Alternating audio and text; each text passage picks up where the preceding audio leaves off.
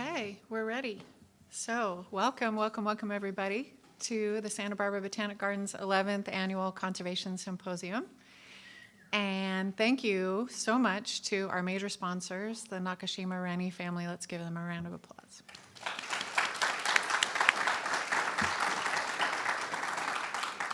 Truly, their support is just really game-changing, so thank you.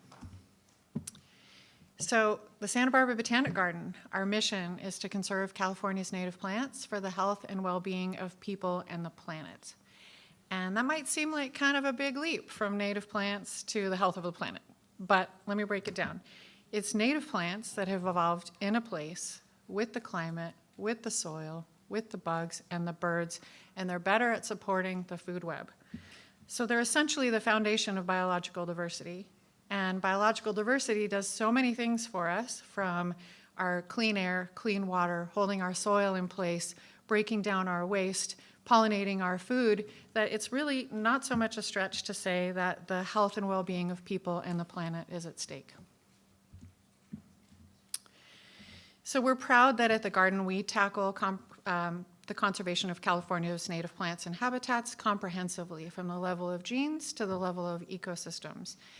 And I like to think of the work that we do like the layers of a cake, each one that builds on the layer beneath it. So the first is that we need to understand the nature and evolution of California's plant diversity. We need to know what the plants are, we need to know where they're found, what's common, what's rare, what communities that they form. And we also need to understand their genetic differences and their genetic diversity. Next, we want to keep all the parts because every species has a role to play and a niche to fill. And when the tapestry of life unravels, it's kind of a slippery slope. So we aim to protect and recover our region's rarest plants, and the work that we do runs the gamut from surveys to research, from seed banking to recovery actions. Thirdly, it's not enough to just set land aside and hope that it will be okay. A lot of our land has been degraded and it's no longer functioning at its potential and doing the jobs we need it to do. So we need to actively restore our land to a diversity of native plants that can form healthy habitat and support food webs. And lastly, the icing on the cake is talking and working with people to advocate for biological diversity so that we expand our sphere of conservationists. And that's what we're doing here today, so welcome. So let's get on with the show. I'm here to introduce our theme, which is Tiny Taxa Doing Big Things. I hope that we give you your daily dose of awe and wonder today.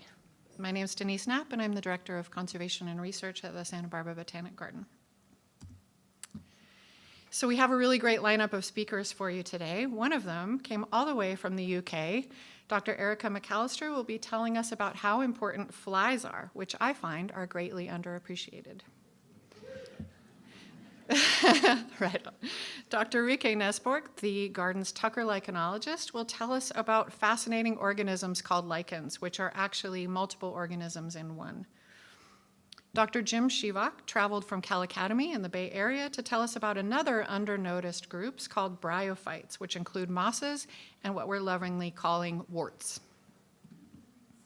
Dr. Matt Bowker traveled from Northern Arizona University to tell us about biological soil crusts, a group of organisms that do amazing and fundamental things in our ecosystems. Dr. Zach Phillips is one of our invertebrate ecologists at the garden, and he'll tell you about the curious things that you can observe in ant colonies. Dr. Kevin Lafferty works for the U.S. Geological Survey locally, and he is sure to both fascinate and terrify you with his stories about parasites. And lastly, Dr. Kristen Lehman, who is the conservation geneticist at the garden, will put it all together by talking about how we can use modern genetic techniques to understand interactions between organisms, both tiny and towering. So I'll bet that you all know what this little virus on the screen is, and I don't have to tell you how big its impact has been. Here's another tiny taxon that has had a large impact on human populations. This tiny bacteria, Yersinia pestis, is the cause of the bubonic plague, which killed between 75 and 200 million people in the 1300s.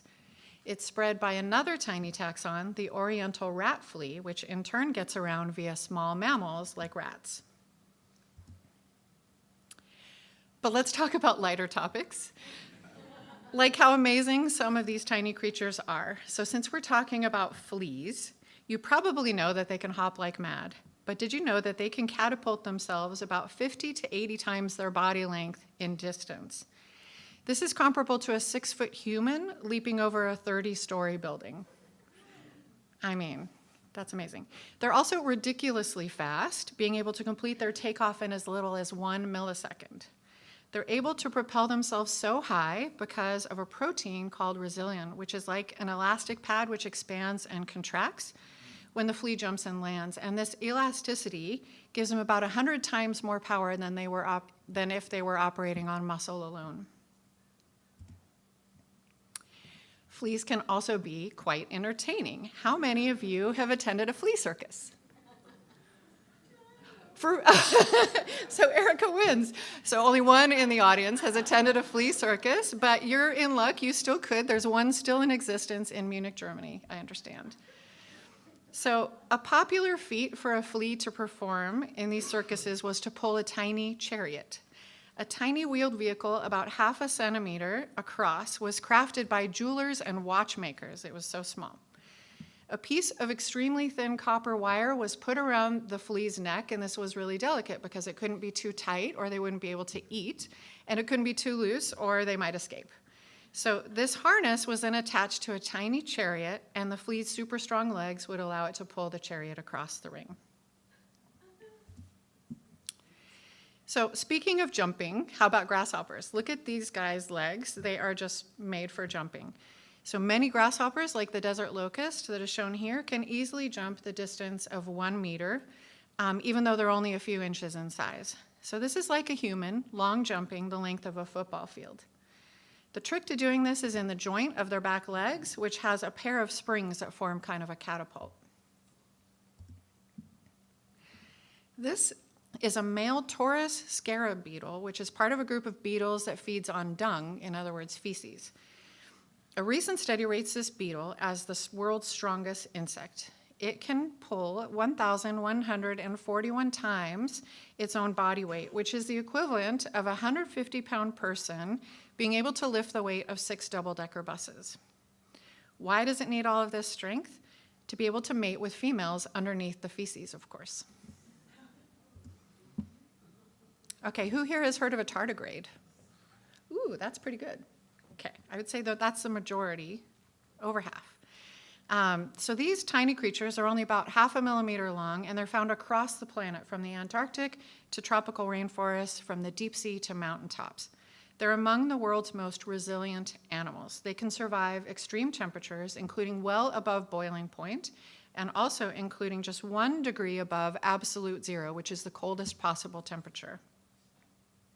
They can survive extreme pressures, air deprivation, radiation, dehydration, and starvation.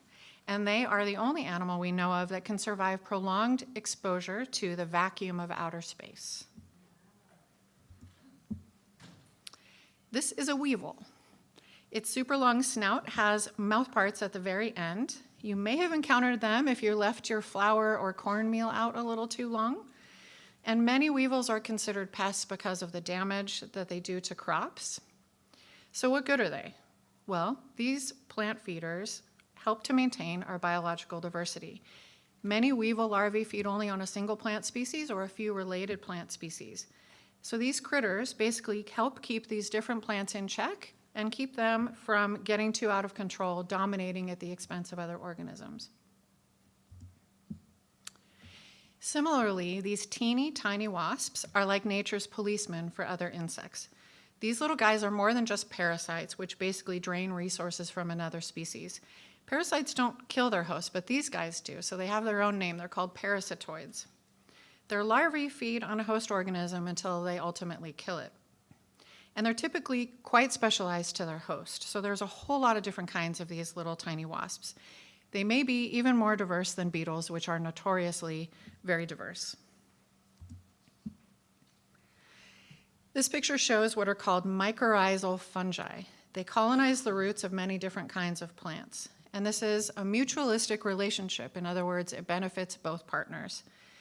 The plant, which can photosynthesize, basically provides the sugars or the lipids, while the fungus supplies the plants with water and minerals like phosphorus that it pulls from the soil. So some fungi like this can help the tree grow 3 times faster just by being there.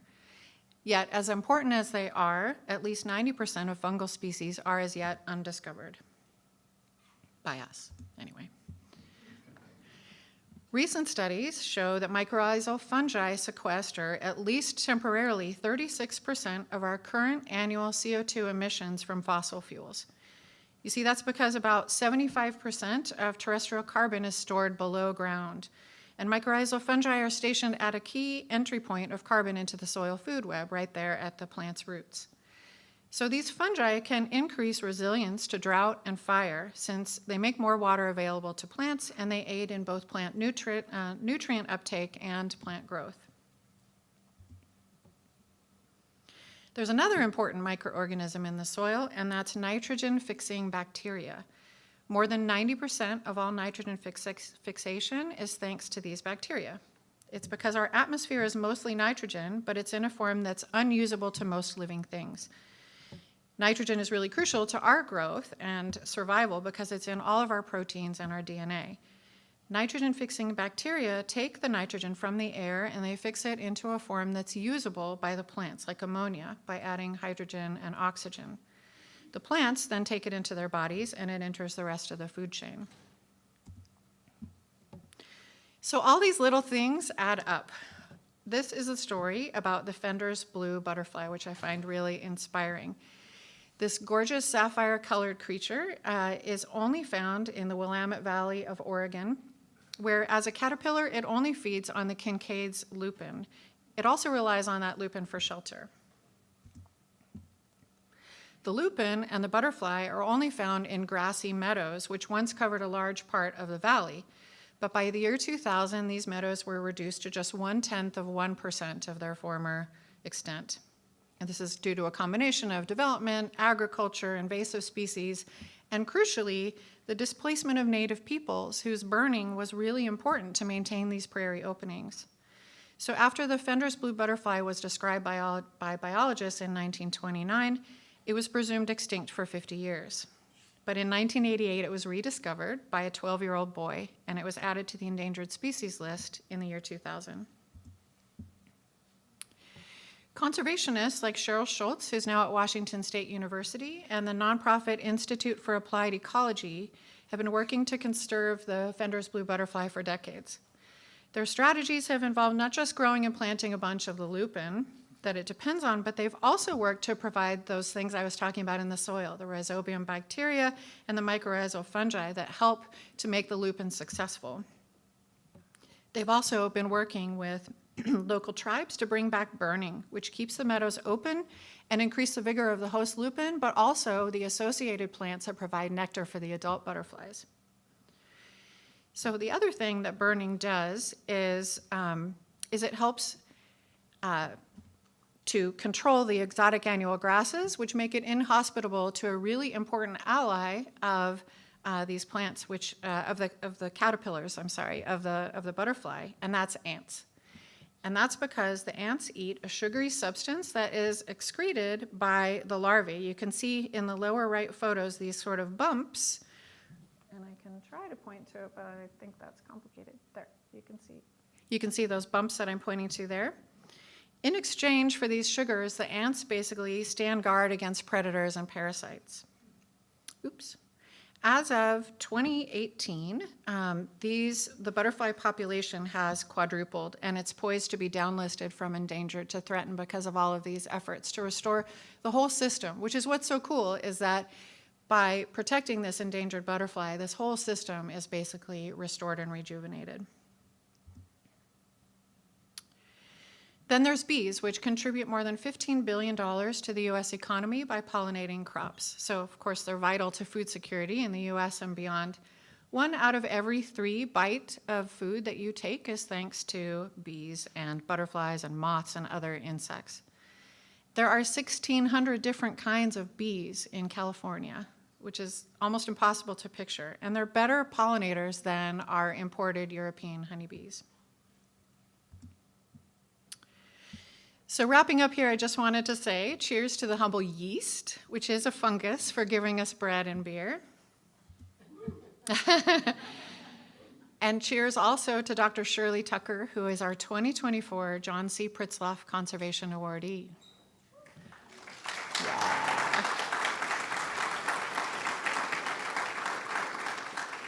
So this award was established in 2007, and it honors John Pritzloff's lifelong commitment to conservation. And the award also aims to inspire others to understand the importance of conservation and to take action. So Shirley couldn't be here today in person to accept the award, but she's watching online, and we have a video honoring her that I'll play now. Shirley, I hope you enjoy this, and thank you so, so much for all of the work that you've done for biology and for conservation. So now I'm going to open the video.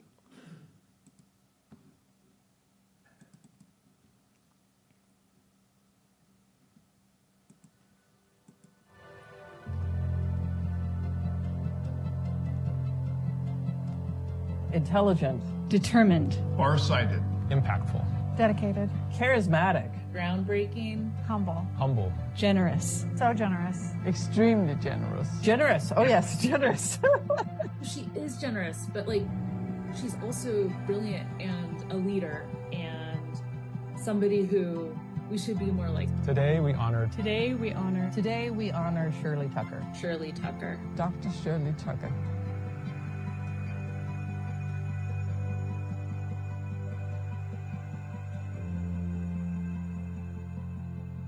Shirley Tucker is a dedicated botanist, lichenologist, and benefactor. She's devoted her life to science. She's contributed not only her time for her whole life, as well as her treasure. Her philanthropy is game-changing. She has contributed to the Santa Barbara Botanic Garden, UC Santa Barbara, UC Berkeley, UC Davis, and Louisiana State University to support science of those institutions.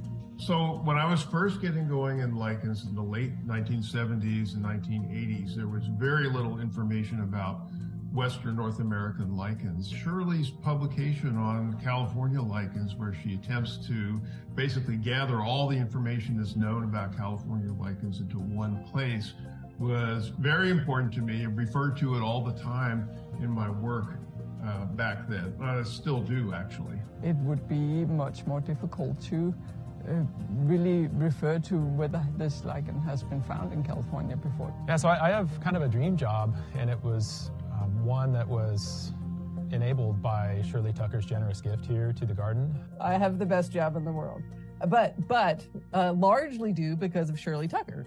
It's basically her generosity that's keeping botany alive at UC Santa Barbara. to be a curator of a lichen collection as well as an active lichen researcher is the dream, and she made that possible. So Shirley is a hardcore scientist. She was a botanist for most of her life, so she was a professor at Louisiana State University in botany for almost 30 years. Folks like Shirley and Rike have opened my eyes to lichens. Shirley collected 38,000 lichens from California to Australia. Shirley also really served the botanical community at large. She was the president of two important organizations, the Botanical Society of America and the American Society of Plant Taxonomists. She has over 140 peer-reviewed scientific articles. She has 6 lichen species named after her. Shirley has embodied the need to preserve herbaria in many ways throughout her life. In her career here at LSU, she used herbarium specimens and added to the collection through her scholarship. Her support to our program, as far as I'm concerned, it has been fantastic in terms of young scientists up and coming.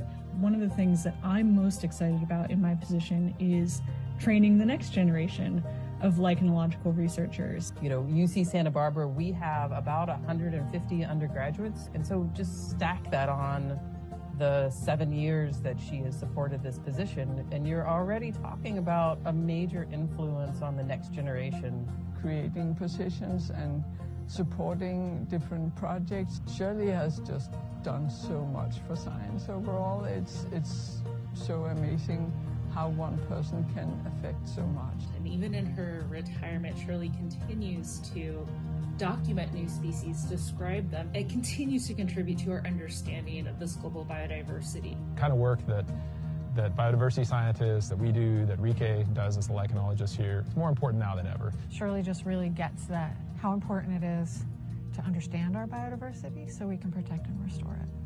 Thank you so much, Shirley Tucker.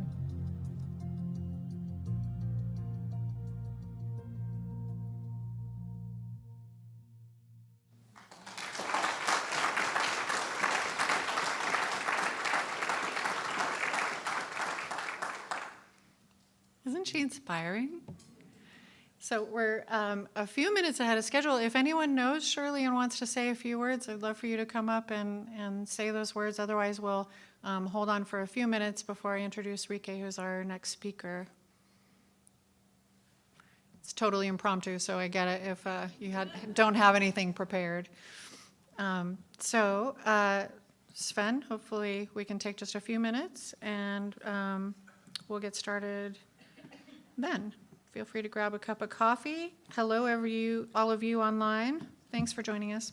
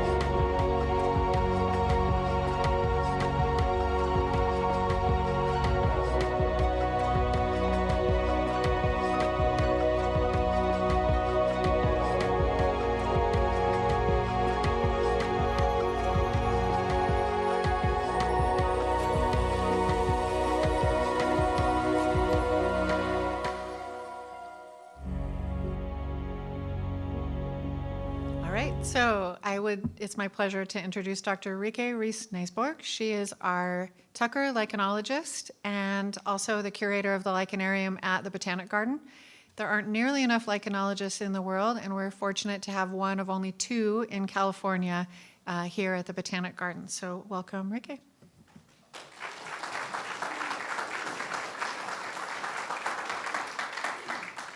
Thank you very much, Denise.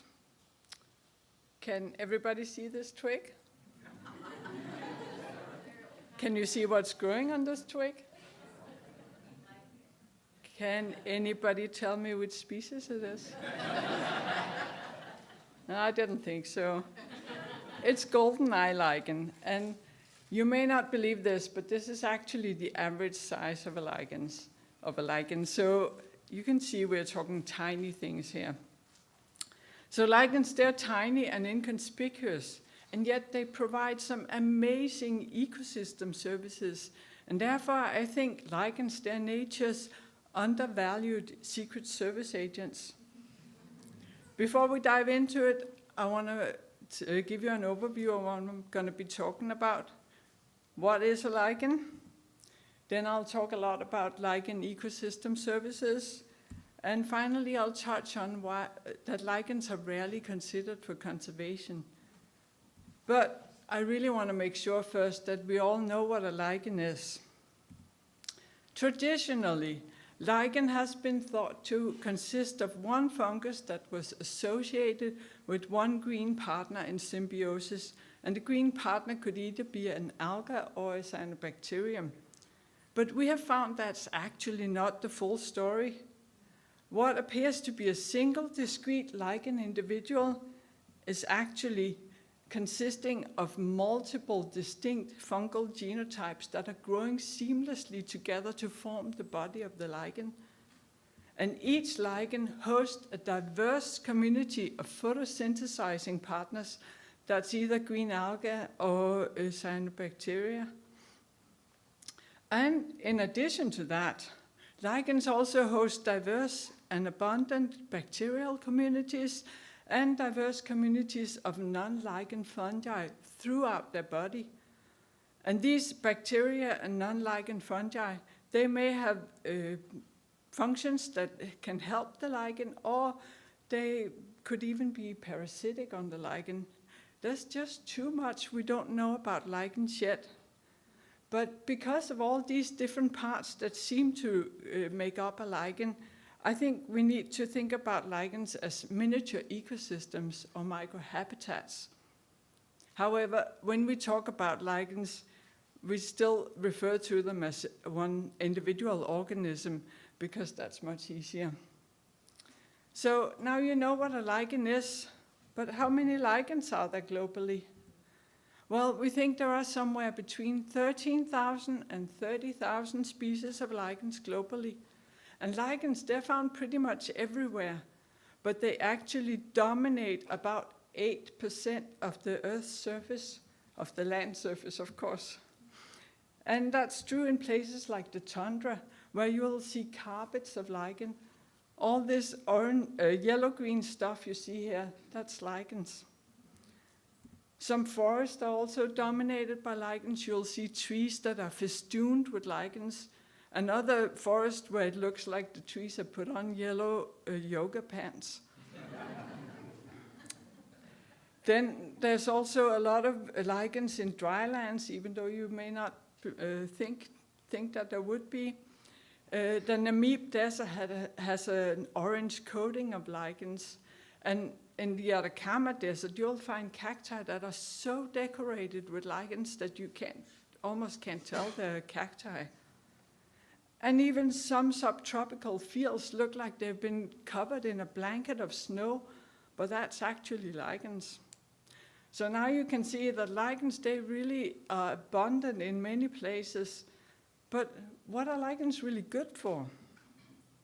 Well, lichens, they're pioneers that form soil and prevent erosion. Lichens, they break down rock by both physical and chemical processes. So when a lichen gets wet, it swells, and then when it dries up, it shrinks again. and it swells and it shrinks and swells and it shrinks. And these repeated cycles of swelling and shrinking actually physically affects the rock and slowly break it down. And in addition to that, many lichens have some very weak acids in them that also work on breaking down the rock. But when I say slowly, I really mean it. It's a process that takes place about 0.005 to 0.118 inches per year. And just for reference, 0.005 is about the size of a thick human hair. But even though it's slow, it's still 2 to 50 times faster than it would be, that rock would break down without the lichens on it. So the result is that lichens, they help release minerals and nutrients from rocks, and then they form soil. And that means that plants can eventually grow in this soil. We have a big problem in the world, and that's that about 18% of the global land area is being degraded by erosion. But soil lichens, they help stabilize and protect the soil. You can see this soil lichen is kind of holding on to the soil, and that allows that slows down soil runoff, and it helps water to infiltrate. And I'm sure Matt will talk more about that shortly. So you can see that lichens, they both form soil, and when the soil is formed, they help hold on to it, so it doesn't just blow away. And in addition to breaking down rock and releasing nutrients that way, lichens, they also take up a lot of nutrients from the air. They have a large surface area, and the surface is kind of spongy. They can accumulate much more nutrients than they actually need themselves, and that can then be available for other organisms. About 10% of all lichens, they form association with cyanobacteria, and as Denise told you, cyanobacteria, they can actually pull out nitrogen from the air and then provide more nitrogen to the ecosystem. And here you have some of these beautiful nitrogen factories, the cyanolichens as we call them. Some researchers have found that cryptogams, and cryptogams are organisms like mosses and lichens, fungi, cyanobacteria, they actually fix 54 million of nitrogen each year, and that's equivalent to 46% of all the nitrogen that's taken up globally. That's a lot of nitrogen. So lichens, they really help enrich the soil, and you probably know that nitrogen is an essential nutrient for both plants and animals. Another essential nutrient is phosphorus. Phosphorus is in limited supply, but it's found in some rocks. And what did I just say about lichens and rocks? They break down the rocks. So lichens, they actually add phosphorus to the ecosystem, and at an average of 3 billion tons of phosphorus per year. That's 60 times more phosphorus than is added by chemical fertilizers in agriculture each year globally. A lot of phosphorus. In addition to providing nutrients, lichens, they also remove CO2 from the atmosphere via photosynthesis. I'm sure you all know that plants photosynthesize, but you may not think about these tiny little organisms. They also contribute to photosynthesis. I'm gonna take an example with cryptogams again. So in this case, it would mainly be mosses, lichens, and cyanobacteria like that. They take up 4 billion tons of carbon each year. You may not think that sounds like a lot, but it actually removes as much carbon from the air as 860 million cars emit each year. That's 3 times the number of cars in the US. Lichens, they have also inspired bioengineering of materials. Some people have gotten the idea that they were gonna add some algae to paint. So the algae would remove and store CO2 that way. And that was inspired by lichens. So now I've shown you that lichens, they take up carbon and they also some of them fix nitrogen from the air, but they also regulate air quality because they absorb pollutions that land on them. Here we have a wet lichen, and you can see that it's a little bit shiny, and it has this spongy surface I told you about. And if we then make a section through this lichen, it'll look something like this. You can see there's an algal layer inside, and the fungal layers are kind of spongy. And I want you to compare that with a plant leaf, where you can see water is actually beating up on the surface of the plant leaf. And that's because plants have a waxy cuticle on the surface. You might be able to see that right here. And that means that plants, they can pick and choose more about what they take up. So when a pollution source spews out aerosol particles, it will land on both the plant leaf and on the lichen. But because of the waxy cuticle, it's more difficult to enter the leaf, whereas the spongy surface of the lichen makes the lichen will absorb and accumulate all these aerosols, and that improves the air quality with benefits for both plants and animals. So now we've taken care of the air, let's move on to the water, because lichens, they also regulate water flow and water quality. Here I have a time lapse. If it wants to start, it does not want to start. Why does it not want to start? Yeah. Oh, there we go. Thank you. So this is a time lapse of lichens being watered. And you can see that the water fills up the inner spaces and saturates the lichen. Some lichens, they start photosynthesis when air humidity is high, but they actually dry up relatively fast again.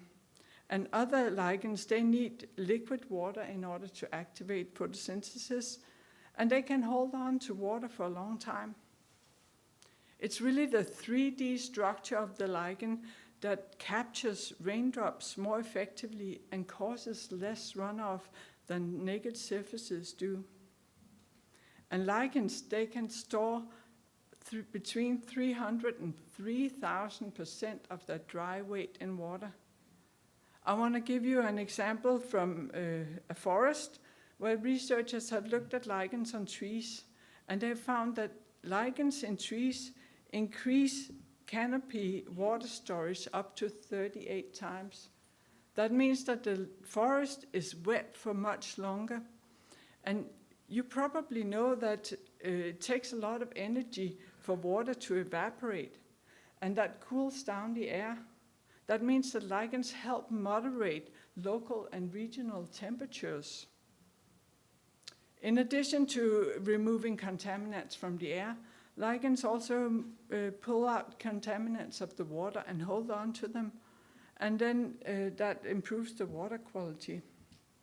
And that's just one of many ways that lichens can help aid plant germination and growth. We've already talked about how lichens break down rock and form soil and add nutrients to the soil, but I want to give you a couple of other examples. And the first example comes from Spanish moss, which actually is not a moss, nor is it a lichen. It's a bromeliad in the pineapple family. And the funny thing is that it doesn't even occur in Spain, so I don't know how it got that name. Well, Spanish moss, establishment of Spanish moss was found to be sped up when these lichens were present on the oaks that they grew on. When the researchers removed the lichens, they found that Spanish moss was much less likely to establish on the trees, and it took a lot longer for them to do that. And I think that's because lichens, they function as a seedbed and a nursery. Here we have another example, Dodlia, that are nesting nicely in lichens on a vertical rock face. lichens, they increase the water availability for the seed. They offer a nutrient-enriched seed bed, and they protect the seed from herbivores.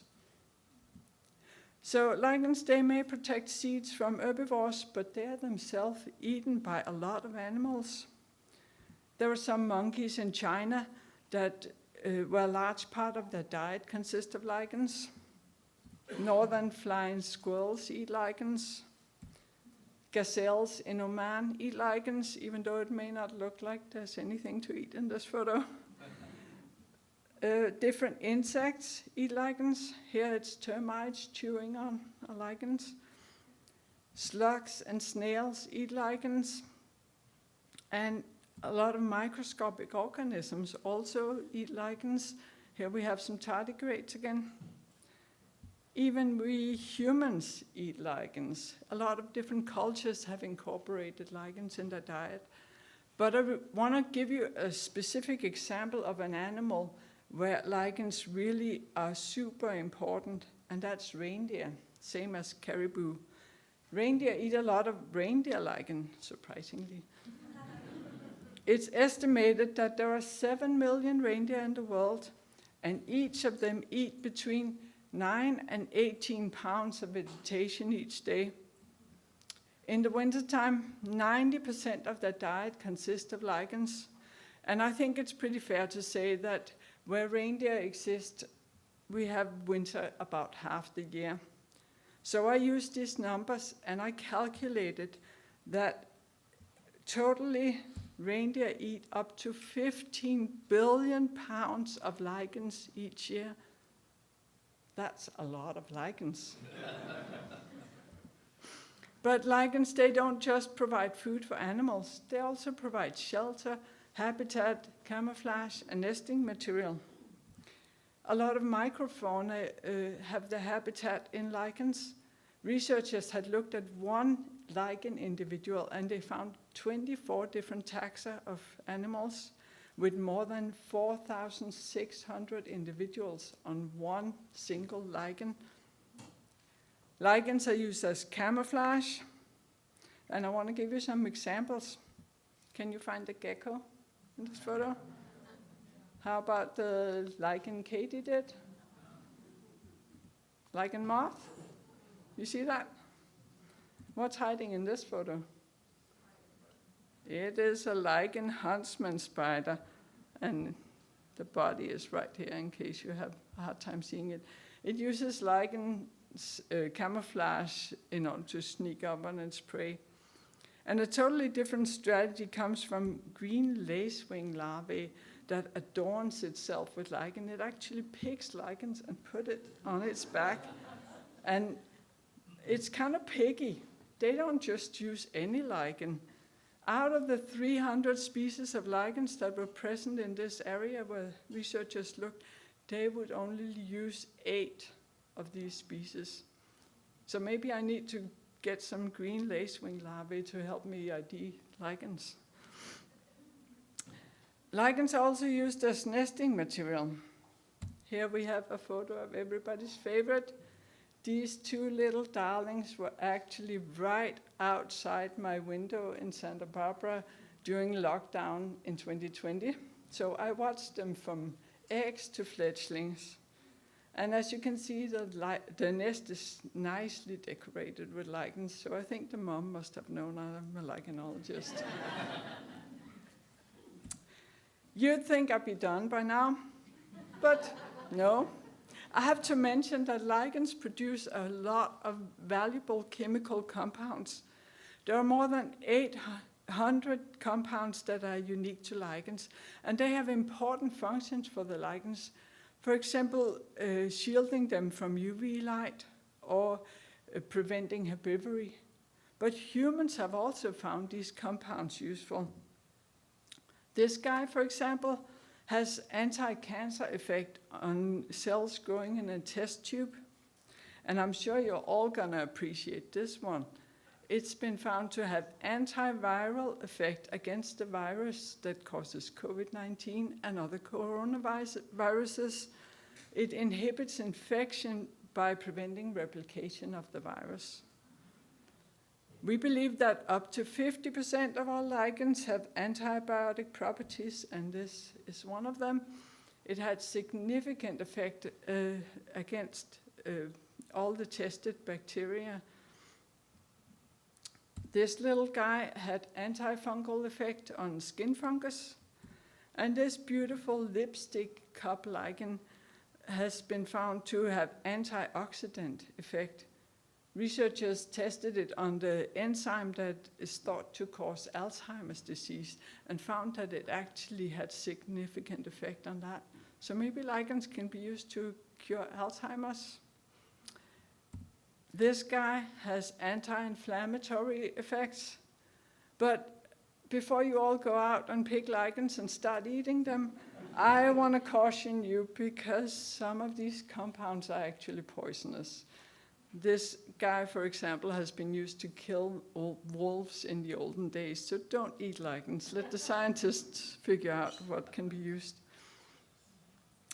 So now you've seen a lot of the benefits that lichens provide, and I haven't even gotten into how the many ways that humans use lichens. Lichens are used for dyes, they're used in perfumes, they're used for air pollution monitoring, and for forest health monitoring.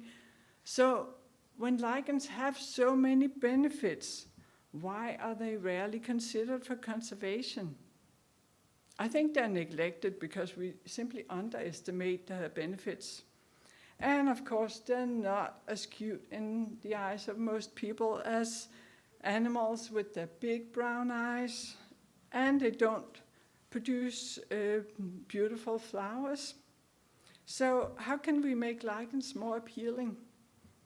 Maybe this will help. Well, I'll show you what I mean by lichens not being very appreciated when it comes to conservation.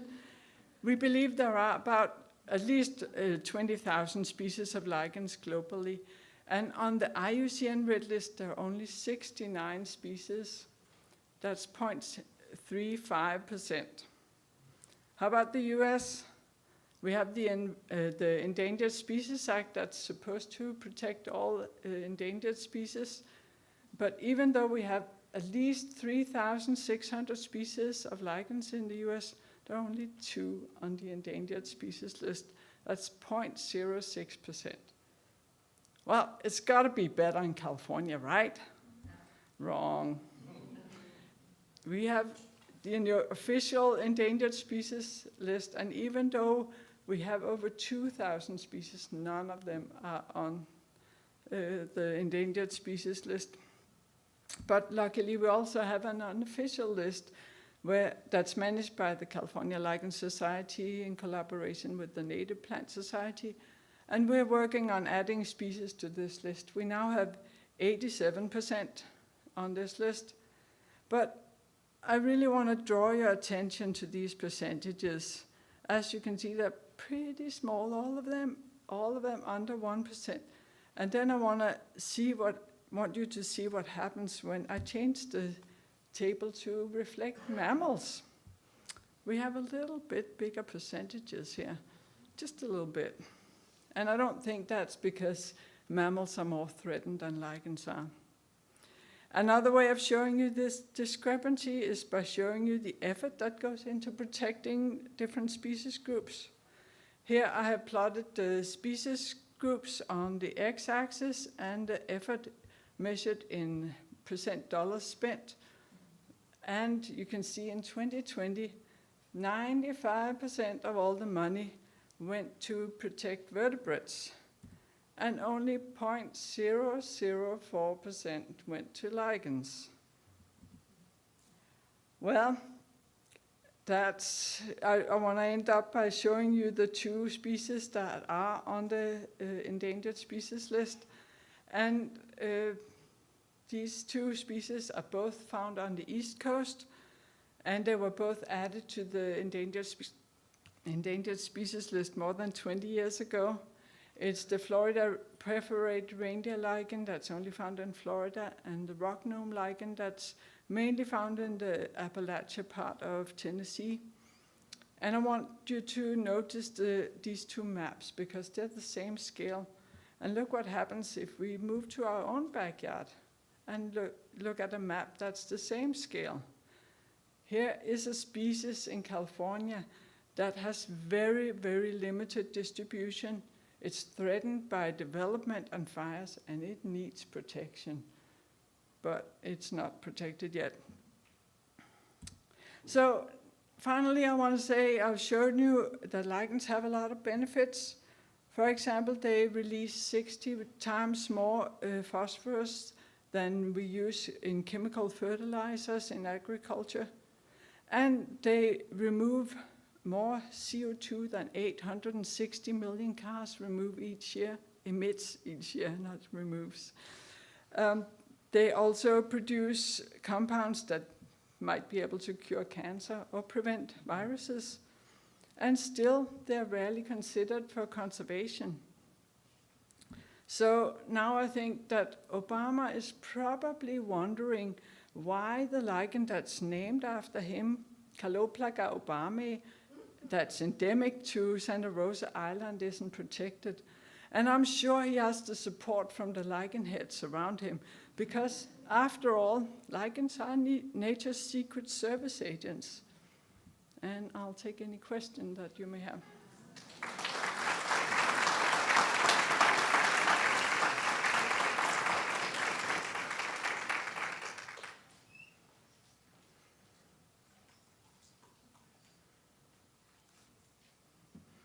Yeah? So in areas where there are fires, does the lichen have some type of regeneration because it's a rhizome? So I'm being asked if in areas with fire, if lichens have a type of regeneration. It really depends on how severe the fire is. Lichens can sometimes survive pretty mild fires, but if it's a severe fire, it'll take decades before the lichens come back.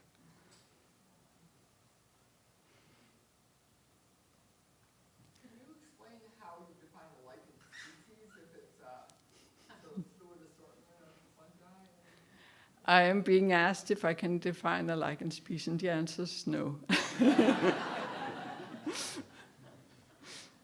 It's complicated for sure.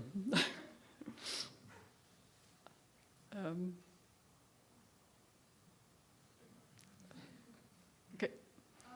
So you were saying that 50% of lichen species are like antibiotic, like compared to mosses that are like they're mostly antibacterial.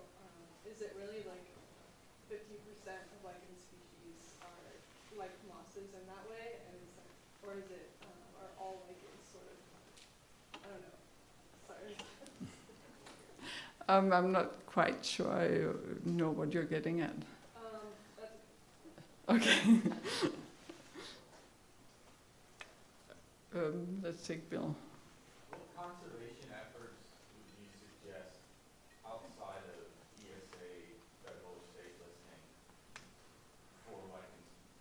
What would be effective? I'm being asked what would be affected, what conservation efforts would be effective. I think we need a lot more awareness of lichens. I think that would help a lot. If people knew lichens more, not just overlook them all the time, I think that would help for sure. But legal protection would also be really important, I think. Are we done? Yeah, we're Okay. an hour. Yeah. Thank you.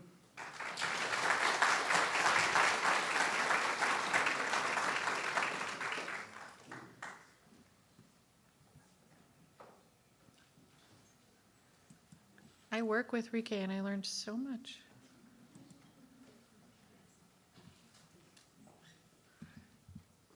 Okay, so next, it's my pleasure to introduce Dr. Jim Shivak, who in his retirement is a research associate and fellow with Cal Academy of Sciences here in California. But for 30 years, he had a botanical career working for the Forest Service and the National Park Service. And I want to get this right. Jim has 7 flowering plants 8 mosses, and 2 liverworts named in his honor, including 2 whole groups of mosses, the genera Shivakia and Rheoshivakia. Pretty cool. Welcome, Jim.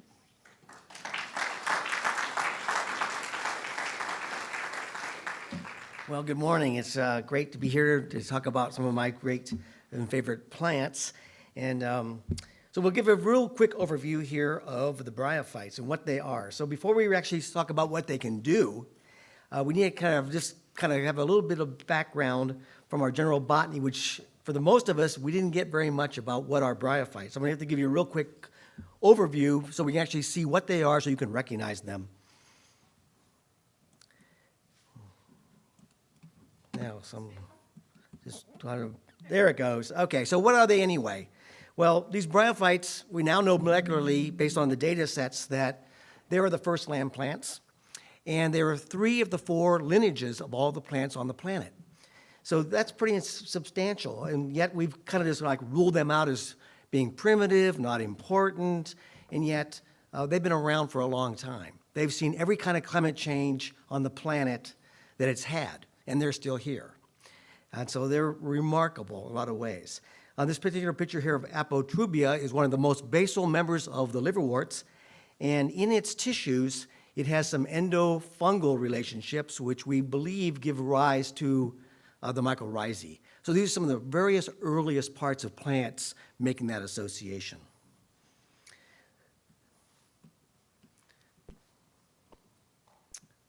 Oh, going the wrong way. Let's see, where am I? Oh, I think I'm gonna put on my glasses. You on the right slide? I think I'm on the right slide, yes. So bryophytes play a real crucial role in tropical areas worldwide. That's where I've done a lot of my work now in the Philippines and in Taiwan and parts of China. It's really remarkable.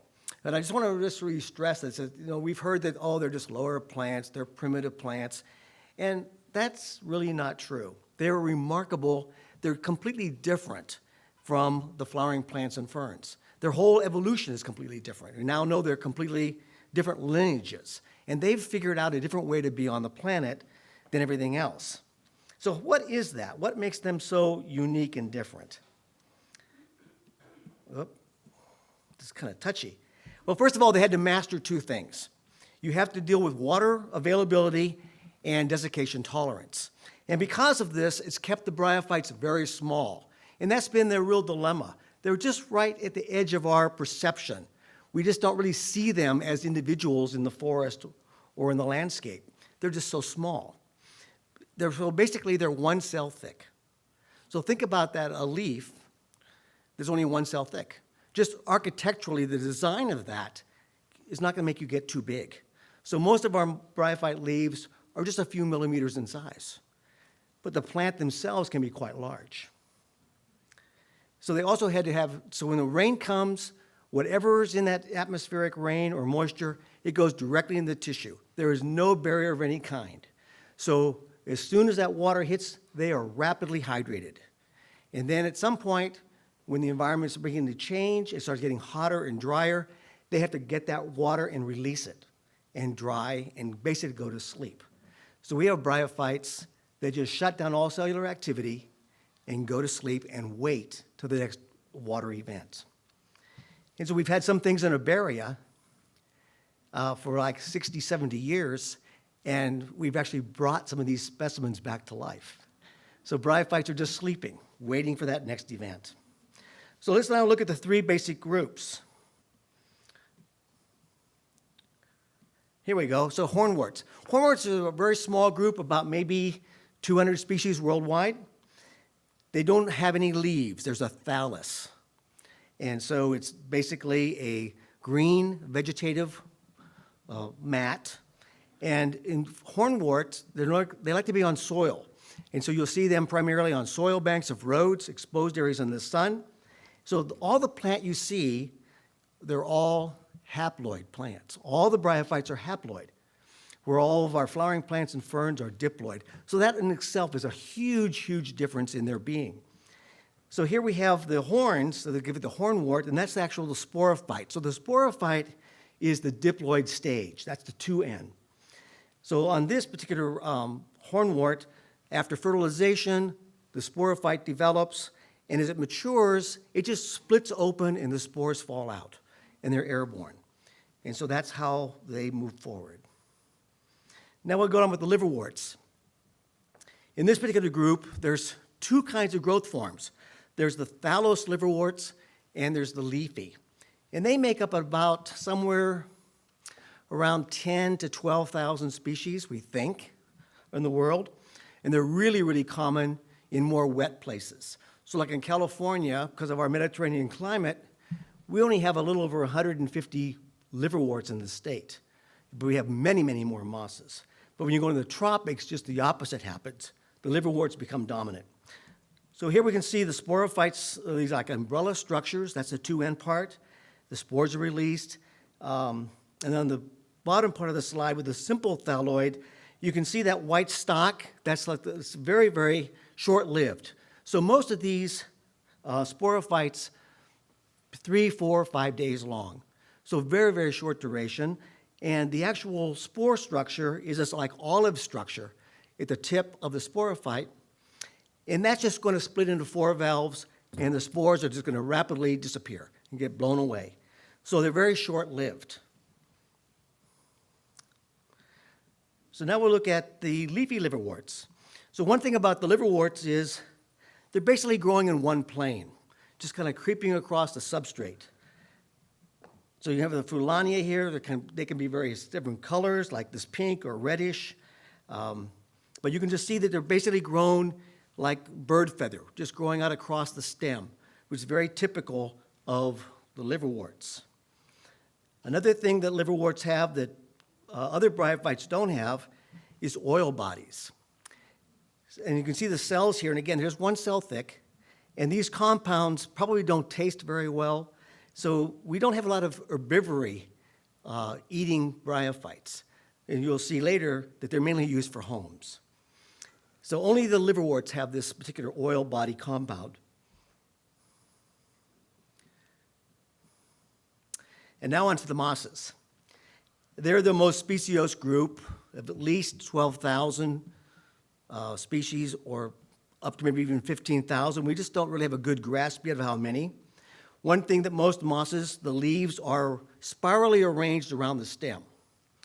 And in this other part here, rhizonyme, you can actually see a midrib, which we call in the bryophyte world a costa, because it's not really built structurally like a midrib on a flowering plant or fern.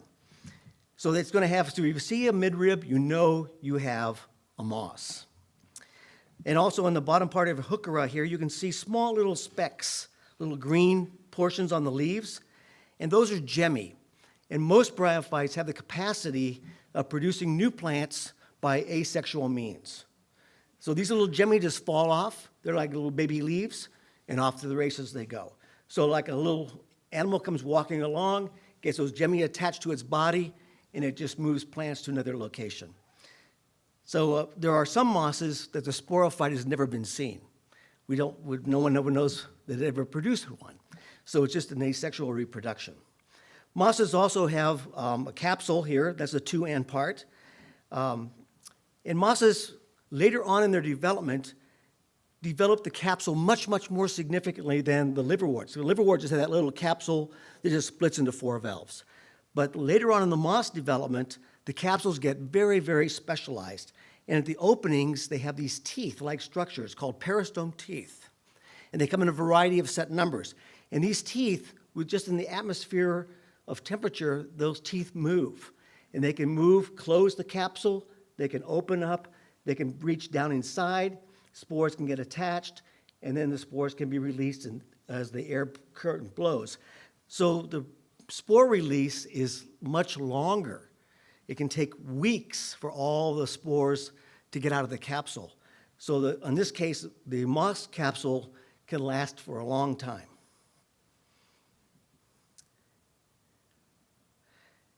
And also the moss capsules can be quite different shaped. So you can see like columnar ones, tubular ones, twisted ones. But one thing they all have in common, all the bryophytes, is they have to deal with shutting down all cellular activity when they dry. So these leaves can twist and contort all kinds of ways. And it's very diagnostic in how we key them out. But the amazing thing, when they do all this contortion, they don't rip or tear the cell wall. And remember, we're talking about a leaf that's only 1 cell thick. So you think about it drying, it's not ripping that cell wall. The bryophytes here can be frozen, and those cell walls do not rupture. So they're architecturally amazing.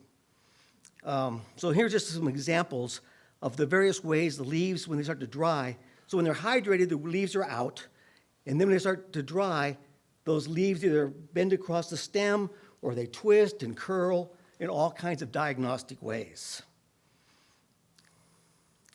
Now we get to one of my favorite places, the tropical rainforests. And here's now where bryophytes really come into play, because it rains every day there. And some of these mats on these trees, can be like this thick. And if you just take a grab of one of those mosses here on this slide and just squeeze it, you just get cups of water come out.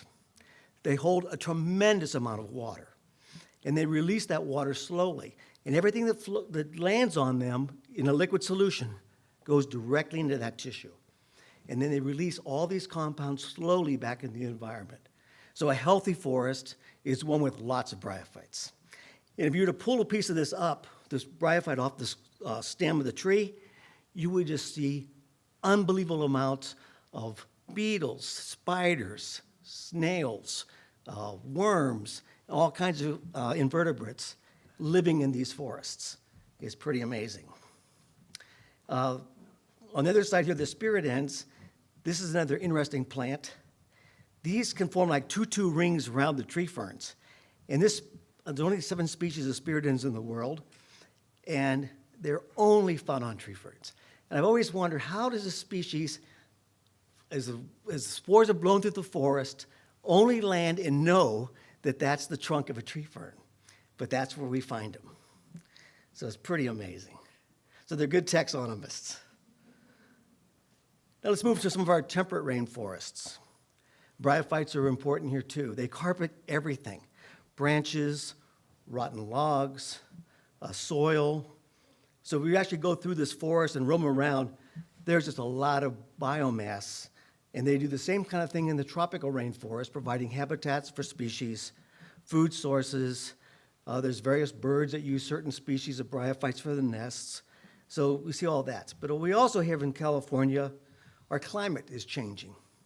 And we have a lot more fires now in this kind of environment. And what happens when we have this kind of a forest burn up?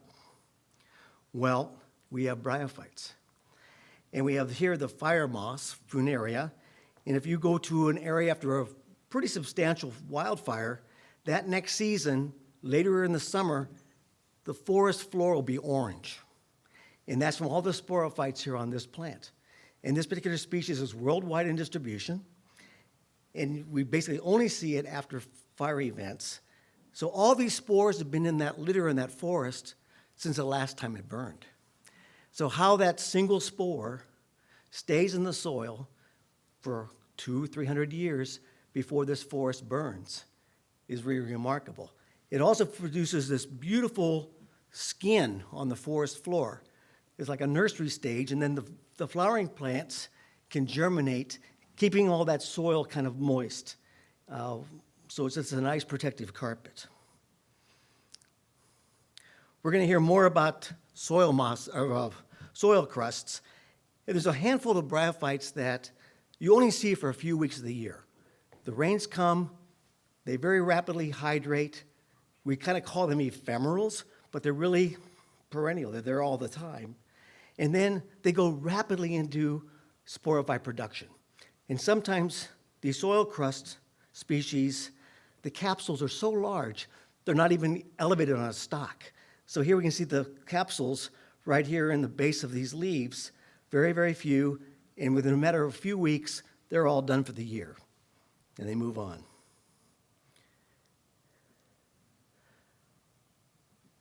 And because bryophytes have no roots, they can grow on all substrates. It can be rocks, trees, surface of leaves, soil banks, and they do a tremendous amount of erosion protection. It's like on soil banks, and here's the vertical walls, just carpeted in bryophytes. So normally, sometimes you're driving along the highway after the first good rain, and the whole road bank is just carpeted in green. And those are all bryophytes. They were there all during the summer months, too. They were just all darkened and dried. You couldn't see them or recognize them.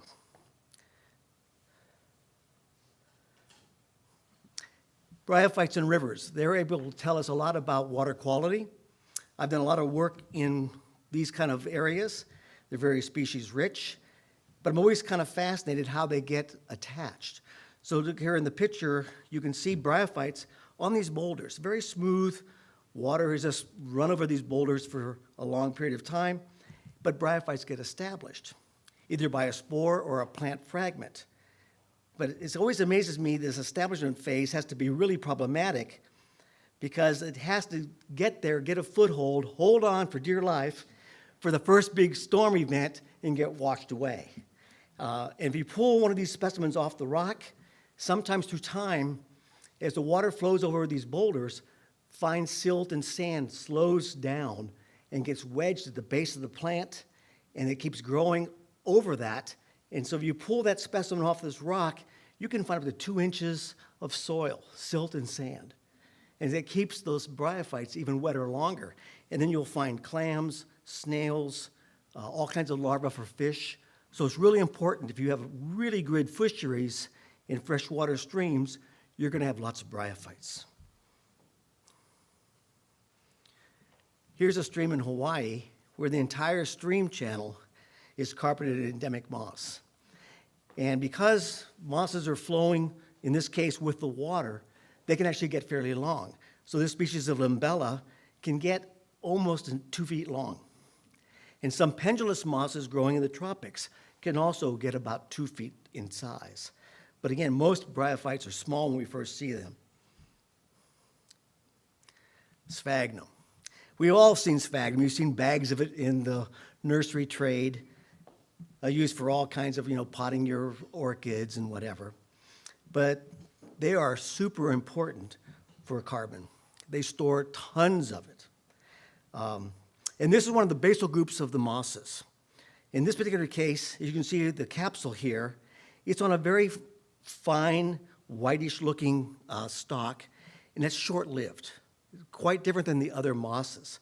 So in a lot of ways, this kind of resembles more of the early liverwort in its sporophyte design. But instead of splitting in 4 valves, this one just explodes, and the spores are sent out into the atmosphere. Historic uses of sphagnum. A lot of indigenous peoples have used them for diapers. They're very antiseptic, so if you dry the sphagnum, you can use that, and it contains a tremendous amount of water it can absorb. And it's antiseptic, so you can see why indigenous peoples would have used it. And all the time up prior to World War I, sphagnum was used for a dressing because of its antiseptic properties. And for those of you who are Scotch drinkers, you need to thank sphagnum because it is the smoking of the peat that gives Scotch its distinctive flavor. So I'm a big, sphagnum fan.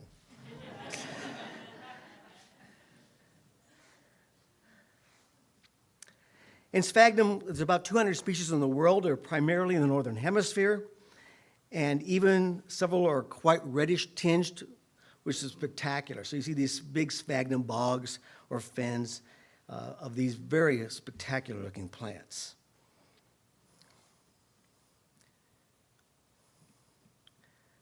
The dung mosses. This is one of the most exciting little stories of bryophytes. It's a very small family of about less than 100 species. And here, this particular moss is constantly on the move. All the rest of the mosses and liverworts and hornworts want to stay stationary. They want to be in one place and stay there for a long time, but not the dung mosses. So they've evolved a strategy for being moved by flies. So they have spores. Instead of being airborne spores, these spores are slightly sticky. So you're not going to be traveled by the wind currents, but they've developed an odor that smells like carrion. It attracts flies. The flies get the spores on their body parts, and then they go find some dung. So you can imagine in places where you have caribou and reindeer and moose, you have a lot of dung mosses. So those populations are constantly in the move around that environment. This is really, to me, just a phenomenal study. They're spectacularly colored, too. Now we're going to move on to conservation. And there's some of our challenges, and as we've already heard from the lichens, is our floras and our checklists that we have available worldwide are not great. There's certain areas, like in Europe, they've had a long history of bryophyte work, so there's good floras for that part of the world. We're working on our flora North America for the bryophytes now. But when you look at where the tropics are in third world countries, most of those areas with great species diversity, we have poor checklists or no floras at all. So it's really, really hard to help a country with either no resident bryologist or they just don't have the skills available to really get to figure out what's rare. Bryophytes, because of their size, that environment just above the ground where they grow can be significantly different than just a meter above. Just that the way that temperature and the air, the humidity flows across the bryophyte community, it's quite different. So just sampling bryophytes, we have to basically go slow and basically start looking at the different species on the habitat. Now, through time, we can identify most bryophytes to genus and some to species while we're in the field. But when you get in the tropics, it becomes a little bit more complicated because there's so many more species. The other complication we have with bryophytes is rarity and distribution. So I'll use some examples from California. So we've discovered this last year a moss here in the north part of the state. So we have one occurrence here in California in the Modoc Forest, and then we have to go to Patagonia to see the rest of that species. So we're talking about distributions of habitat where it can be hundreds or thousands of miles between occurrences, which is quite different when we think about our endemic flowering plants where a geographical area is very restricted usually for rare plants. But for rare bryophytes, they can be at continental scales. We may have 2 or 3 populations here, a couple of populations in Pakistan and somewhere else, and that's the whole world distribution. So you can imagine how complicated it is to conserve a species like that. So that's one of the real challenges we have. So we have a distribution issue. We don't really have a good grasp what's rare locally and globally. But we do know, here even in California, that conservation, if we're not careful, we could actually lose some species because they occur in such small little areas, sometimes maybe a few square meters, and that's the only occurrence we know in California. So just random extirpations can occur, and we could lose a lot of our diversity, not because it's globally rare, it's just that it's rare here in California. So I just want to thank my colleagues who provided me a lot of photographs here just to show that now with the new camera technology we have, we can actually get pretty good images of bryophytes. And from that can help us to identify a lot of them and raise people's awareness of these beautiful plants, the services they do, you know, water quality, water movement through this, soil protection, all these things they do for free. And we just have to kind of take a little bit of awareness of all the things that bryophytes do for us. Thank you.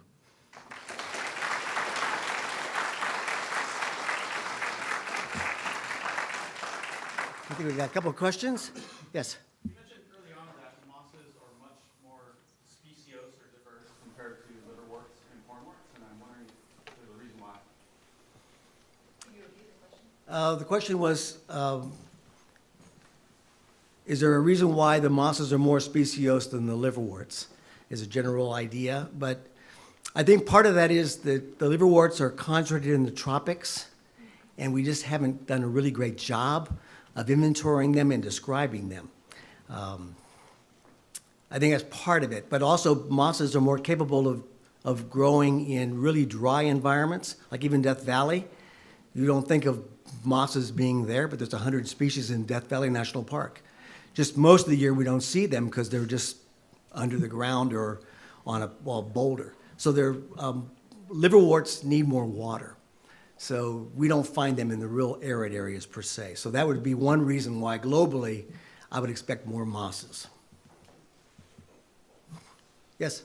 If I heard you right, you said that they do not have roots. So how do they attach themselves? That's correct. They do not have roots. How do They they have attach little, themselves?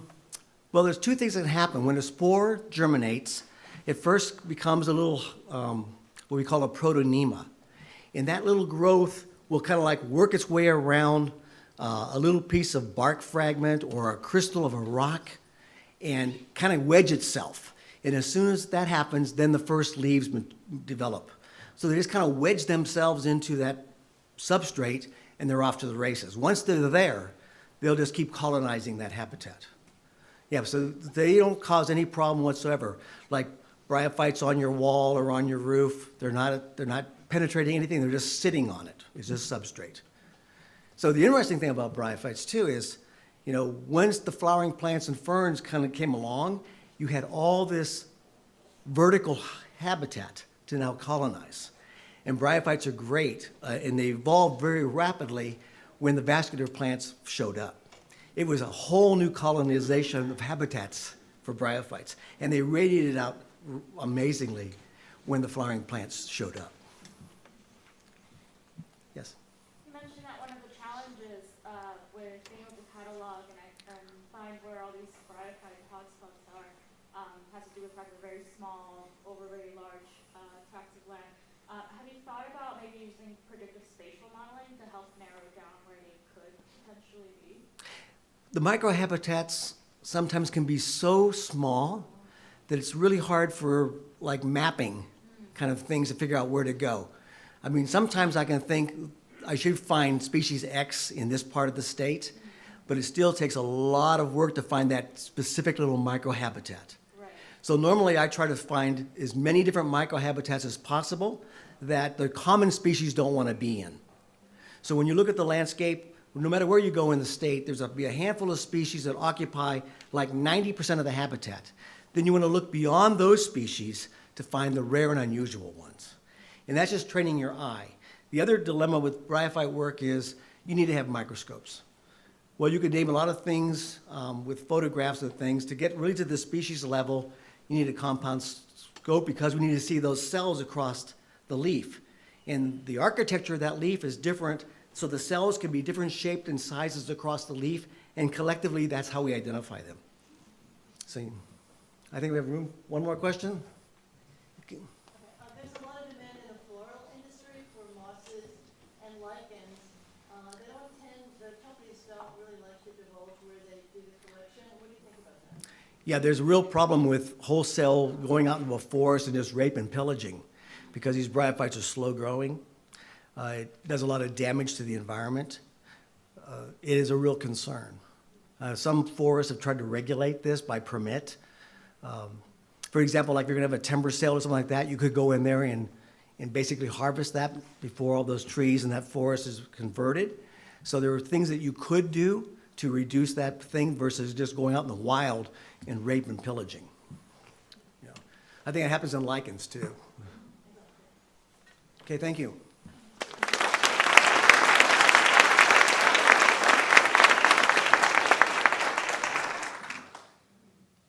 Thank you, Jim. That was beautiful stuff. Okay. Next up is Dr. Matthew Bowker. He is the Associate Professor in the School of Forestry at Northern Arizona University, and he is also the Associate Director of the Center for Ecosystem Science and Society. He's going to tell us about the living skin on top of desert soils. It's a biocrust formed by tiny plants and microbes that protects and enriches the soil underneath. Thanks, Denise. Okay, so we're going to talk about biocrusts a little bit more. I'm going to talk a little bit about how they're important, and I'm going to tell you a little bit about some of our restoration work with these really interesting communities. So we've already used a word you may not be familiar with, biocrust, and the first thing I need to do is define it. So that's a contraction for biological soil crust. I'm going to tell you a bit more about what they are, and I just wanted to let you know that we wrote a whole paper about this, some of my friends and I from around the world. And if you want to follow up and read this, it's open access. All you have to do is Google what is a biocrust, and you'll find it. So in this paper, what we put forward is that there are 4 elements to defining a biocrust. There are certain habitat characteristics. There are characteristics of the physical structure. There are important functional characteristics. In other words, what do biocrusts do? And there are taxonomical compositional characteristics. In other words, some biota form biocrusts, but others don't. So our first one is the habitat characteristics. And this one's not going to break your brains or anything, but soil is on land. Biocrusts grow on soil. Therefore, biocrusts are on land. Okay? On the uppermost surface only, not throughout the soil profile, just the uppermost surface. So that means if you're looking at a rock, it doesn't have a soil biocrust on it. If you're looking at a plant surface like a tree trunk, there's not biocrust on that. Okay? There may be communities that are kind of like what I'm talking about, but they're not exactly the same thing. It also means soil biocrusts are not in aquatic environments, they're not in marine environments, and they're not in intertidal habitats. Okay? They grow on unambiguous land. Okay? Most of these unambiguous land habitats dry out on a regular basis, and that's also a feature of biocrust habitats. So here's a couple nice images of what biocrusts look like, and I'll shower you with more of those as this talk progresses. Second element is the particular nature of the physical structure. Okay? Now think about that word crust. How do we normally use that in just plain English? What it refers to is kind of a harder outer surface of something, right? So we can look up there, look, crusts. These are a couple kinds of crusts you're very familiar with. And it implies that the inner layer is different somehow, okay? So we're talking about here a type of crust that's on the outer surface of soils. So a biocrust is a physically cohesive, thin, hardened layer, often brittle as well, on top of the soil. It's a biocrust as opposed to a physical crust because it's engineered by organisms.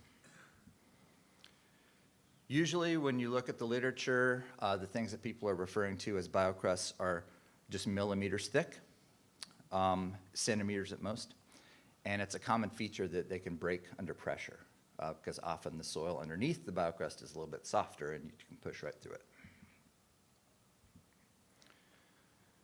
Next one is the functional characteristics, and I've got a few to talk about here. One of the signature moves of a biocrust is aggregating soil particles or lumping them together. So they can take individual particles of sand, silt, clay, put them together into larger bodies. They're also photosynthetic communities, okay? So they are feeding themselves using energy from the sun. And they're also able to tolerate extreme conditions like desiccation, which we've heard about a couple times today. So what that means is where biocrusts are present, they're increasing soil stability and decreasing soil erosion. And you can really see that here. Can you see my cursor? No. You can see that in that top photo there, where there's a little shelf of soil suspended over loose sand. And it's like that because there are cyanobacteria weaving through and holding that together and making that structure. And that lower picture is showing you desiccation tolerance. Desiccation tolerance basically means that an organism can dry out without dying. It can lose all of its body water, or a very large proportion of its body water, but remain alive, waiting for the next time it can be wet. And you see that in these two mosses there. That is the same species in the dry state, inactive, and in the wet state, active. Okay, the final one is taxonomic composition. In other words, what organisms make biocrusts. First thing I want to say is that when we're talking about a biocrust, we're not talking about a species, we're talking about a community of many species, okay? And they always include photosynthetic biota, ones that make their own food, but also hanging around with them are heterotrophs, like you and me, that have to go out and eat food. And these are usually microbes. The main photosynthesizers, or sorry, the photosynthesizers of biocrusts are always cryptogams, okay? So we've heard about cryptogams all morning. It's kind of cryptogam morning today. It's a weird group of not necessarily related organisms, but they all share some important properties. They're little photosynthesizers that lack roots and seeds. And you can see several groups up here, some of which you've already met this morning. So those are the photosynthetic component, and them together with their microbial heterotrophic friends are forming biocrusts. So that means you can have cyanobacterial biocrusts, you can have algal biocrusts, you can have lichen biocrusts, or you can have combinations of these things, okay? It also means that biocrusts are not made by ferns and their relatives, and biocrusts are not made by vascular plants.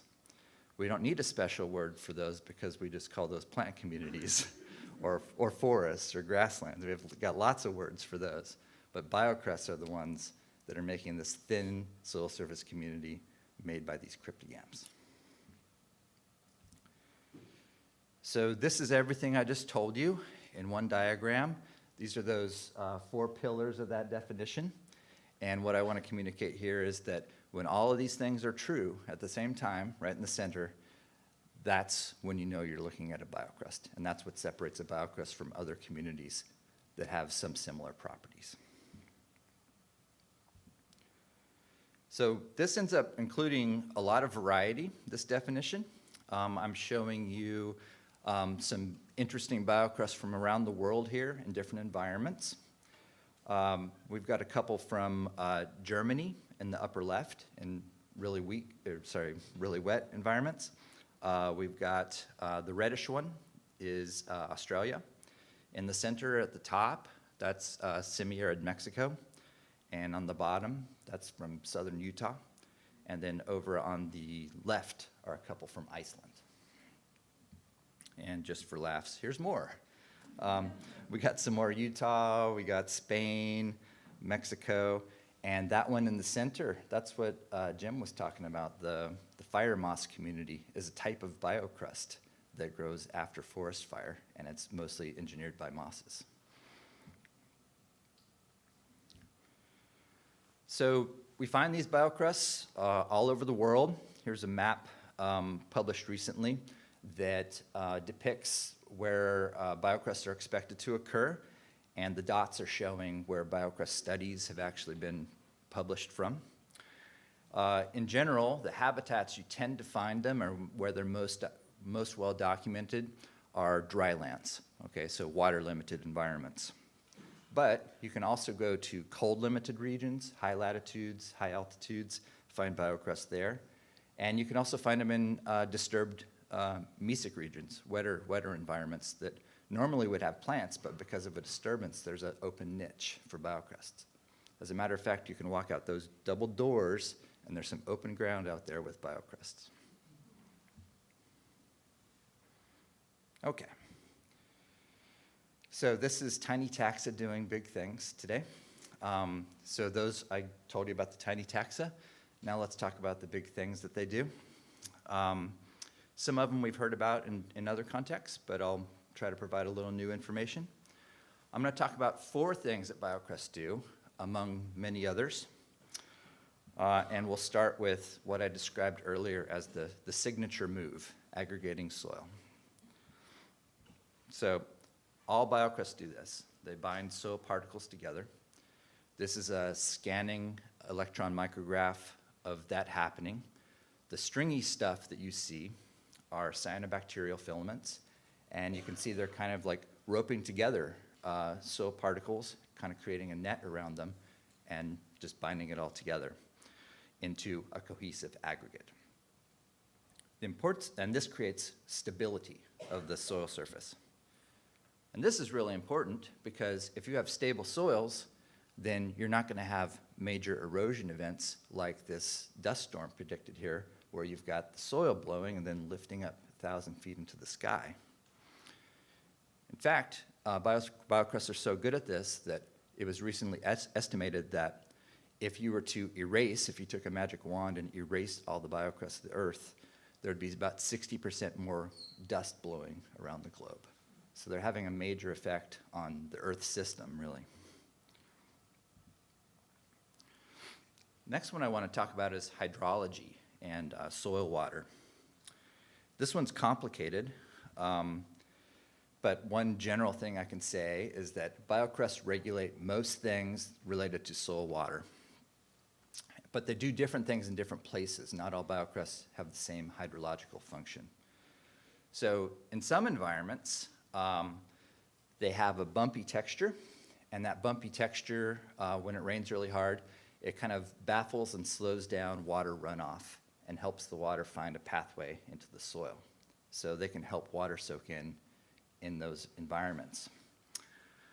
In other environments, they do the exact opposite. They actually shuttle the water elsewhere and prevent it from soaking in. And a good example of this is actually on the Great Wall of China, which you may not realize a big proportion of that is made out of soil. It's made out of rammed earth, and then biocrusts are actually colonizing on that, and they're keeping water out of it and preventing water damage and preserving the Great Wall of China.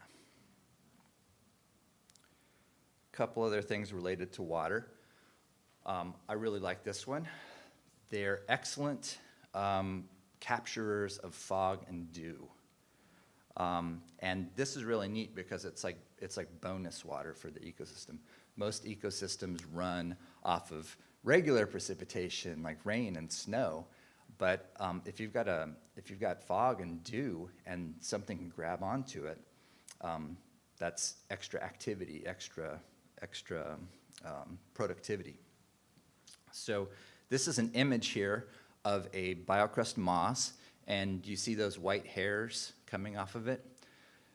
Those are called awns, and they are excellent fog nucleators. So droplets will grab onto that and get bigger and bigger, coalescing, and then they'll drip down to the moss and the soil below, adding a pulse of activity. It's really cool. Another thing commonly demonstrated around the world is that biocrusts tend to be a little bit wetter than soils that lack biocrusts, but only near the surface. So this is some data demonstrating that. This comes from China, and this is a 3-month period in which soil moisture was monitored. The blue line is the soil right under biocrusts, and the gray line is soil lacking biocrusts. And you can see for that, pretty much that entire period, the biocrusts were a little bit wetter. Okay, fertilizing soil. Now we're going to test, if you were paying attention earlier.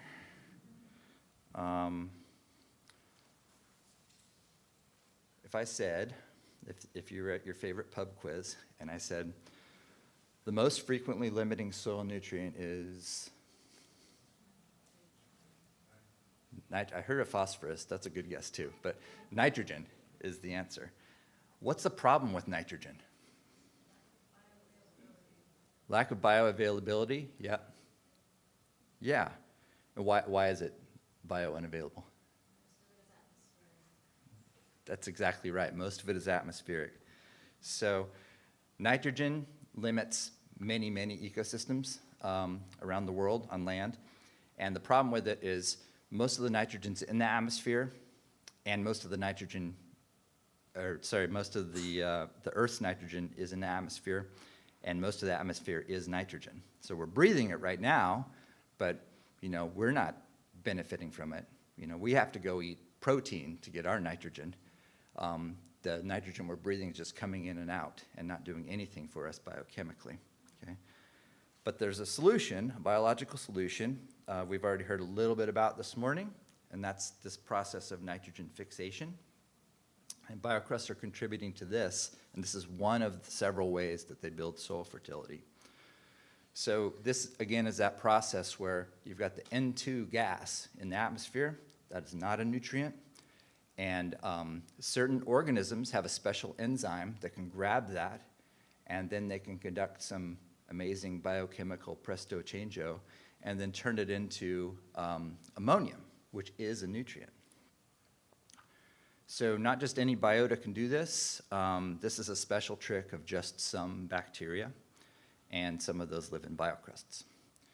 The notable contributors really are cyanobacteria. They're not the only ones that do this, but cyanobacteria are major contributors, either free living, off on their own, or some of them are the green partner in the lichens that we heard about from Rike earlier, and some of them are growing actually on the surfaces of mosses too.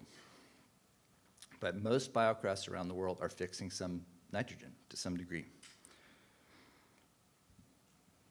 Because biocrusts are expected to be, or modeled to be covering about 12% of the earth, and because they have this capability, it's been estimated recently that they are fixing 25% of the nitrogen that is fixed on land.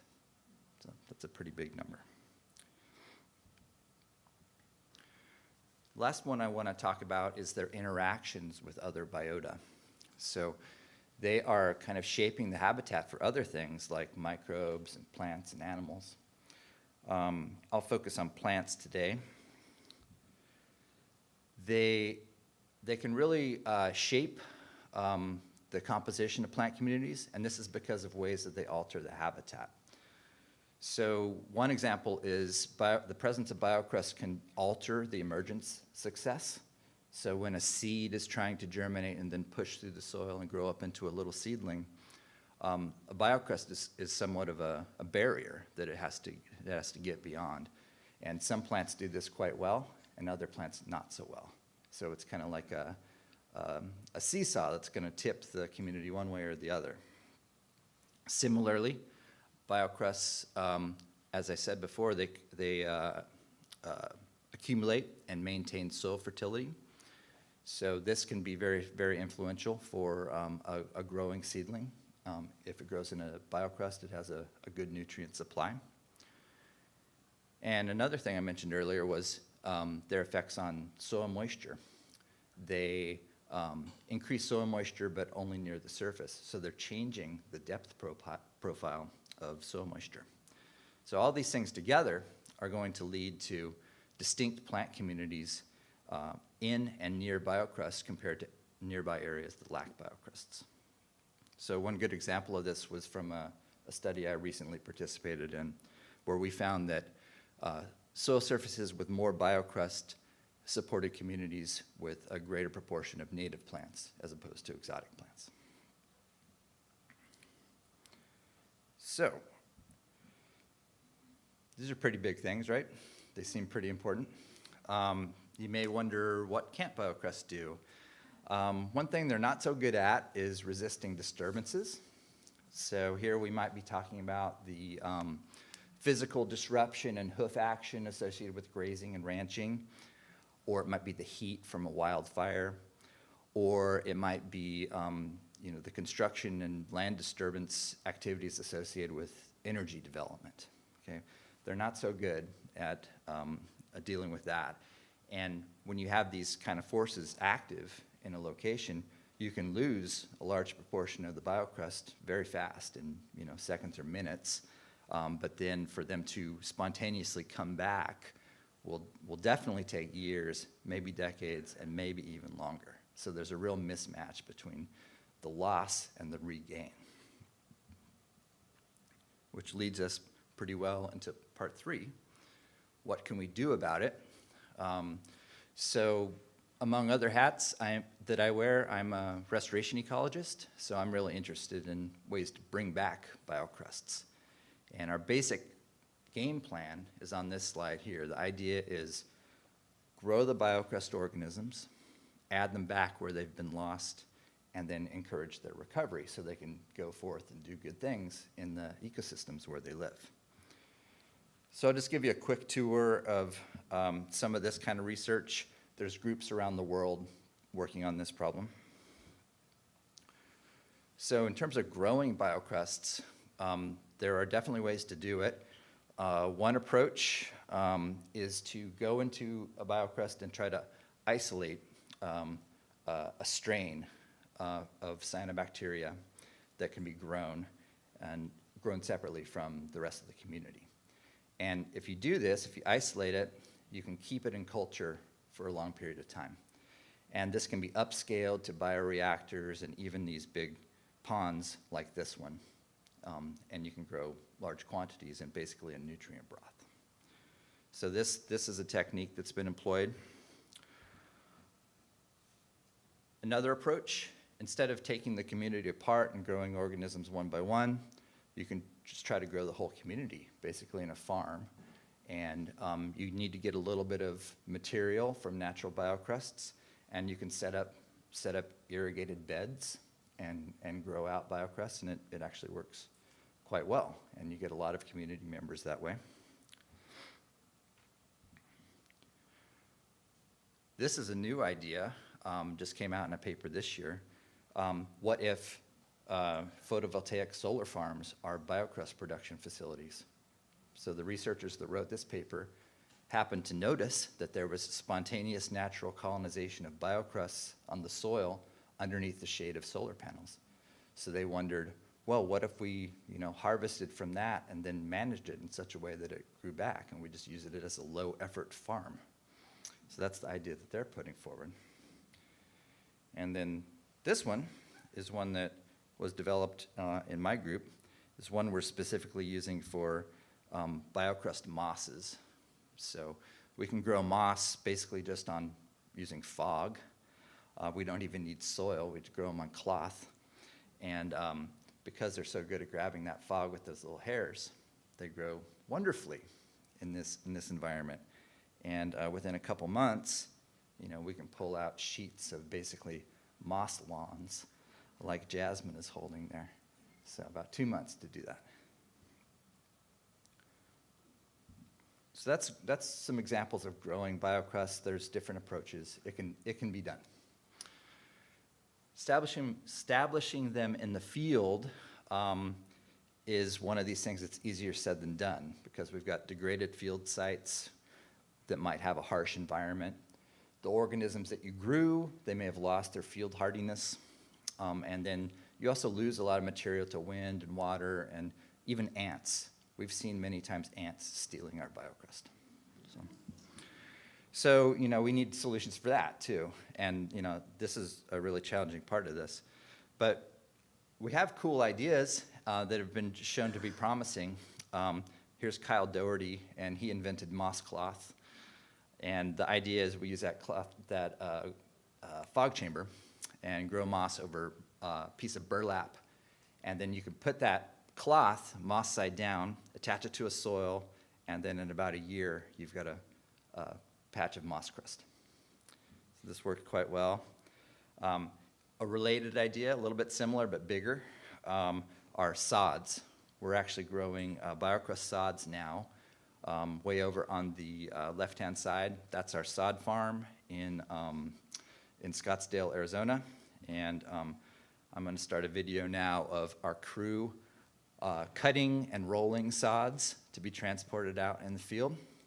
And as that's playing, you can watch me finish rolling a sod out. So basically, we've got a organic cloth overlain by some soil, overlain by biocrust that we grew, and you can roll out big pieces of this to create kind of a biocrust island. And we're testing this not only in Arizona, but in 3 locations in California in the Mojave Desert. These are going in like right now. Let's say you want to do something more dispersed. Instead of do something intense in a small area, you want to spread biocrust everywhere. Like I said, ants will just steal it if you don't protect them. So one way we've come up with to protect them is to embed the crusts that we grow in little clay balls. Okay, so this is the same idea as seed pellets or seed balls, just little ones. Okay, And what we found is that if we do this, we can establish a mossy biocrust in about 18 months. And the reason this is a good idea is because the clay is going to protect the organisms from the elements, it's going to protect them from herbivores, and it's going to be kind of like a time release, because the clay is only going to dissolve when it's raining and snowing. In other words, when the mosses really want to establish. Okay, so I'll sum up now. We find biocrusts around the world. They do big things that help ecosystems work. They're easily lost due to land use decisions that we make, but research to bring them back is underway, and although it's not easy, I'm an optimistic guy, and I think we'll find a really good path to do this eventually. So I'd like to thank the garden and the organizers for this great event, and all of you for listening. And I also want to thank my funders and my team that does all the stuff, and all my great collaborators. So thanks for listening.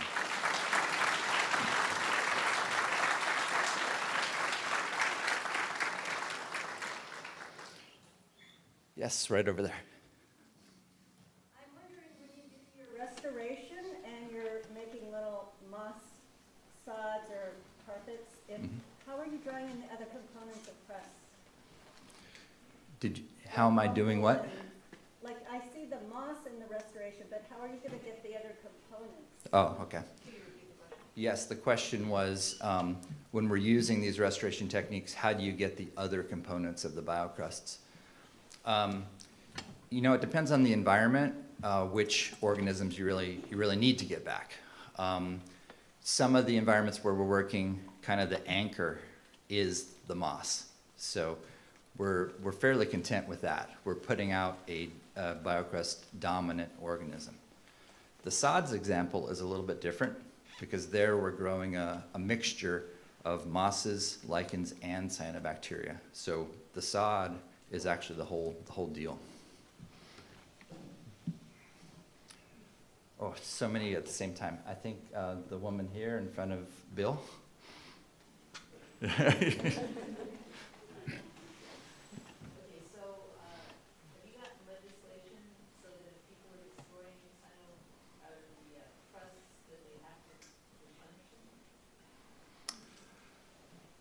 So the question was, is there legislation dictating restoration of crusts if they're destroyed? No.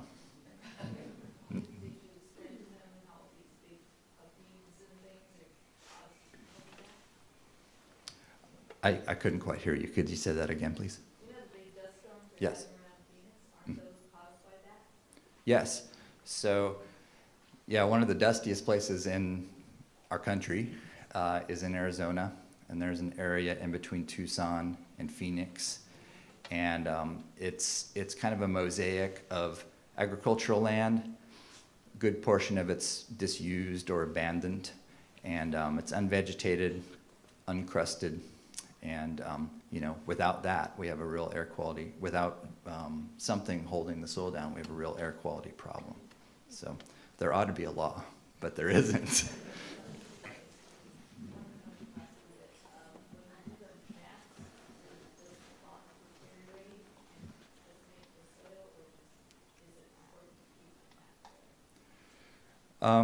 So we haven't tracked these really long term yet, but the idea is that they would decompose. It's an organic cloth on the bottom. One variation is a weed blocking cloth, because we may want that in some places, and another variation is a plant permeable cloth. But in both cases they're organic, and they're intended to eventually rot within a few seasons.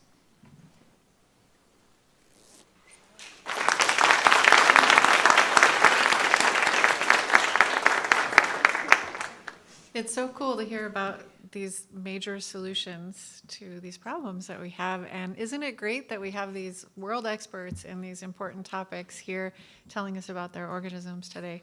So thank you for joining us for this, both here and online. And we're going to break for lunch, and I'll see you in about an hour.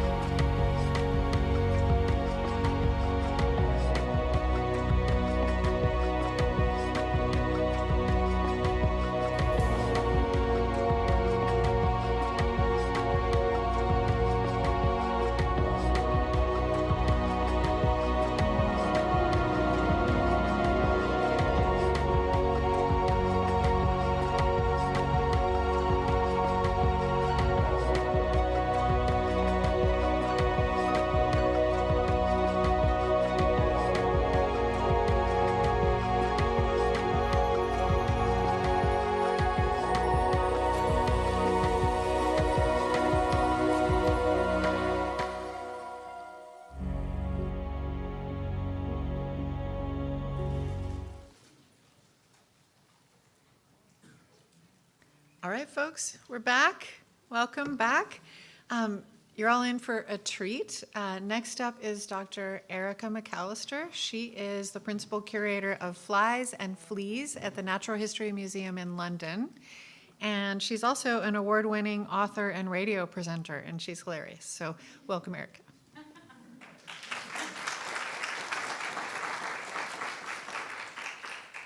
I'm also quite small. No pressure then. So, hello everyone. I'm here to talk about some of the best animals on the planet. And I realize that when I talk about flies, my opinion about them being the best animals on the planet isn't often shared by anyone. I know there's at least one person in the room who loves flies as much as I do. So that's really good. And hopefully by the end, I will persuade some of you why flies are so important and why we should stop ignoring them. We don't know often, it's not that we just ignore them, we actually purposefully go out and try and exterminate so much of them. And this is very wrong. Even those things that you absolutely hate buzzing around your house at night are absolutely critical. So first off, I'm going to do the thing. There we go. First off, what is a fly? So the problem with common names is that we think of many things being a fly, but actually a true fly is very different. So for example, a dragonfly, it's not a fly. I mean, it's not a dragon either. But there are many things that we need to talk about them. So this is a fly, the definition of what makes a fly. And when we do order level identification, the scientific name is Diptera, Diptera. The roots come from Greek, with pteron meaning wing. So these are one pair of wings. This is what separates them from the other lesser insects, such as the ants. We have, there may be a few digs, there may be. Flies have suctorial mouthparts, so when they talk about you being bitten by a mosquito, you cannot be. If people talk about being bitten by a horsefly, no. You've been sliced and maimed and stabbed and all those wonderful things, but you have never been bitten. And also, they have the one pair of halteres. These are the most amazing balancing organs, okay? These are its gyroscopic organs that enable it to balance and enable them to be some of the supreme flyers on the planet. And this is a point I will get to later. But all of these things are about the adult stage. I brought here, this is a giant fly. This is a Chinese fly. Now, what is amusing, what most people do, and which is our biggest problem, is taxonomic failures. So most people go, oh my God, it's a really big mosquito. And I like the fact you used The Guardian earlier as a reference, a brilliant British journal. So I've picked a brilliant American representation of this to highlight what I have a problem with. So they talk about it being this terrifying giant mosquito. It's not, it's a crane fly, okay? It doesn't really even have functional mouth parts as an adult. The most it can do is dangle its legs at you. And as far as I know, no death has occurred by dangly legs. But it's very funny, but this is very important, because when we come to describing our environment and studying our environment, we really need to see what is there.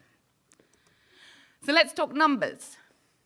So flies are part of the insects, and the insects dominate this planet. It's already been mentioned about the beetles and how many beetles have been described. They did have a few people who loved them more than anything. Charles Daz, as I affectionately call him, or Charles Darwin. He was a very early advocate of beetles and loved them without describing them. And the flies got ignored, okay? So at the moment, we think there's about 165,000 species of fly in the world. Do you know how many are in America? Any guesses? 1,000. Wow. That would be amazing. Pretty much no. So we have current estimates. We were chatting with our fly friends last night, as you do, and they guesstimated around 19 to 20,000. You do not know how many flies are in this country. You do not know how many flies are in California. Now, we have a long history in the UK of nerds, amateur nerds, running around the countryside describing it. And in the UK, we have over 7,100, and I think the last count was 92, I don't know, which is more species of fly in the UK than there are mammals on the planet. So, just to put it in perspective, so if our tiny little country has that many, can you imagine how many there will be in the US? So there's a lot we need to start thinking about. And they get everywhere. And this is why one of the greatest things on the planet is to be a dipterist, because you can go, where do I want to go? I want to go here. And they're like, yep. And not even on the planet. The first animals in space were flies. So they went up in 1947 and have gone up ever since. But here we go. We've got some flies on the side here. These are wingless flies. Just to throw a spanner in the works, flies took the blueprint of what it meant to be a fly and threw it away. So some of them don't even have wings. So these are the largest purely terrestrial animal found in Antarctica at like 5 millimeters. You then got the ones, this is a housefly, the one with the green background, and these dominate the Arctic. So there's over 4,000 described species of insect in the Arctic regions, of which 2,000 of them are flies. And they are the top pollinators in the Arctic. So that little housefly flying around the living room that you're trying to get rid of is actually trying to save the planet. Just saying. Then we might as well go quite local, because in California, you have some of the most extraordinary flies on the planet. Honestly, this is on a hit list of holidays, destinations for me to go to. This is the I know, I have very odd holidays. This is the Mono Lakes of California, and you have scuba diving flies. This is the most saline environment, you know, on the planet, and yet these little ladies, obviously it's mostly ladies, because it always is, but these little ladies are able to enter the water, they penetrate it, they go down, and they lay the larvae at the bottom of these lakes.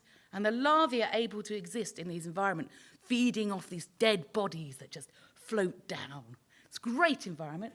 What I really like is, you can't really see it from this image, is that this plastron, this water bubble that encases her, if you look closely, if you have an opportunity, the eyes aren't covered up.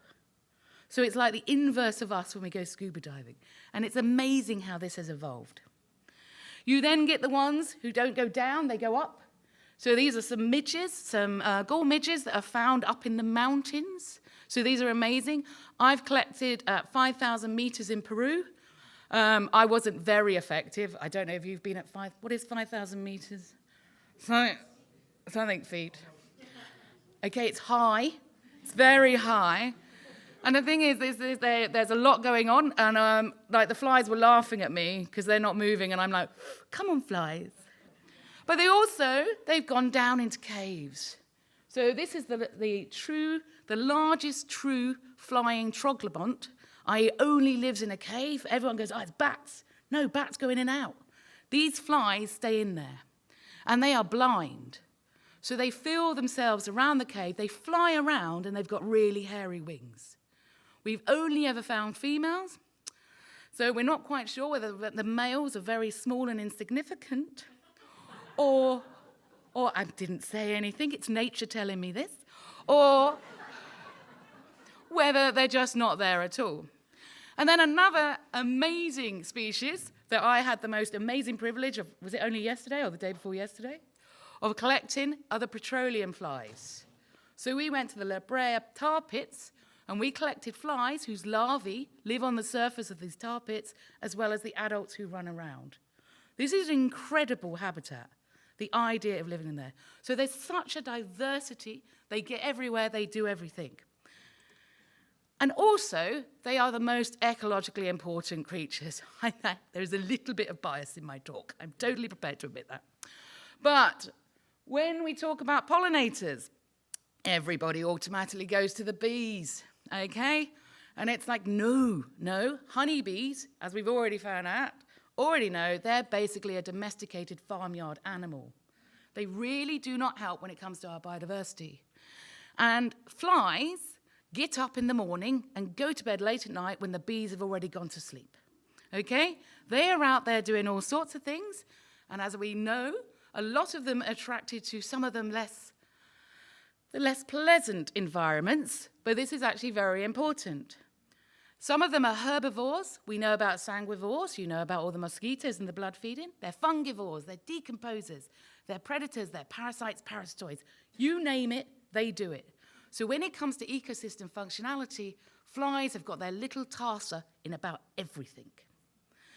And one of the great things about flies, and I have to say, well done, ants, for doing this as well, is that you have this alternation of generations. So you have the adult, and we always think about the adults being the most important. And it's generally not, because that isn't the feeding stage of flies. Okay, with most of them, they feed, it's your toddler. Okay, it's designed to stuff as much food inside itself to enable it to lay down enough resources for the adult stage, which is concentrated, as we can see here, just on reproduction and migration. So they have these different things, and this is great because this separation enables them to live in completely different habitats. So baby bees do what? Nothing, right? They stay at home, they are looked after, they are fed, they're out there. Baby flies are out there working from day dot. They are decomposing, they're doing all sorts. So for example, this is a migratory fly. This is a Eupioides. You get them in America. You have a different species to us. But these will travel thousands of kilometers. So everyone thinks about the monarchs being the most amazing migrators, whereas these 4 billion turn up each spring in the UK. Okay, along the way, they've had 3 generations, and they die. They add nitrogen. We already know the impact of nitrogen. They get into the UK. They are prolific with the local flies. And they become very more fecund when they interbreed with the local flies, like moving bird feces. Now, these bird feces is really important because they're aphidophagous. So these are little biological warfare units. They munch between 600 and 1,000 aphids before they metamorphosize into the adults. Really good. So we have important pollinators at the adult stage and these predators or decomposers at the larval stage. This was arguably the worst sampling habitat I've ever done. This is a Titan Arab. This is, so we have the myophyllae, the classic pollination, and the sapromyophyllae. Let's hang around things that smell like feces. This really did. I have sampled off dead bodies. Nothing was like this. And a lot of plants are sneaky, and they use this for their own advantage. Don't trust plants. They all look pretty. Never trust pretty things. You have no idea what they're getting up to. And this poor little defenseless fly comes along and is kidnapped by this plant, and it spends 24 hours in it, smothering itself with the pollen before the plant releases it to let it go. So we're seeing all sorts of examples of this happening. You don't think flies are good pollinators? You don't want chocolate. I hate chocolate, you love it, but they are some of the most important pollinators of chocolate. These tiny little flies get into this plant, which is basically the panda of the plant world. It's really bad at reproducing, but they do take these tiny little flies in to do that. We don't know enough about which species are pollinating cocoa. This is arguably one of the most economically important crops on the planet, and still we haven't spent enough time looking at the ecology of the pollinators. And some of them have extraordinary mouth parts. So if this was the equivalent of you, your tongue would be 6 meters long. So they have co-evolved to have some very special guild relationships with a lot of plants. If you ever get an opportunity, go to South Africa, go hang around all the mountains, the table, you have the most amazing diversity of plants, and it's because you have all these co-adapted species. And one of the things I like in the UK is this massive amateur community that we have talked about, and they're going out there, and this is what you can all do, they're going out and looking at our species. So we're still learning what's about the mouth parts of our creatures. So this is a bee fly. Love a bee fly. Worst example of maternal care, as she hurls her eggs around the garden. But she's very good. We've just now looked at how much they can extend their mouth parts. So they're able to really penetrate deep into tubular flowers. So this is really important. You can tell when you hang around entomologists, because when we go, it's that big. And everyone's like, wow, that's enormous. And so we do have some big flies. So this one here, you can see it's like 9 centimeters long. So many inches. And it's great. And this one, everyone's like, oh my gosh, look at it. And it looks so terrible. So the males are pollinators. The males, they take a bit of nectar. Females, adults, don't feed. Okay? And the larvae, we know, hang around ant burrows. There may be a little bit of ant predation going on. Whoop, whoop. We've then got big babies. So these is pentathalmids. These are timber flies. These ones are neotropical. And they've got huge grubs. And their grubs take up to 5 years to develop. So when we think about habitat requirements, we generally don't think about the larval habitat, and it's really, really important for a lot of these long-lived animals. Some of them give birth to live young. I know. So she will actually get pregnant. She has lactating glands on the inside. Now, the classic example of Tetsi, these are amazing. I was born on Christmas Day, and my mother always says, oh, you're such a pain. And I'm like, Mom, it could be worse. Because they give birth to a larvae, an offspring that weighs more than them. Well, good crowd response. And the thing is, so there's loads of these. These are bat flies, these are bird flies, these are absolutely amazing. Just understanding how these evolved and what they do and the specialization, we have so much to know. We have very little flies. These are what you call punkies, as I've just learnt, or no-see-ums, or biting midges. In the UK, there's a lot of very inappropriate words for these, especially in Scotland, but what I do like is they've spawned a fashion line. So that's quite nice. But they are, again, a lot of them are pollinators. Okay? We're only just beginning. So when people talk about let's eradicate species, I'm like, hold on, we do not know enough about the environment. This is a maggot that maybe its mother could only love. But these are really important decomposers. And when we think about everyone says, oh, flies are disgusting. They hang around all this really dank, disgusting environment. We need them to. Can you imagine if we didn't get rid of the bodies? Can you imagine? I'm not saying, like, I'm killing bodies. I'm saying, like, natural, like, decay, natural decomposition. We need these because they're some of the first to turn up. And in fact, we can use these as medics, and we can use these as detectives.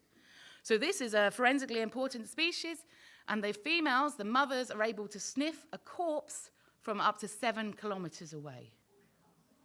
We use these in the NHS in the UK for debridement therapy. So these are able to eat the necrotic flesh around your wound, and they release enzymes that binds your flesh better. Absolutely fantastic creatures. And the thing is, because they live in these disgusting environments, they're exceptionally clean. So it's very good. Most people don't like mosquitoes. Everyone's like, oh, they're terrible. But just think about how many larvae there are. Okay, they're really important as bird food and things like that. They're really important with these food webs. But there's also some fun things associated with them. So this is a massive mosquito. Again, entomologists. This is a massive larvae, right?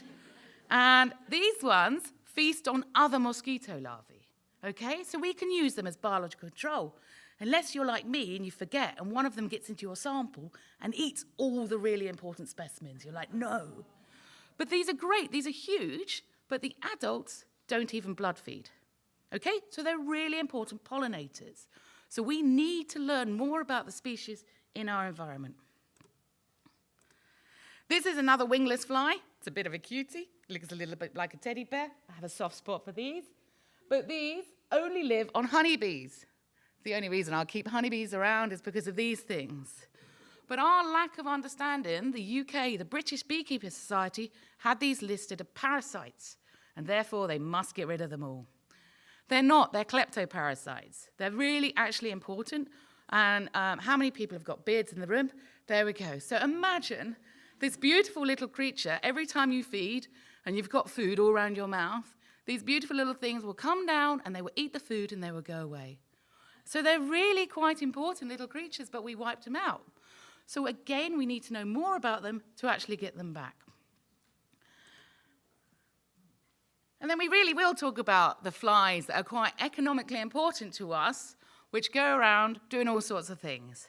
Foridae, okay? These, I affectionately call these horrid phorids. There's somebody online probably going to kill me and somebody in the room.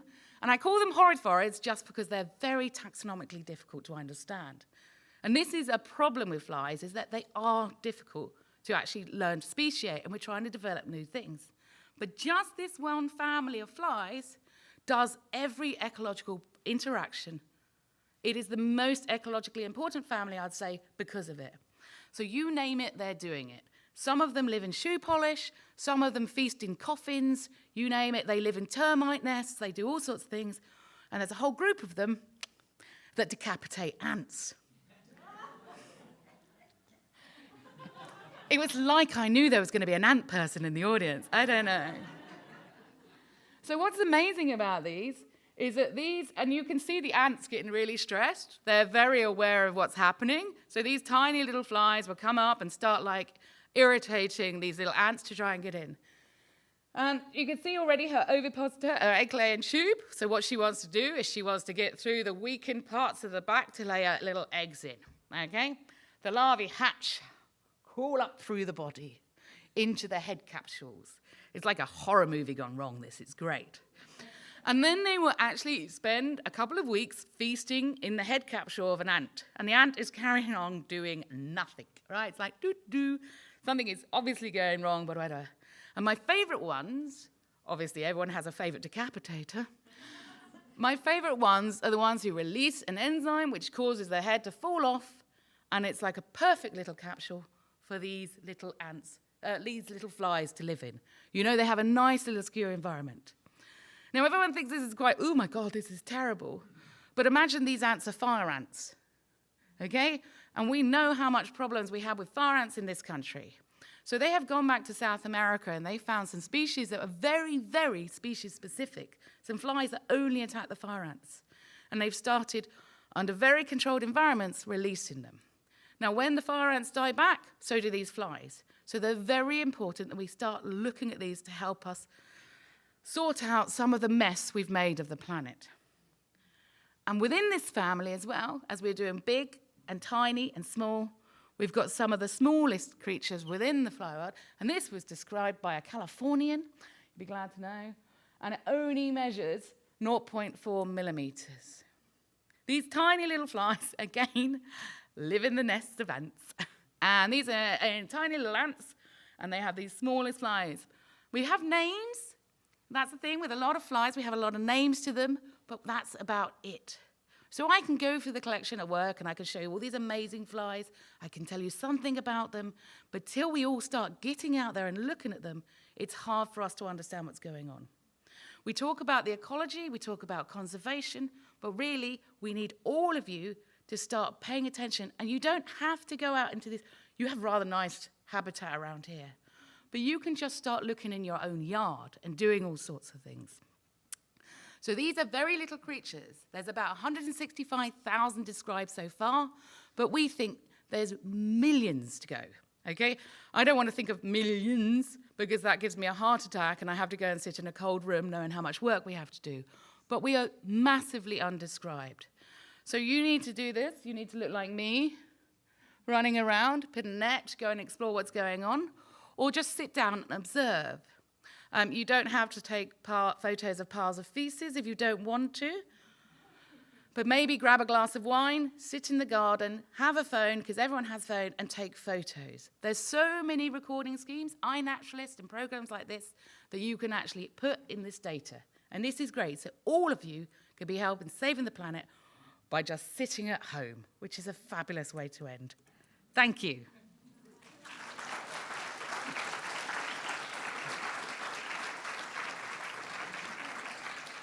There's a less than subtle hint for further ways to find out about flies on the slide behind me. Yeah?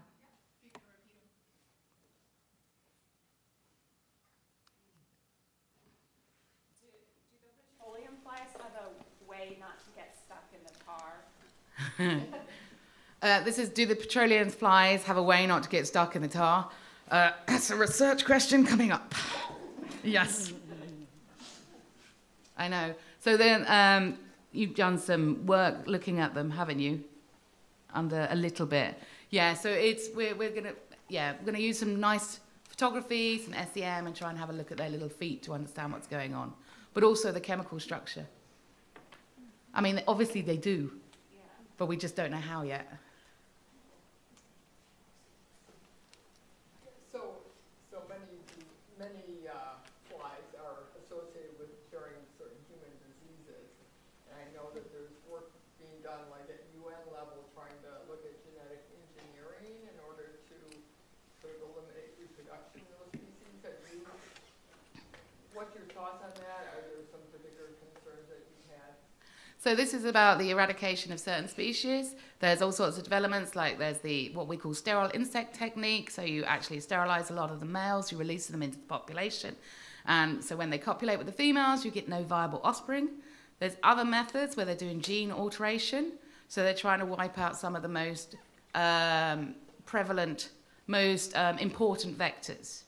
Now, there is some mechanical transfer with disease, but the big things that we talk about with the vectors and mosquitoes is the things they carry. So, for example, the malaria plasmodium. So what they're trying to do is to actually do this to get rid of these species. Now, I'm not an advocate of that at all. Now, I'm not saying, look, I don't think it's bad and we need to look after the humans. But what I am saying is that every time we've tried to eradicate species in that way, something else comes in to fill the gap. So until we know more about the ecology, until we know all of that, I think we're going at it like a hammer, and actually we should be looking at it in a more subtle way. So maybe breaking the disease transmission barrier of some way is much better than going in like that.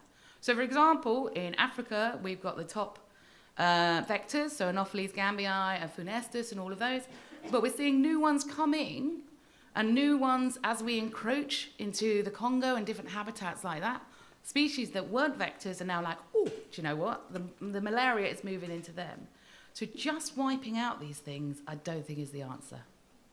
Plus, mosquitoes are pollinators, and their larvae are really important in food systems. So if we were to get rid of them, suddenly we've done a massive hole for a lot of other species. That was my serious bit. Yep.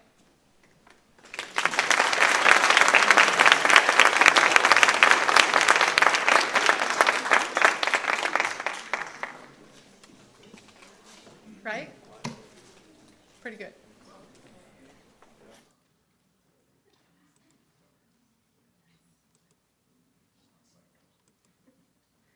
Okay. Next up is Dr. Zach Phillips. He's one of the terrestrial invertebrate conservation ecologists at the Garden, and he studies interactions between insects, spiders, birds, and plants that can inform conservation strategies. As Zach says, as he tells it, when his friends and family members ask him to describe what he studied in grad school, he says, little arthropod guests of leafcutter ants called myrmecophiles. They usually respond, what?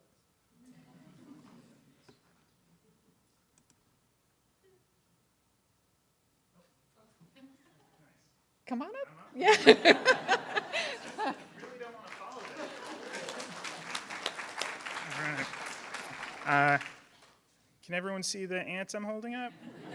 It's being decapitated by a fly. All right. So I think I'm cheating a little bit today because I'm talking about ants. And a single ant is pretty tiny, but a colony of ants is enormous. And I'm specifically talking about leafcutter ants.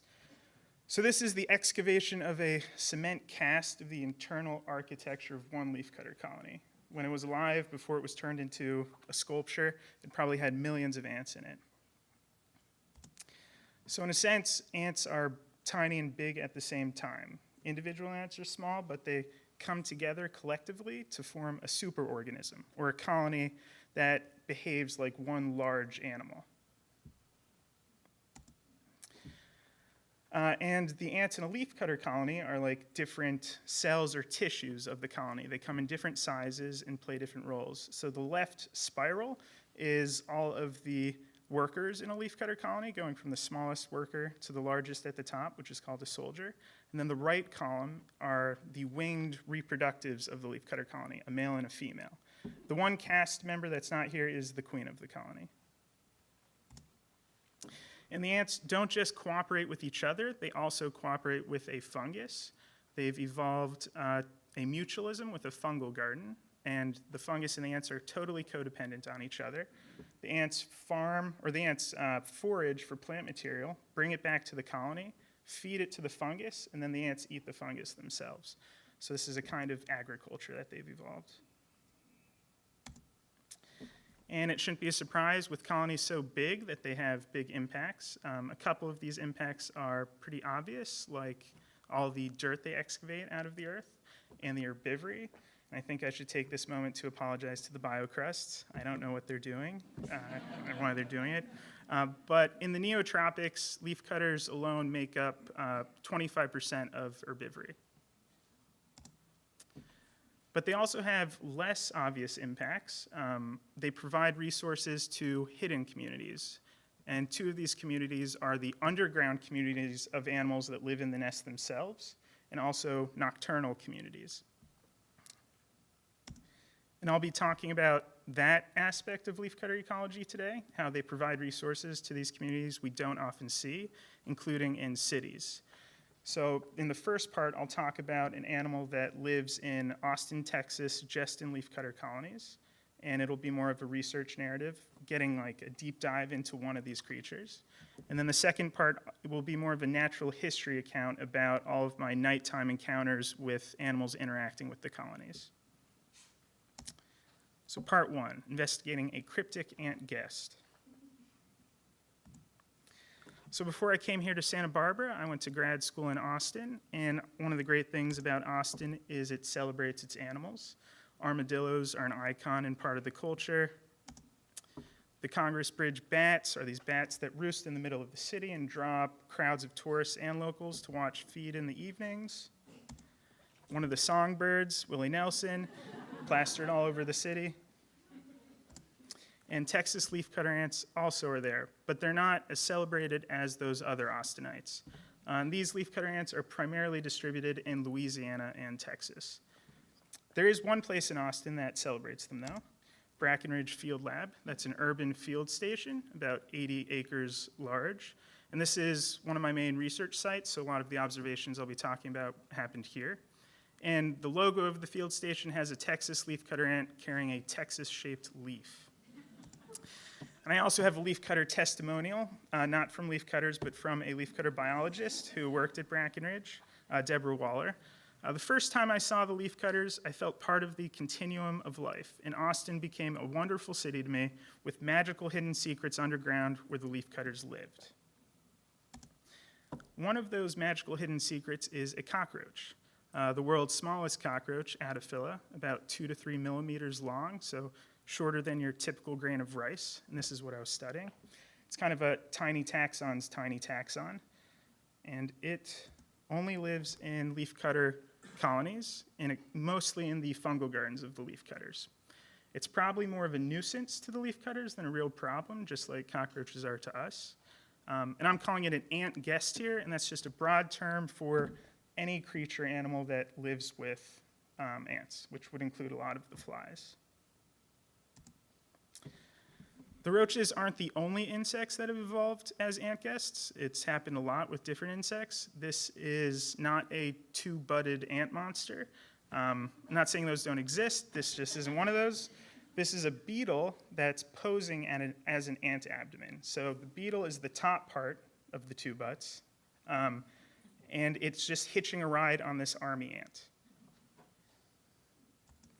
The roach also hitchhikes on ants, but it doesn't hitchhike on workers. It hitchhikes on the female alates, the winged reproductives of the leafcutter colony. So it's on the shoulder of the female alate at the base of the wing there. My research question was, why is it doing this? Or more specifically, how is it dispersing between leafcutter colonies? How does riding these leafcutter alates help the roach get to a new colony? And there's two different routes it might be using to do this. It could be riding the female alates to newborn colonies, baby colonies that are just starting out, or it could be hitching these rides to get to larger, older colonies. And those two alternative routes are displayed here.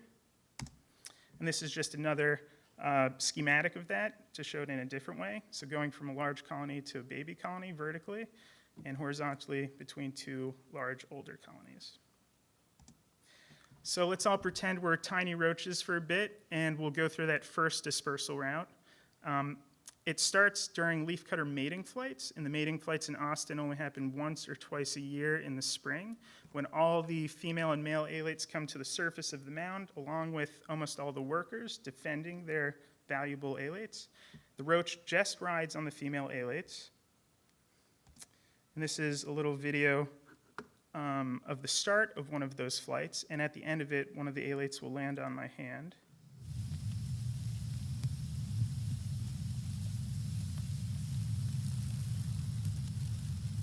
You can hear the ants.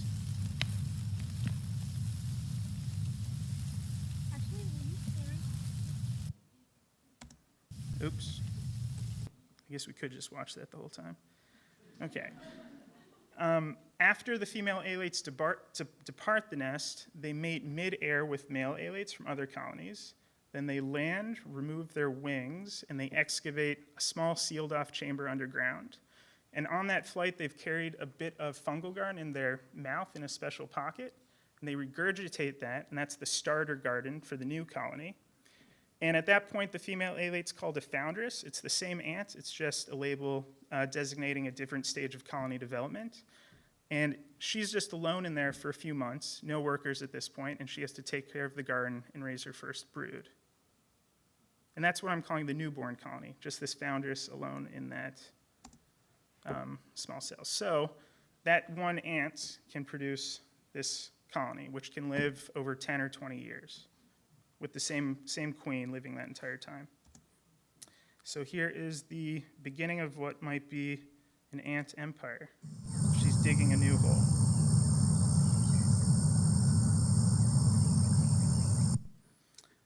Okay. So the roach hitchhiking behavior suggests that the roaches are riding these female alates to get to newborn colonies. That seems like the most straightforward reason. Why get on the female alate if they're not going to stay with it? And that's just another depiction. And as a side note, this sort of dispersal from large colony to baby colony is a type of vertical transmission where a symbiont or a parasite is transmitted from a parent host to an offspring host. In this case, the parent host is the parent colony. The offspring host is the newborn colony. But there's some reasons to doubt that this is how the roaches are getting to new colonies. A big one is the vast majority of the foundresses die. It's like seeds being dispersed from a tree. Most of them get eaten or succumb to disease, so if the roaches stay with them, they would die too.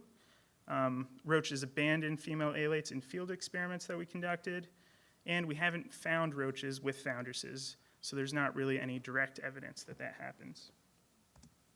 Also, in artificial chambers in the lab, the foundresses attack the roaches and sometimes kill them.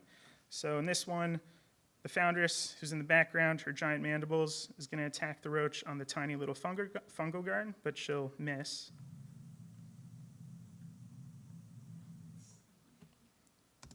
Oops. All right. So let's look at the other route. The roaches using the female alates to ride to larger, older colonies. And this is plausible because female alates often land in the vicinity of large colonies, probably because they like the same type of habitat. Not because they want to be near them, because those large colonies will kill them if they find them. It's just they're both restricted to similar habitat. And here's another depiction of that. And this would be beneficial for the roaches because they could bypass that likely to die stage of colony development. And this is in that scenario, if the roaches were to do that, they might abandon the female alates after the mating flight, try to find a foraging trail, and use that foraging trail to get to the large colony. So I tested that with some droponomics. I dropped roaches on leafcutter foraging trails, and just to see if the roaches can use these foraging trails to get these colonies. This is what happened. You'll see the roach. It's going past the female alate that's being attacked by the colony and finding a worker.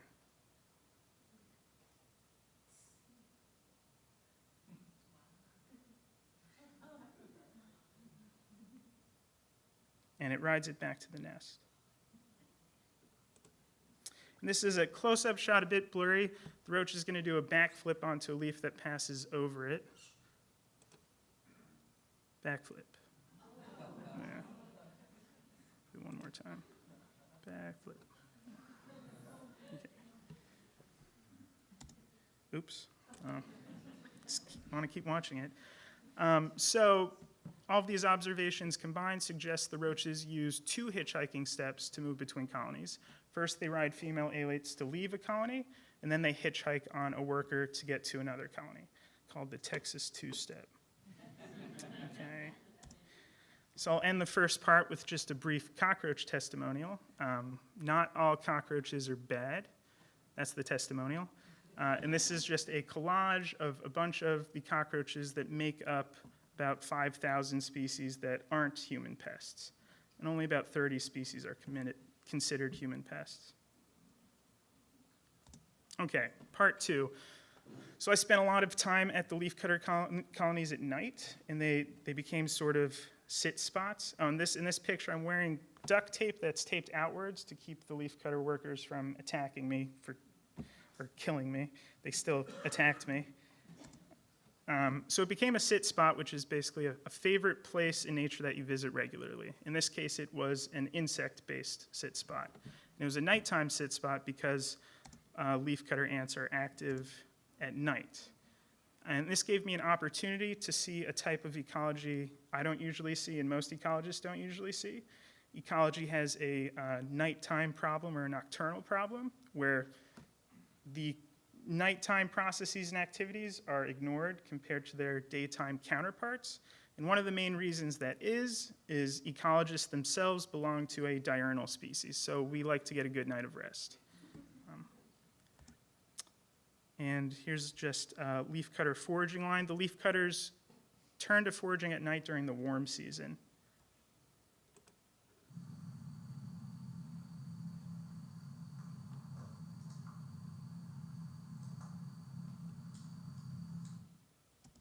Oop. Okay. And leafcutter colonies also are hubs of nighttime activity for other animals because they're active at night. And I'll just take you through a few of the encounters I had with these animals and interactions they had with the colonies. So this is one of the most frequent nighttime visitors, a armadillo that would come to the nest, or armadillos that would come to nests to feed, not just on the ants, but on other insects that lived in the nest mounds themselves. And this is while I was standing on one of the mounds. Anytime I heard a loud, clumsy crashing through the forest, I knew it was an armadillo coming. Before I knew that, it was kind of frightening. This is a Texas blind snake. It's a snake that looks like an earthworm. It also feeds on ants and termites. And these would be traveling along foraging trails. And it uses, to defend itself from ants, it covers itself in its own feces and other noxious chemicals. I didn't see that happen. And in the early mornings of mating flights, bats from Congress Bridge would come fly over the nests and eat a lot of the alates that were departing. When I first saw this on one of the leaf-cutting mounds, I thought I could make some money because if people like watching bats on the bridge, they'll love watching bats from nest mounds. And so I created Zach's Austin Bat Tours with ants. There are cockroaches too. An immersive experience you won't get on a bridge. It didn't work out. Also flies. But these aren't flies like the Fords that specialize on the ants. They were just using the mounds opportunistically, probably because they liked the open patch of soil. So this is a little video of a crane fly that's laying its eggs into the nest mounds like a jackhammer.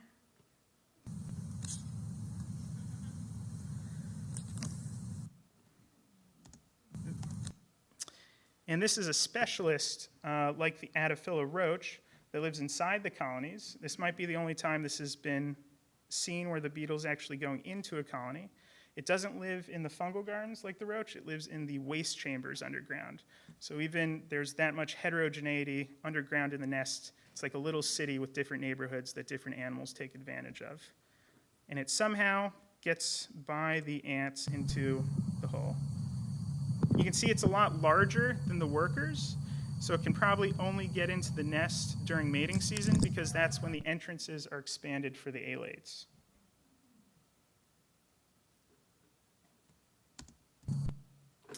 Another master of ant evasion was this ant-mimicking spider that also eats ants. Here it's standing over a leafcutter mid-sized worker that it's just paralyzed and will start eating soon. And here it's interacting with a leafcutter soldier. You'll see it touch the head and base of the antennae of the soldier, and it seems to be telling it, I'm an ant, don't attack me. Let's see.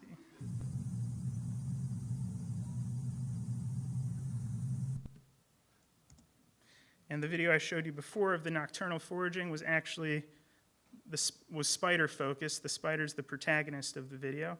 It's running down the foraging trail of the leafcutters.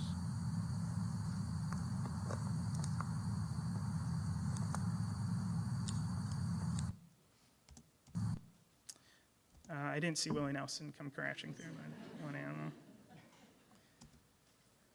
Now I work at Santa Barbara Botanic Garden, and there aren't leaf cutters, and I'd probably be fired if I brought them to the garden. But there are other types of hidden islands of biodiversity, and those are shrubs and trees, large plants in general. These plants have insects and other invertebrates living on them and inside of them that we rarely see unless you look, like Erica was mentioning. And I call them the insects and the other tiny animals on there plant guests. One of my personal favorites here is the coyote bush, which has the leaf beetle here eating on the outside, but also gall midges, type of tiny fly making galls on the inside of the plant. So one recommendation, spend some time with a sit-spot-friendly insect spider or a community of tiny animals, and this can enrich your sense of place and home. All right, thank you.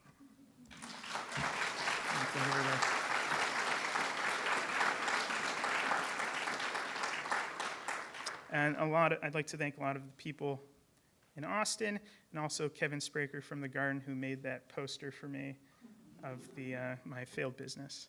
Yeah. So any questions? Yeah. When that nesting beetle goes into the colony, does it stay there for the rest of its life, or does it come back out when the... Probably comes out, but nobody knows. So it lays its eggs in the waste chambers. And there was a picture there I didn't highlight, but in the corner, the larvae develop in the waste chambers, and then they come out. So it probably doesn't, the adult probably doesn't come back to the nest until it's going to reproduce again. Sometimes these ant guests meet at nests to mate first. So it could also have been going there to meet a mate. I don't know. There's just a lot not known about these. I mean, you have to be out there staring at these colonies for an inordinate amount of time, a sick amount of time. Yeah. Is the dark rover ant here in Santa Barbara? The dark rover ant, has it made it to Santa Barbara yet? I don't think so. I haven't heard anything from the ant community. Yeah. Oh, has the dark rover ant made it to Santa Barbara? Was there a question? Yeah. What does the cockroach eat? The fungal garden. I missed that. Yeah. So, well, we think it eats the fungal garden. So we did gut dissections, and there was some fungal garden in it, but you can also see it will go on large ants in the colony, and it looks like it might be licking substances off of them. So the roach could be beneficial to the colony also. And even, we don't know what parts of the fungal garden it's eating. It could be weeding the fungal garden. So I wouldn't call it a parasite because we just don't know what effect it has on the colony. And almost all of the roaches are female. I caught one male, I think, the whole time. And some colonies in Louisiana, it's all female, so they may have evolved to have lost males. Yeah. So I'm an ant guest just up the hill here. What's the best way to cohabitate? Just like you're an ant guest just up the hill here, and you're asking what's the best way to cohabitate? Yeah. It's like building up an immunity. You just eat one ant the first day, a few more ants the next. Just keep building. At the end, just a bucket of ants. Yeah, it depends on the ants. I mean, learn to appreciate them, but also Argentine ants can be difficult to appreciate because they destroy a lot of habitat for other ants. Any other questions? Yeah. I have a question about the fungus that is cultivated by the ants. Clearly, it gets around or dispersed by the ants carrying a little piece of it, starting a new fungal colony that is in farms. Is there any evidence of sexual reproduction in the fungus? I think in some abandoned nests, at some point people have seen actual fruiting bodies, but it's like a rare thing, yeah. Because all of the fungus's energy is going into creating these little food packets for the ants. That's part of their relationship, Gongolidia, yeah. Are there similar ant guests on things like harvester mounds? Yeah, and actually, one of my favorite local insects is a cricket ant guest that seems to be more of a generalist ant guest. It even cohabitates with Argentine ants. So if you look under a log or a rock here and find any sort of ant colony, see if you see a little. It kind of looks like the roach. There's a lot of convergence in how these things evolve in terms of their shape and behavior. A little cricket-like thing hopping with the ants. It's not as well adapted to live with the ants because you can see they're dodging ant bites a little more frequently than something like this that probably has a chemical profile that mimics the colony. It's another thing we don't fully know is how these roaches produce their chemical profile that mimics the colony. They could be absorbing a lot of it from the fungal gardens because they really have a relationship with both the ants and the fungus. That's not just a simple one-way, it's a tripartite, three-way relationship. Yeah. Yeah. If I made you guess, why would ants want little pieces of moss? I mean, well, if you made me guess, why would ants want little pieces of moss? Part of it could be microclimate control in their nest, which a lot of ants do. I mean, leaf cutters will use all kinds of plant material to grow fungal garden on, and I mean, I've seen them taking away meat from a dead armadillo too. I don't know what they were doing. I don't know if that's for the fungal garden or for the workers directly, but maybe microclimate control. Yeah. It depends on the ants. I know in Arizona, I don't know if they're up that far. There are leaf cutters in Arizona, but they're down in Tucson, mostly the acromyrmex desert ones. And I don't know if there's any in Flagstaff where you are. Right? And that's where that was happening, right? No, we saw this in Bandelier, New Mexico. Oh. And also near Flagstaff, yeah. Okay. After a fire near Flagstaff. Okay. Was it harvest strains? Maybe? Could have been. Okay. Yeah, John. Just curious if there's any fly decapitating ants. If there are anything, yeah.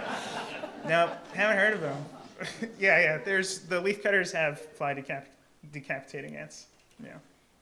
Yeah, the flies associated with the ants are one of the coolest groups associated with the ants. This is just, the roaches are some weird thing that only evolved with leaf cutters. And they're exclusively with leaf cutters, and they're the most successful ant guest with leaf cutters in the fungal gardens, at least. Yeah.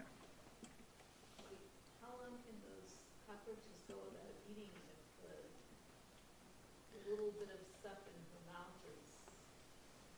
The fungus? Yeah, the fungus. How long can the roaches go without eating the, baby fungal garden? Well, if there's just this little bit in her mouth, Yeah. they're going to have to wait for it to grow. Yeah, exactly. So that's another reason. There are a number of other reasons I didn't talk about why we think they wouldn't live with foundresses successfully. And one of the main ones is they seem to destroy the starter gardens. The roaches destroy the starter gardens, which is a catastrophe for everybody involved. The roach, the foundress, and the garden. Yeah. But if they feed on cuticular substances on the ant's skin, you could imagine the roach just lives off of the foundress until the garden's big enough. Yeah. Hey, you saw that backflip. That takes a lot of brains. Yeah.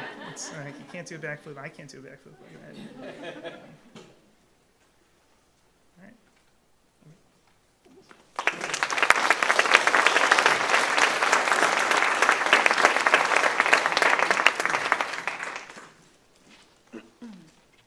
That was super fun. So we actually have a couple minutes in order to stay on schedule, right, Sven?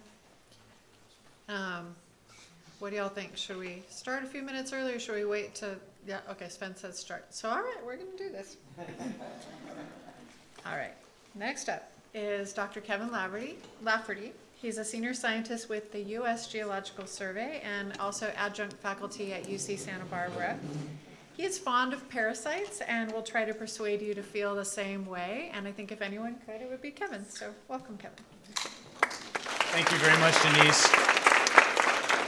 You know, parasites are a tough sell, and I'll be honest with you, I often don't get invited back to dinner parties. And attracting students to come be in the PhD program at UCSB can be a challenge. So my first strategy, usually I introduce myself as a marine biologist, because that's very cool in comparison.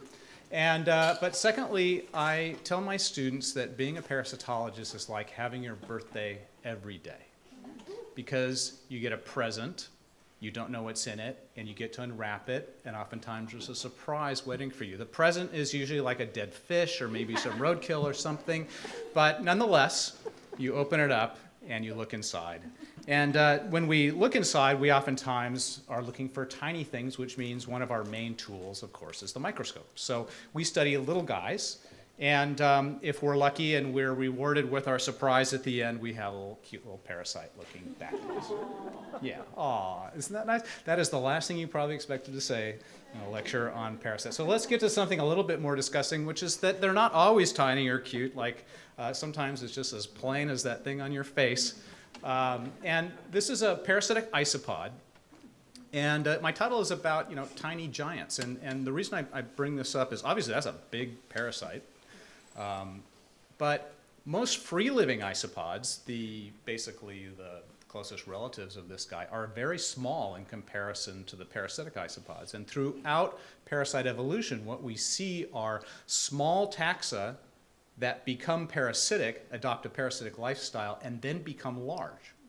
Because basically, you're living in your food. It's like moving into the Dairy Queen. You're going to put on a few.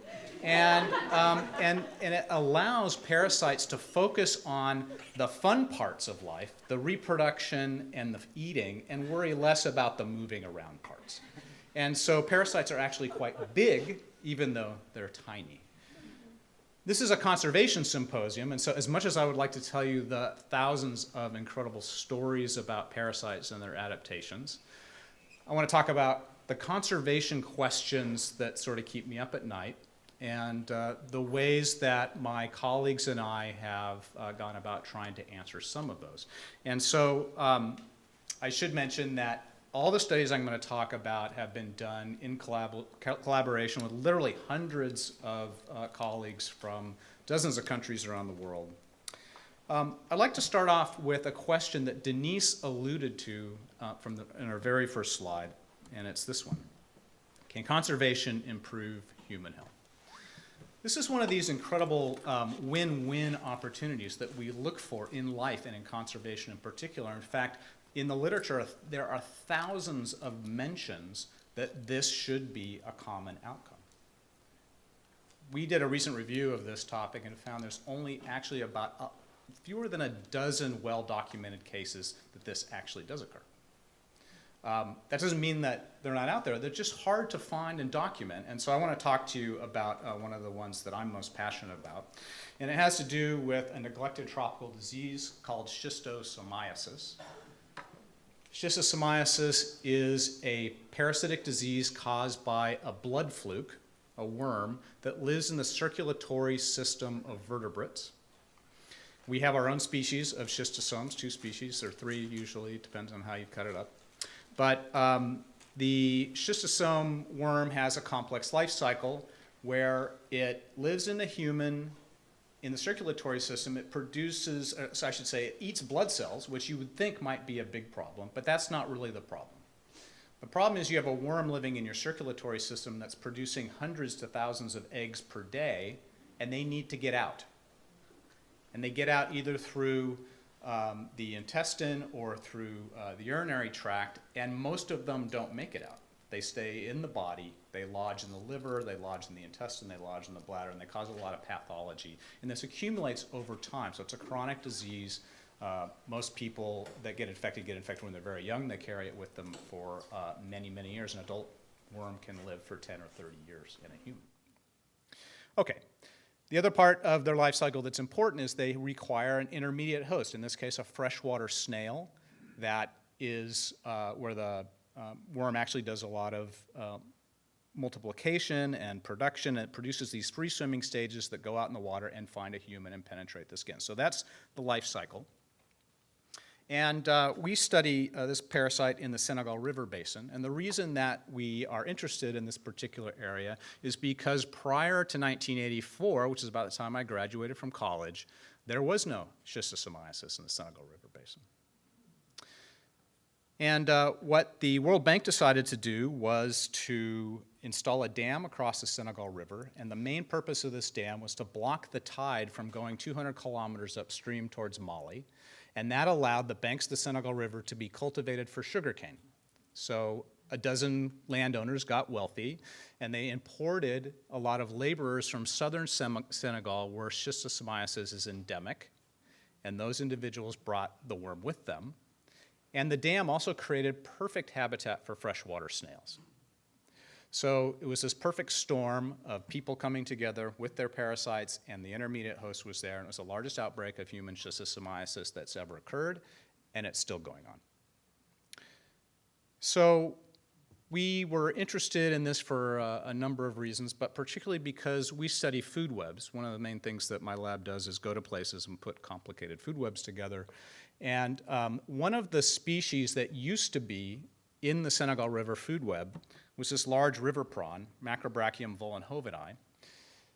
The river prawns are really interesting for a number of reasons. One is that they're very delicious, and so if you show pictures of this river prawn to Senegalese fishermen, if they're over 40 years old, they're like, I remember those. Those were great. And if they're younger than that, they're like, I don't know what you're talking about. And so the thought was that perhaps the dam had blocked the reproductive migration of this prawn. They go down to the estuary to breed, and then the juveniles walk back upstream hundreds of kilometers where they grow. And the key reason that we are interested in them is that their favorite food is freshwater snails. So by putting this dam, we've taken out the predator of the main intermediate host for human Schistosomiasis in the Senegal River Basin. So we did a simple laboratory experiment in UCSB. We basically got the snail host for Schistosomiasis, put them in laboratory aquarium, and we watched them reproduce over time. And here you can see their numbers over time increasing to large numbers. That's the dotted line. And then the solid line is what happens to the snail populations if we've got a prawn in the tank. And basically, the prawn eats all of the snails. I mean, it's not rocket science. We knew that prawns ate snails, but it just shows that, at least in principle, that prawns can do a good job of reducing snail populations in an aquarium. So the next thought was, can we do this and replicate this in Africa in the field? And so the idea was that we would go to 2 villages.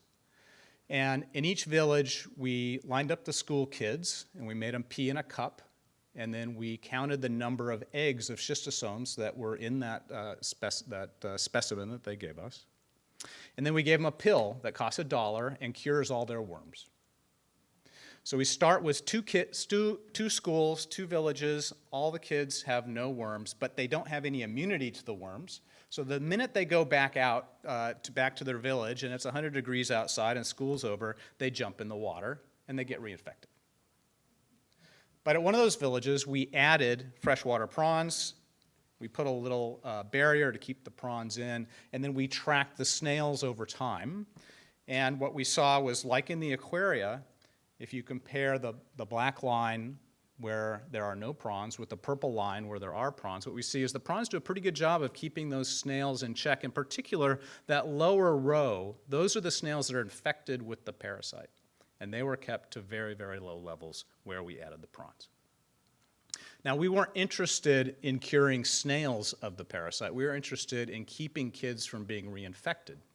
And so we also brought the kids back after a few months and had them pee in a cup again, and then counted the number of eggs that they had in the 2 villages. And I'll walk you through this results slide. So the left-hand side of that figure is the before. How many eggs a kid had in the sample before we treated them.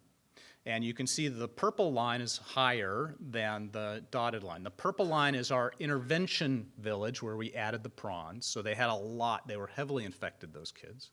But afterwards, after several months, the kids in both villages became reinfected, but the kids from the village where we put the prawns had much lower reinfection rates. And it suggested that if we could scale this up, and there's a lot of reasons why that's difficult to do, that we might be able to reduce the infection burden, giving a win-win situation both for the restoration of this food web in Senegal, but also for the health of the people who depend on that ecosystem.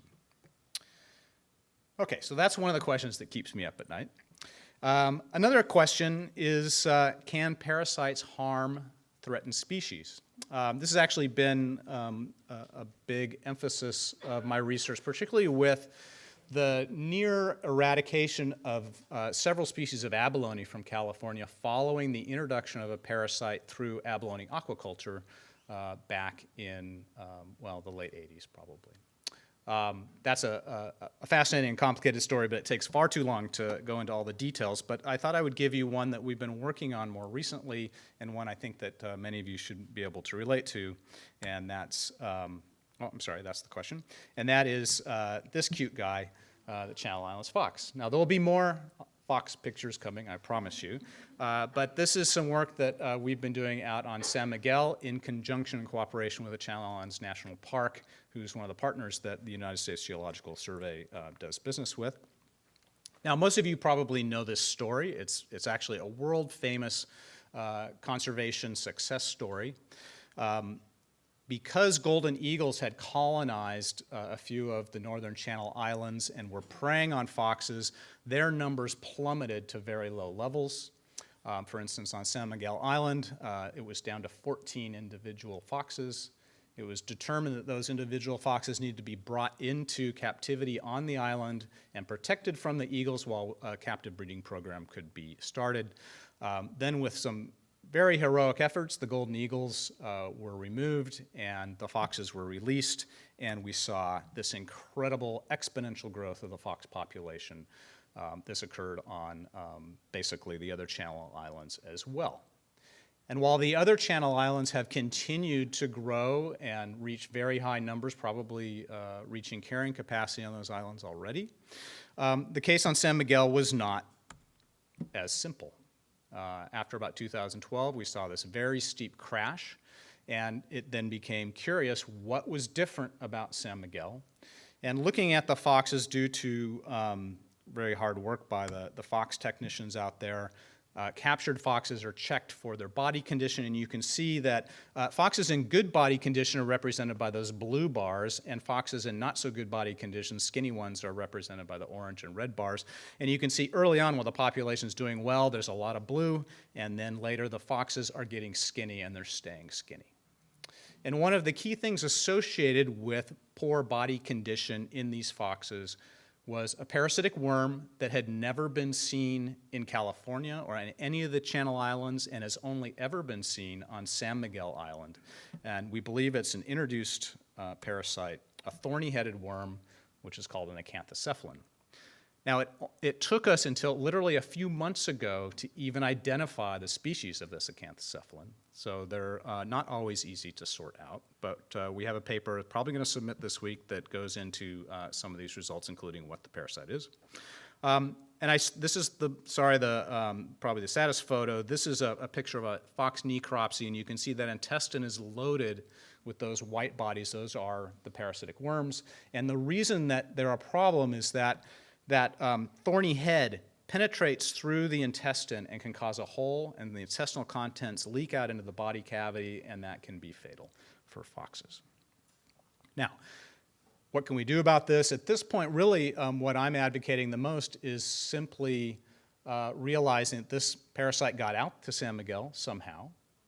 we'd like to prevent it from spreading to the other Channel Islands where the fox populations are doing just fine, so that we don't see a repeat of this particular impact. Okay. I think it's only fair if we can give examples of how parasites can impact threatened species that we also ask this other question, which may not be so obvious to you, which is, can parasites help threatened species? And this is a very cool story, and it derives from some work that my Japanese colleagues have done for a long time on a very cool endangered species called the Kirakuchi char. In Japan, the type of ecology they do is incredible. They are so into the details of measuring everything. They go to these streams that have been overfished and damaged, habitat destruction and so forth, and they tag every fish, and then they come back twice a year. They electroshock the fish. They grab them, they measure them, they check the reproductive condition, then they intubate them. They get the stomach contents out so they can see what the trout are eating. They know every detail about each individual trout's life. And mostly what they find is not that interesting, to be honest. The trout eat the bugs that live on the bottom of the stream. And yet, there was a big mystery that they had, which is that in the fall, October in particular, when they got the trout to barf out their meals, they found that the trouts were stuffed with crickets. Now, crickets aren't usually what you would associate with streams in terms of something that fish would have access to eat. So I'm going to show you a little video of, let's see if it'll work. There we go. There's a cricket. Shot by a friend of mine in France. And the cricket, that jumped in the swimming pool. Not something that you would expect. And the reason that the cricket jumped in the swimming pool, you can see coming out of its abdomen this really long worm. It's called a nematomorph worm, or sometimes known as a Gordian worm. They live as larval stages in crickets and other insects and spiders, and then they swim off into aquatic environments to find mates where they form these massive balls of orgiastic mating worms on the bottom of the stream. Fascinating and enviable, perhaps. But the idea is that what we realized is that in the fall, when this life cycle was being completed, the trout were not looking down anymore. They were looking up because crickets were being basically jumping into the water at the behest of these parasites. Because these guys had done such careful work, we were able to actually quantify the value of this to the trout. And so this is basically the caloric budget for trout. And the upshot is that 60% of the annual calories that this endangered species get is delivered to it by a parasitic worm. And if you took these parasites out of the system, that this endangered species would probably have a hard time persisting. So, 1 point for parasites and conservation there. All right, well, what about, let's turn the tables and ask, can parasites be threatened? And this is a really easy one, and I hope it's obvious to all of you that the answer is yes. But, and the reason is that anytime that you have a threatened or endangered species, like let's take this guy, for instance, there's a very good chance that it has at least one, maybe more than one, host-specific parasites. And those parasites are going to go extinct before that host goes extinct. And so for the California condor, we brought them all into captivity, and while we brought them in, the veterinarians dusted all those condors to get rid of their pesky louse, including the condor louse, a host-specific louse that flew over California during the Pleistocene, looking down, never troubled the condor for 1 minute. And we thought that this parasite was extinct until just this year, where I've heard, and this is, I should say, unconfirmed and unpublished, that they have rediscovered that the condor louse does exist on some condors in captivity. So that warms my heart. We're talking about do parasite, like this is a species that we thought was extinct, is much more highly endangered, frankly, than the condor. Is it protected? And the answer is no. There's only one parasite that's listed as protected on the IUCN list, and that's the pygmy hog-sucking louse, a louse specific to the pygmy hog, a cute little pig that lives in India. And how it got lucky enough to get on the list, I don't know. It must have some strong benefactors that have pressured it, but it's the only one. And I'm going to say that if you're not into lice, and I don't blame you, that's fine, but there are some magnificent parasites out there, like this particular multi-meters long nematode worm that lives in the ovary of sperm whales. This is a magnificent creature, a sea serpent if there ever was one.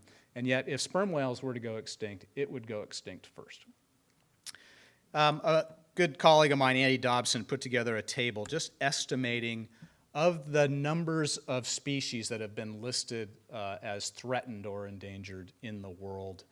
If we were to apply the same criteria to parasites, what would we come up with? And basically what we guessed is that there's just as many threatened or endangered parasitic species as there are threatened or endangered species that are listed.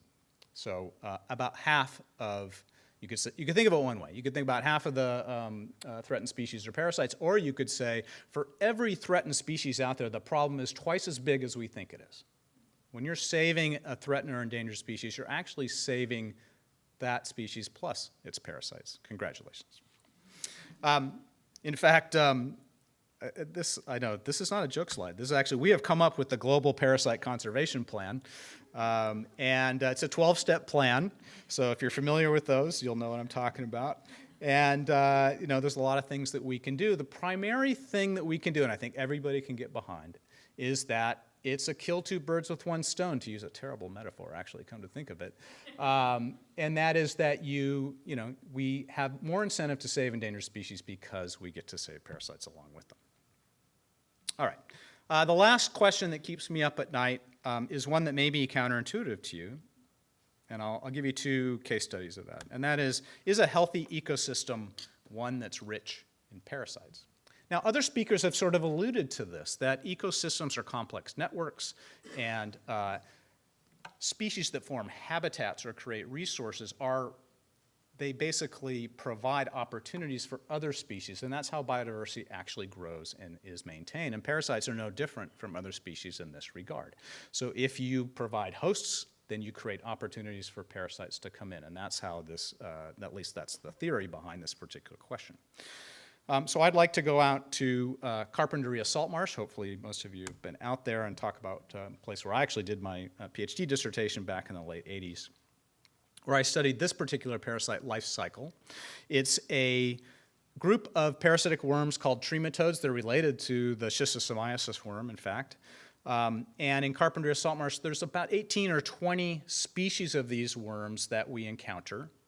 And we encounter them in this snail that I have circled in red. It's called the mud snail because it looks like mud and probably tastes like mud, to be honest. And the life cycle of the snail starts out, the life cycle of these parasites starts out in the snail, and then free swimming stages go out in the environment and they infect a particular second intermediate host, either a fish, a crab, a clam, a polychaete, or whatever. Depending on the species of worm, it's a different life cycle. And then the life cycle is completed when a bird comes along and eats one of those infected second intermediate hosts, where the worms basically live in the intestine, fly around with the bird, go on to the next estuary, et cetera. And then the worm's eggs are pooped out with the bird's feces and then reinfect the snail. So the idea here was, if different worms use different types of birds, then are places that support lots of different types of birds also places that support different types of parasites?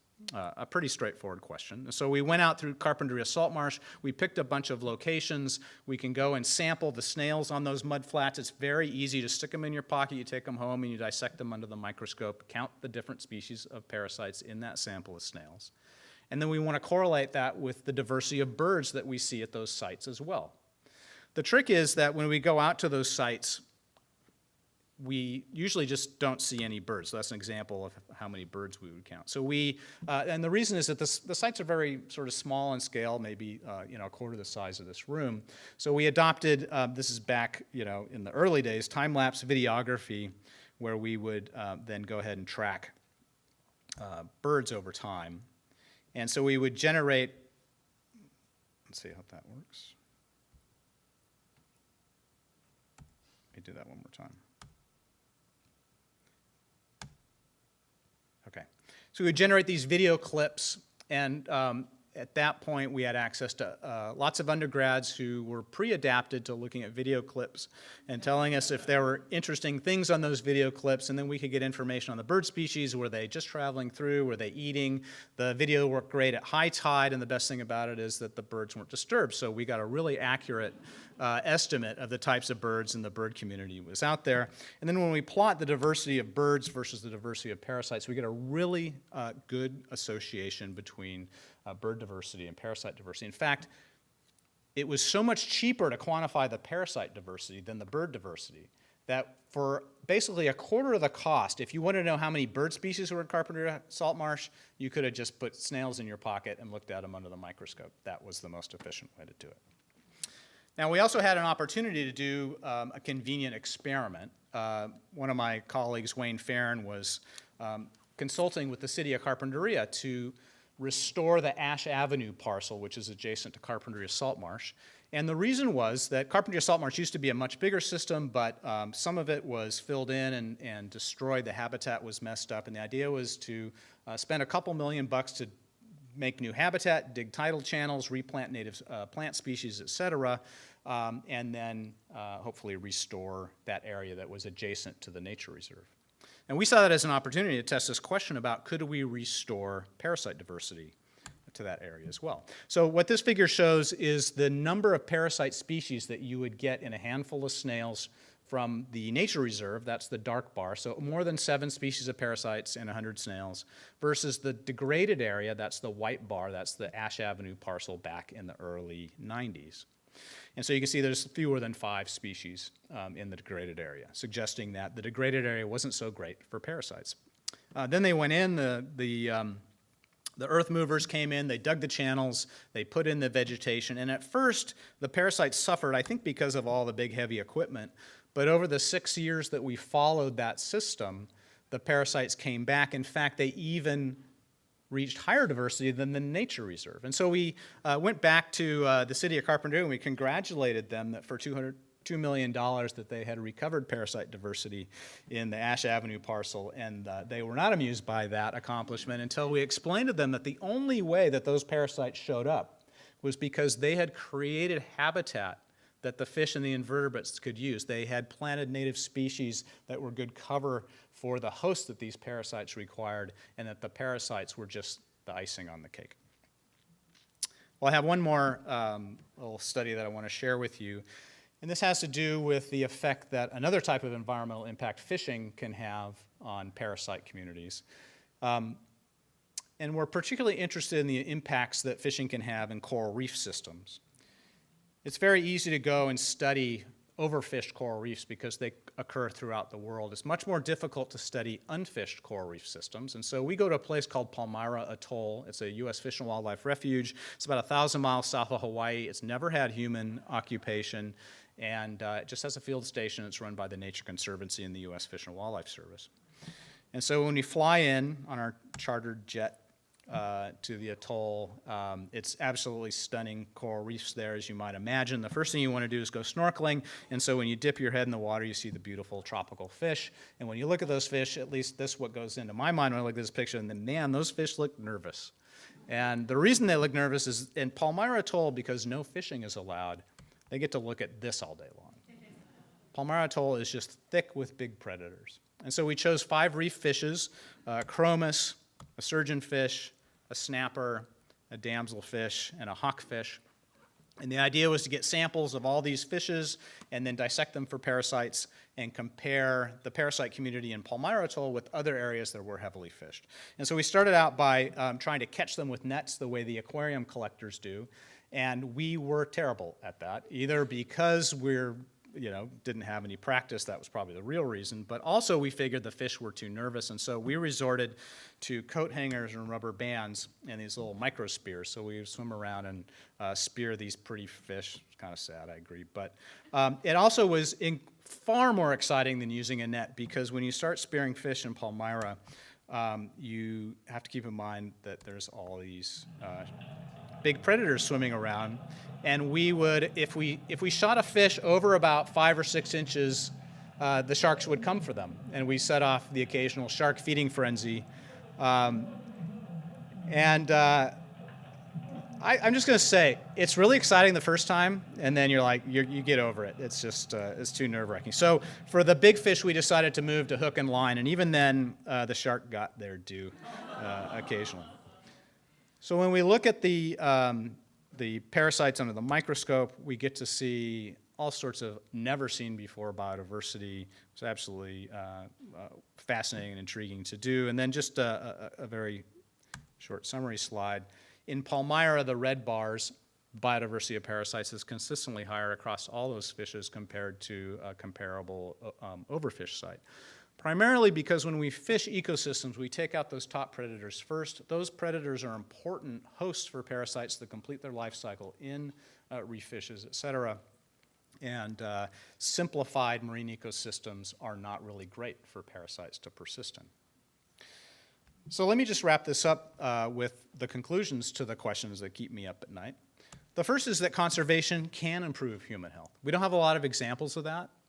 And even in the example that I gave you with bringing freshwater prawns into Senegal River, the experiment works great, but getting freshwater prawns into the Senegal River basin is another matter entirely. I've worked with engineers to design prawn ladders and all sorts of things, but the prawns have a hard time establishing there. We haven't been able to successfully breed them in aquaculture, et cetera, but we are working on that. We do know that parasites can harm threatened species, the island fox being a sad case, but when we think that because they are actually under good stewardship, they will probably be able to survive. We would just like to keep that particular parasite from spreading.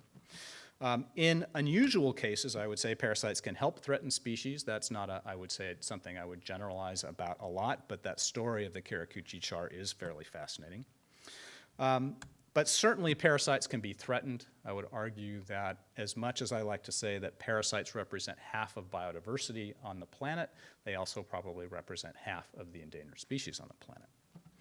And then finally, counter to a lot of people's expectations, a healthy system is rich with parasites. It's because parasites depend on rich and functioning ecosystems to complete their life cycles, and they are a good indicator of places that we are caring for. And with that, I would say, thanks.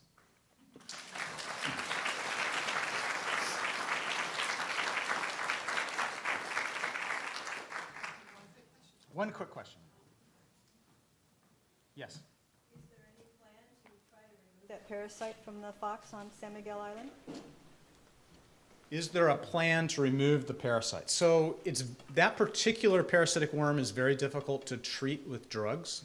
You can't eradicate it from the host. And so we don't have a veterinary approach to that. So the answer is, I think it would be quite difficult. The only soft spot for that parasite might be its complex life cycle. And so if we could, and we've been working hard to figure out what the intermediate host is. It's some insect that we have not found yet. If that was an introduced species, for instance, we might be able to target it. But even that, I think, would be a very complicated thing to do. Yeah. So unfortunately, no. Yeah. Okay. Thank you.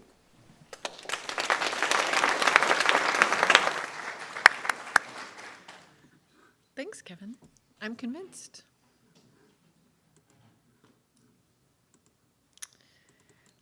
Last up in our speaker series today is Dr. Kristen Lehman. She is the botanist, conservation geneticist, and lab manager at the Santa Barbara Botanic Garden.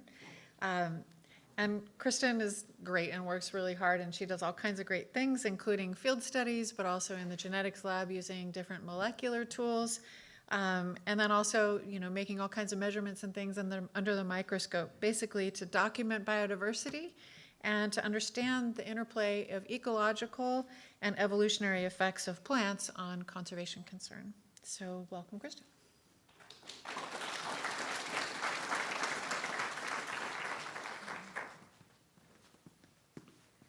Hi, everyone.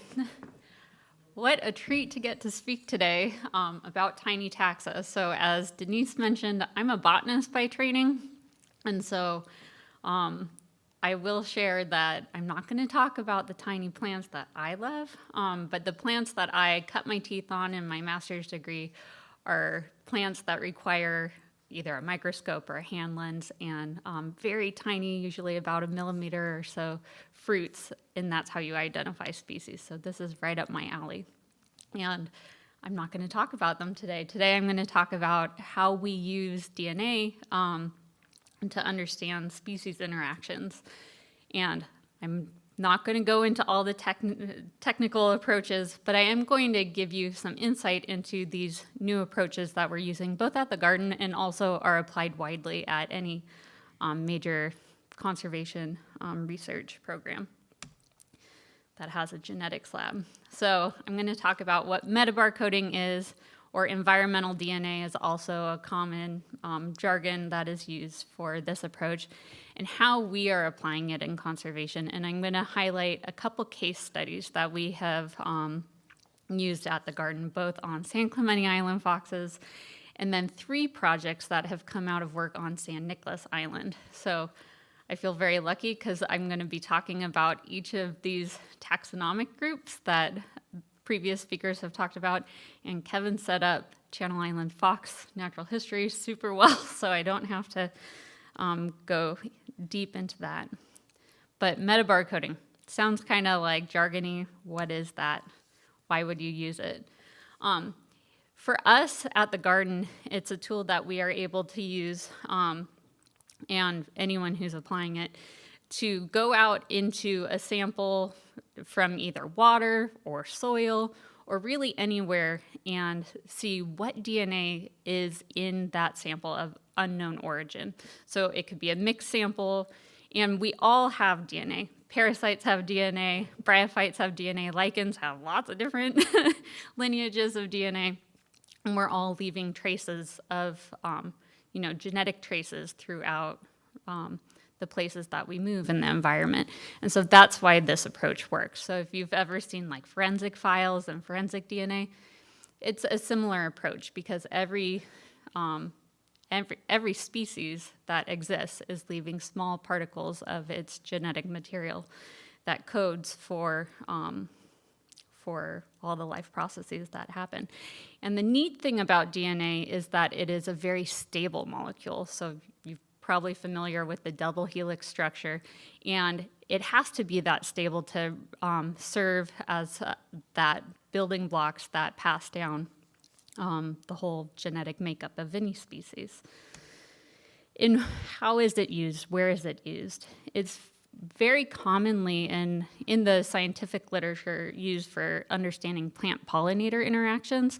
So sometimes you might go out and do observations of pollinators and where they are landing on plants, but metabarcoding can allow you to really know what pollen is being carried on the back of an insect that's visiting a particular plant. It's also used in diet analysis as a non-invasive way of understanding what animals are eating. So we're going to talk a lot about that, so I won't go too deep into that right now. It can also be used for invasive or rare species detection in the environment. So you might go out and sample soil samples or marine samples and start to detect diseases that are actually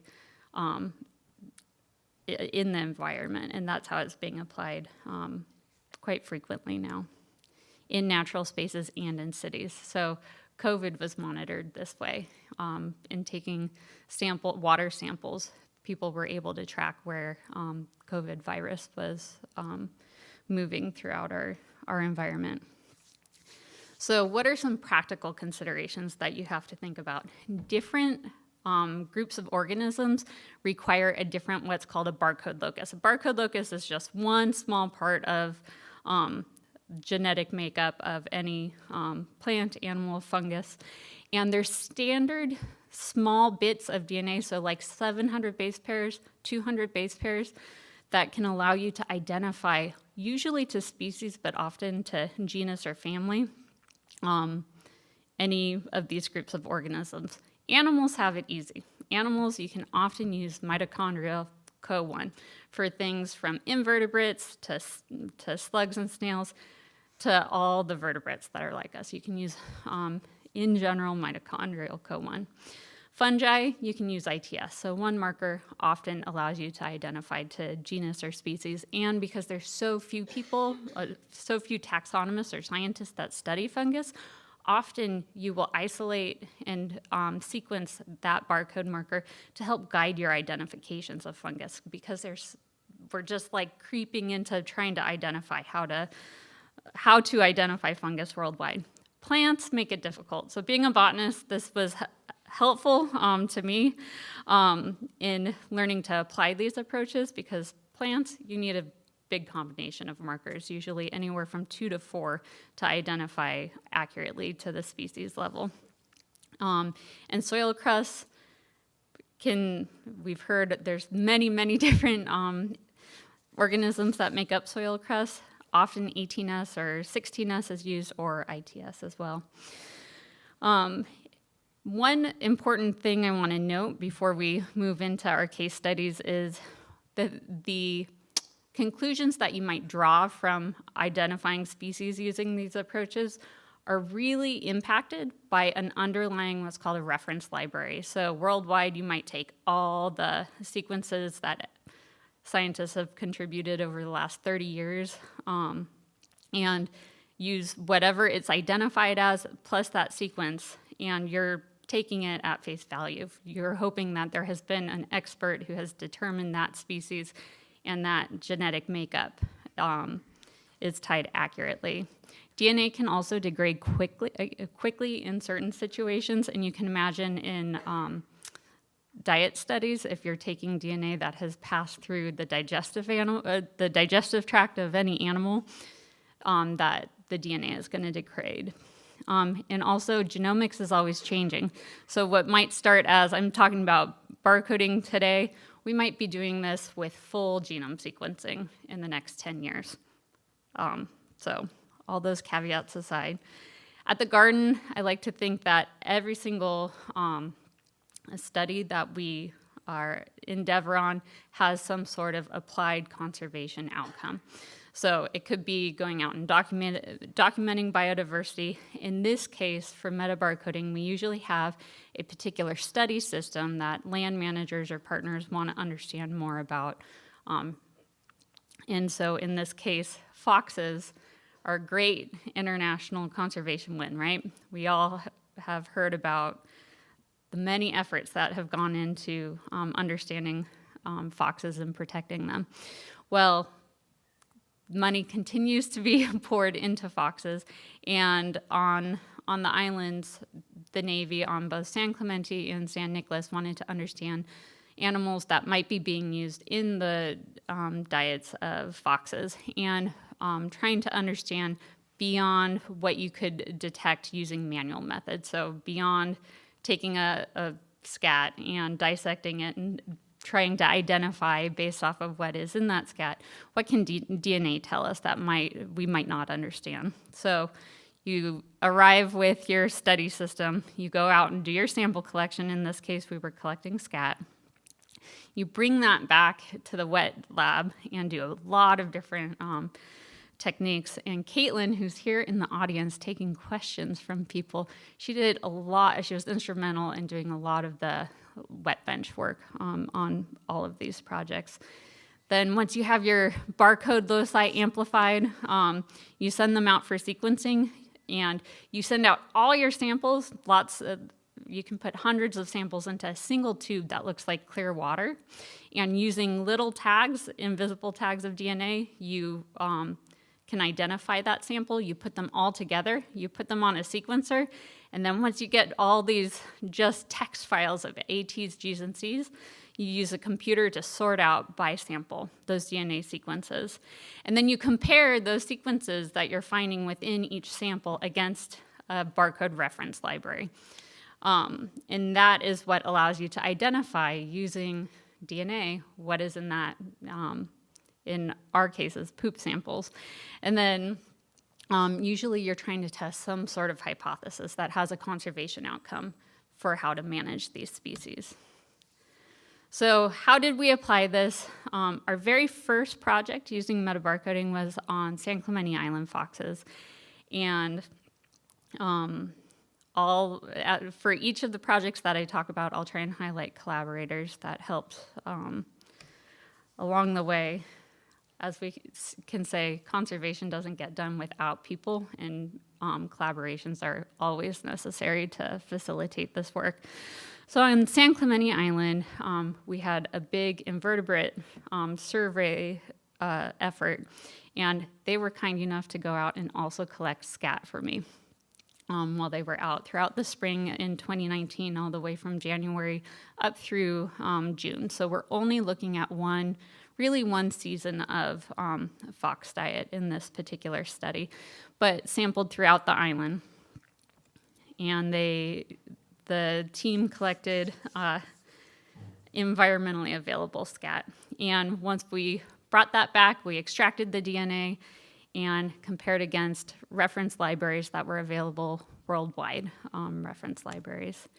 And some of the top invertebrate resources that we detected in the fox diet came from many, many insect orders, and we were able to identify down to the genus level, so not quite to the species level, but to the genus level in most cases, many of the diet items that were in the fox scat. And somewhat surprisingly, because foxes have been studied quite in depth using morphological methods, so people in Brian Cypher's lab in particular, who's a collaborator on the next study I'll talk about, have gone through thousands of fox scats to try and identify what they could see. And we got many different invertebrate orders, but most importantly, what we were picking up in the spring were moths, especially large-bodied moths. And you can see in this bar chart, many different types of genera were detected, including one for the first time has never been documented on San Clemente. It's on Catalina, but the DNA of that moth is the first evidence that that moth even occurs on San Clemente Island. And by far, they were found in nearly all of the scats that we sampled. So we know what we think is happening is that in the spring, foxes are very likely eating caterpillars. And those would have been really hard to identify through morphological means, but using DNA, we were able to pick it up as a readily available diet item in the San Nicolas fox scat. And the other thing that we did was look at what plants might be being used by foxes as well, and came up with quite a few plants that produce very protein-rich seeds that are also being eaten by the foxes. And it was very evident that foxes were eating prickly pear on San Clemente Island in particular, but quite a few other plants that were unexpected turned up in their diet. And even though we used markers that were targeted at invertebrates, we also were able to pick up charismatic megafauna in this case, things with backbones, both San Clemente Island endemics across several of the scats. But by and large, the foxes are using invertebrates much more than vertebrate animals, and it makes sense, especially in the spring when these are abundant on the landscape. It's a lot easier to grab a spider that's weaving a web as you're walking by, or grab a caterpillar that can't move very fast compared to a deer mouse. I wouldn't want to chase down mice, and foxes are smart, so of course they're using the resources that are available to them. The next kind of section of the talk, I'm going to talk about 3 different projects that are focused on San Nicolas Island. So on San Clemente, we used worldwide reference databases that were available to us.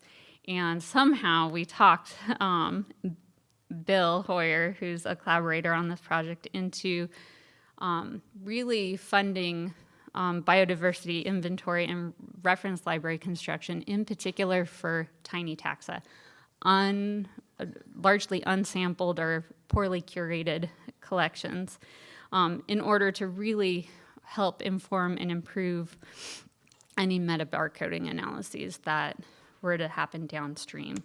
So in 2019, we got started with this project, and we were really lucky. I was very lucky to work with a big group of taxonomic experts. So we have Ben Carter here, studies bryophytes.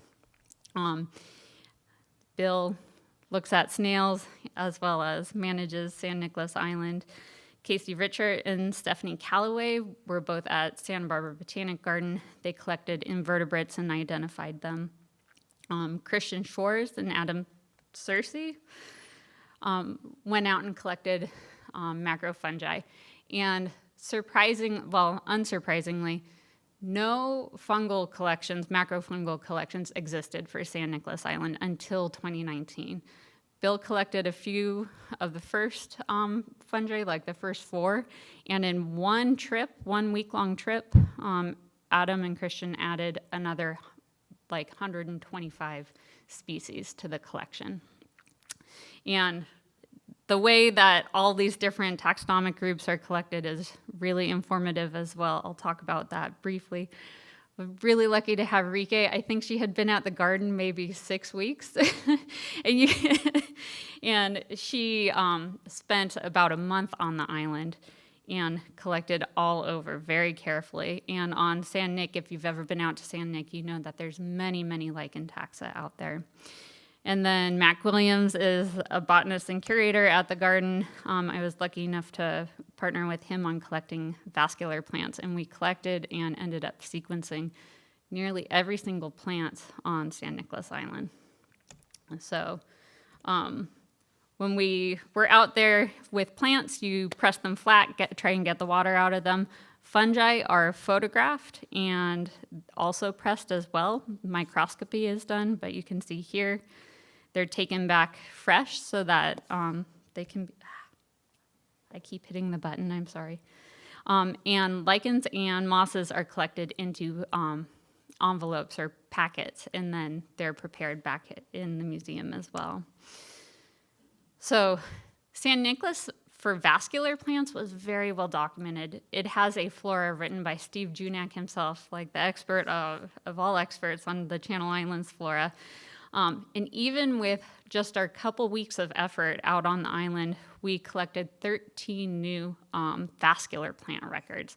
That's a lot, and several of them were invasive species. So it shows you the importance of having boots on the ground, people out and just looking around. That's one of the things I've heard throughout, a common theme throughout these talks has been, we just need people out and looking at what is out there. 80 bryophyte specimens were collected. 8 brand new species and 1 family of liverworts were added to that list, which was already a fairly well curated list. Rike collected 729 lichen specimens, 183 taxa, 46 of which were new records to the island. One is a species she's working on describing, and that's a huge amount considering there was already a lichen list and several other people have worked out there. 113 macrofungi collections represent the first ever on San Nic, and 2 are likely new to science. And then of the invertebrates, they were only out there for 5 days. They added 340 museum specimens, and we sequenced 100 of those, and with 1 new species discovery. And I'm not even talking about, so we did this initial effort, and then Bill comes in the middle of COVID and goes, what about soil crusts? And for soil crusts, you have to isolate the individual members of those soil crusts and sequence those individually. And so I was like, I am not getting into growing out these individual fungi. So we've partnered with a soil crust taxonomist to build out that part of the reference library. And he's already described 3 new species to science in this last year. And he was only on island for 3 days. So you can imagine the tinier the taxa, the more species you're going to add. And for the library construction of the specimens collected, we made a subsample of them because we couldn't sequence everything, brought them back, did the wet lab work, and this is an example of all the beautiful colors that lichens make in isolation. And Rike talked about the dyes that are made from lichens and lichen bodies. They're beautiful and much more colorful than a lot of the plants that I've worked with in the past. Then we generate the barcode sequence and upload them onto public databases, and we are releasing these with the publication that we're putting out right now so that these sequences can be available to other researchers that are working both on the Channel Islands but also more broadly using metabarcoding. And so an important note there is many of the species that we're adding to these public databases had never been sequenced prior to this effort. So 40 species of lichens that we sequenced are brand new. Like, not brand new to science, they had been described, but the sequence itself had never been developed. So that's exciting. And the same is true of the invertebrates, especially Channel Islands endemics, as well as many of the plants that we sequenced. So what did we do once we put all this effort into this collective effort into building this reference library? We wanted to use it, right? Take it out and use it using metabarcoding approaches. So the first project that I'm going to talk about is the San Nicolas Island fox diet. And this was interesting. I'm not going to go into the comparison with Brian Cypher's work, but we do have, for the scats that were fresh collected, we did the DNA technique as well as a morphological technique and are able to compare those results. And so this was, we were very lucky, the fox technicians collected fresh poop in traps when they were out, and we ended up sequencing 70 samples of fox scat. And what were our results? Well, in the fall, at least on San Nic, these foxes are eating the invasive garden snail. So it was in 50 of these 70 samples. So we know that they're using these widely. We also picked up many different species of moths, so similar to some of the results on San Clemente and in totally different time periods. We also know that they are eating island deer mice and side-blotched lizard, and they're also eating, we thought, oh, maybe they're eating shorebirds or something like that. No, they're eating invasive chuckers. So the San Nic foxes like invasive taxa. I don't know what's up with that. San Clemente Island foxes were eating a whole bunch of native plants and animals, but San Nic, they're a little bit scrappier, maybe, making use of these invasive resources. So the next application and study that I'm going to go a little bit more into, because it's applied to these tiny taxa, is will these same approaches work on tiny taxa?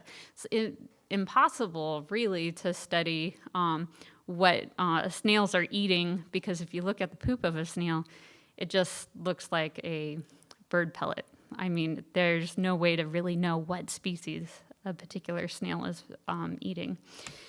And so we wanted to apply a non-invasive technique on both invasive and endemic snails. And one important thing that was really driving this study was the San Nicolas Island snail, Microorganisms feralis, it used to be widespread on the island. You can find shells, fossilized shells throughout the island, but now it only occurs in a very small place. And I think this is the snail that really funded all this work, was we wanted to know what the snail was eating and what resources might help promote restoration of habitat for this very it's a very rare snail now in a very restricted area. And so you can see many samples came from right here. And I want to say that Bill went out and collected snails. I don't know very many people who would put the time and effort into this. He collected all these snails, brought them back, got the poop non-invasively, and then put them back out in the environment where he collected them from. Well, it's really important if you're working on species of conservation concern that are ultra rare. You don't want to impact them, even if they are tiny. There's 2 other studies that have come out in the last year or so looking at invasive snails using metabarcoding, but the researchers ground up the snails. You can't do that with a rare taxon. So the care to go out and collect the scat and then place them back was really key in making this happen. And so you can see many snails were collected from this very small area that we call Snail Bowl on San Nic. And that's the only area where San Nicolas Island snail has been found alive, at least. You can correct me if I'm wrong, Bill. And when we went and looked at what plants these snails are eating, both the invasive and the endemic snails, we found that many of the plants that they're eating are dominants on the landscape. So they're just available to these snails. They're not selecting for a particular food resource. Oh, and I'll back up and say this bar graph represents individual samples of scat, and then the species or multiple species that it was assigned to. And if you kind of, without squinting too hard, you can see that many of them only have one color. So that means that we're only picking up one vascular plant or one bryophyte in a particular snail sample, largely reflecting whatever the dominant on the landscape was. But in the fungal diet, so we know snails do eat fungi. Many ecologists have looked at snail behavior and have seen snails eating macrofungi. But this graph in particular shows many of the fungi as well as the lichens that these snails are using as food resources. And you can see there's many more colors here. So a much greater variety of of fungi are being picked up in the snail diet as compared to vascular plants. And this species right here in particular is one of those undescribed San Nic endemic taxa, and it was found growing on giant Coreopsis. So the flower of which is right here. It's one of these big charismatic vascular plants that now looks like a dominant on San Nic, but back in the 1800s when there were sheep, they are stem succulents, they have a lot of water, and during drought times, sheep totally decimated the population of giant Coreopsis. And what's really neat is in Snail Bowl, there's a well-established forest, essentially, of this giant Coreopsis with lots of different types of fungi, and that's where these snails are. And that's probably what a intact ecosystem would look like on San Nic. So we're using that as a reference site to hopefully study all the different taxa that are making use of that site. And in collaboration with Zach and a few others, we'll be looking at food webs on San Nic, using these techniques as well on more tiny taxa. So in summary, metabarcoding or environmental DNA is a powerful, flexible tool that we can identify diet items for species of conservation concern. We know that the island foxes rely heavily on these tiny taxa that we've been talking about all day, especially invertebrate communities. Snails eat whatever plants seem to be available close to them, but with a big variety of fungi, in particular those macrofungi that had never been sequenced on San Nic before. Conservation tools are only as good as the data that we're feeding into them, and really this basic biodiversity exploration increases powerful high-tech tools like metabarcoding. The smaller the species in general, the less we're going to know about them. So any of the branches of the tree of life that we've talked about today, there's fewer and fewer scientists that study those taxonomic groups, and we need to get folks out in the field collecting specimens in order to try and use methods like this to understand the world better and how species are interacting. The reference library was a big collaboration. We added 184 new island records and 7 new species to science. Some more are also in process. And that was just a couple of weeks of field effort. So just a few weeks of people out looking around, and then a lot of work back in the lab and back in curating those specimens. Tiny taxa can be difficult to study, and the learning curve to identify them can be very high. So they can be intimidating to try and understand what they are, where they are. And we need to improve our training opportunities, both at the college level, but also just for members of the public who are generally interested. INAT is a beautiful example of getting community members more involved in basic biodiversity research. Getting people to care can seem hard, but I would challenge anyone who, especially the scientists in the room, take kids out, take anyone who has any general interest out and start showing them those small taxa. And people get so excited because you have to sometimes be cued in either because of beauty, the aesthetics of how something looks, or just, I heard a whole talk about leafcutter ants. That's amazing. Like, people are curious in general, and the more that we can bring people in and get them interested, both from the small to the large taxa, the more conservation we're going to be able to accomplish. And it takes all types, but I would also say small actions, just like tiny taxa, collectively have a really big impact. I grew up in a household, I was lucky I got to go out and hike, but I also grew up with a mom who was terrified of worms and terrified of invertebrates, and I still reactively have that, oh, I don't want to touch these worms.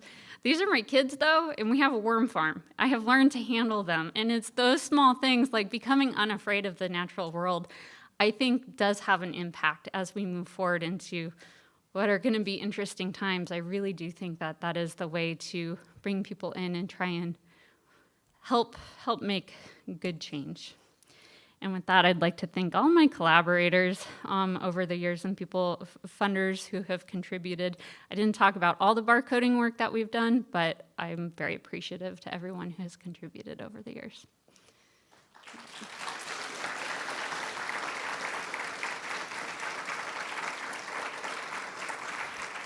Steve?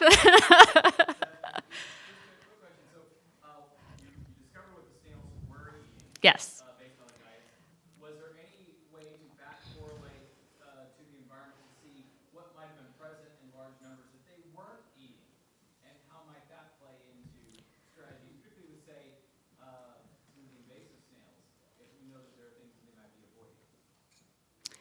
The invasive snails were eating a lot of invasive grasses, and I don't feel like our sample size is sufficient to test something like that, but the invasive snails were eating, especially the garden snails, which were introduced only in the 60s by some well-meaning people who started to do some planting out on the island. They haven't been there all that long, but they're all over the island at this point, and they definitely are eating invasive, but as well as endemic species. But no, there's no back correlation I've done yet. Any other? Okay, sorry. One more question.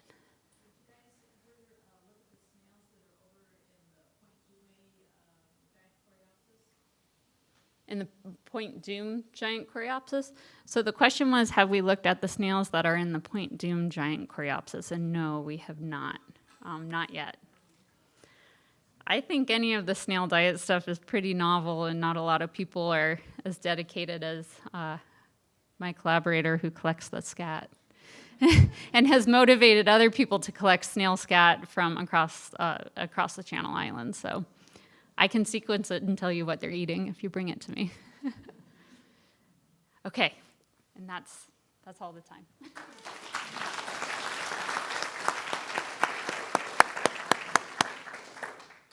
Thanks, Christian. That was a neat way to bring it all together. So we're going to take a little break until 3:20, so 25 minutes from now. I hope you'll stick around because the panel discussion is a really key feature of our conservation symposium. Really tries to bring it all together to get those remnant questions answered, but to think kind of about the overall picture, like what does this all mean for conservation and what can we all do? And like I said, it's a key feature of this to kind of leave here feeling like, okay, I'm gonna do those things. So stick around and we'll see you at 3:20.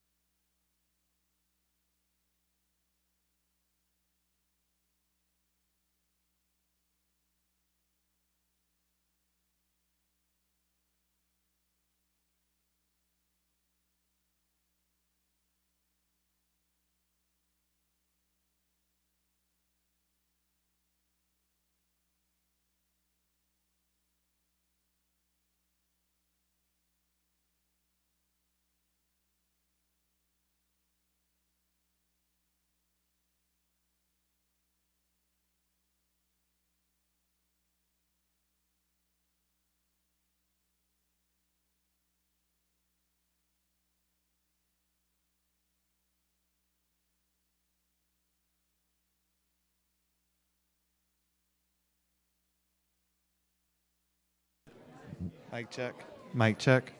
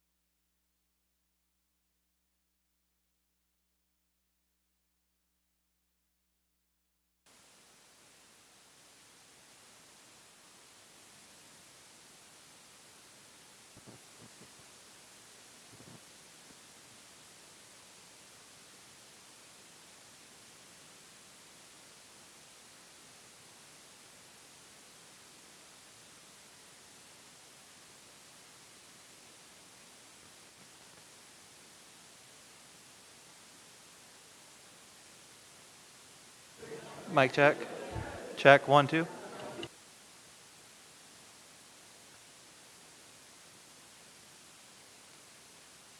Mic check.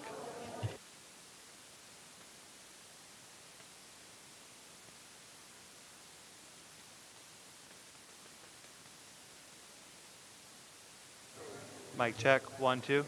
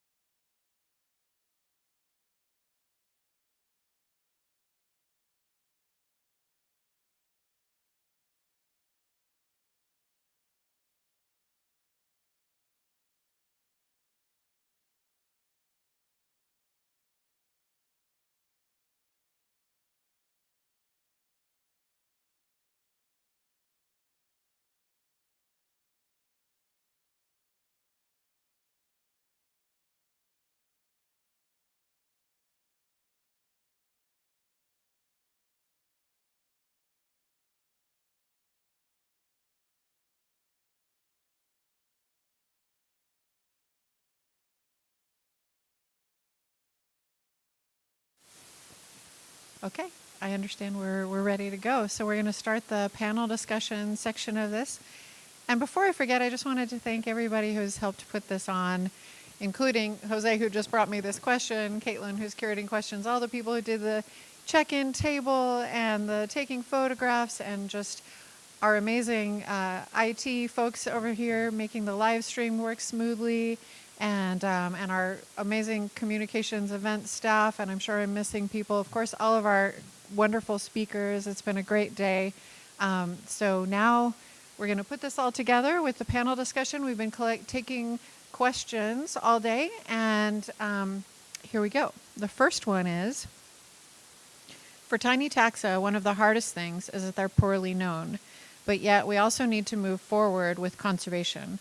What are the things that we can do now to conserve them, even if they're not perfectly known? Oh, and I should mention, speakers, you each have a microphone. You're going to need to unmute it when it's time to talk.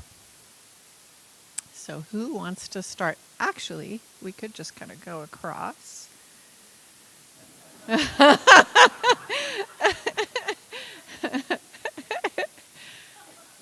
Or we could. Whoever's ready.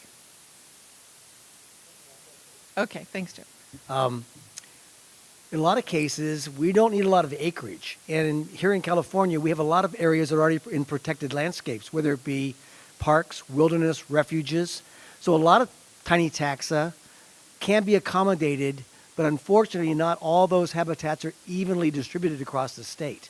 So for those unusual habitats that aren't in protected zones, those would be kind of a priority area.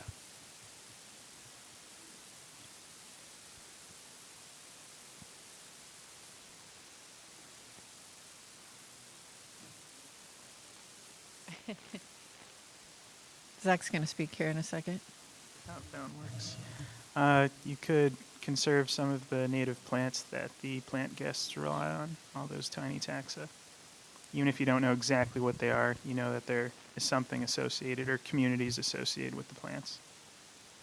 Would you guess that if you were to set aside a diversity of those plant communities, kind of representative fashion, that would help conserve a lot of the taxa?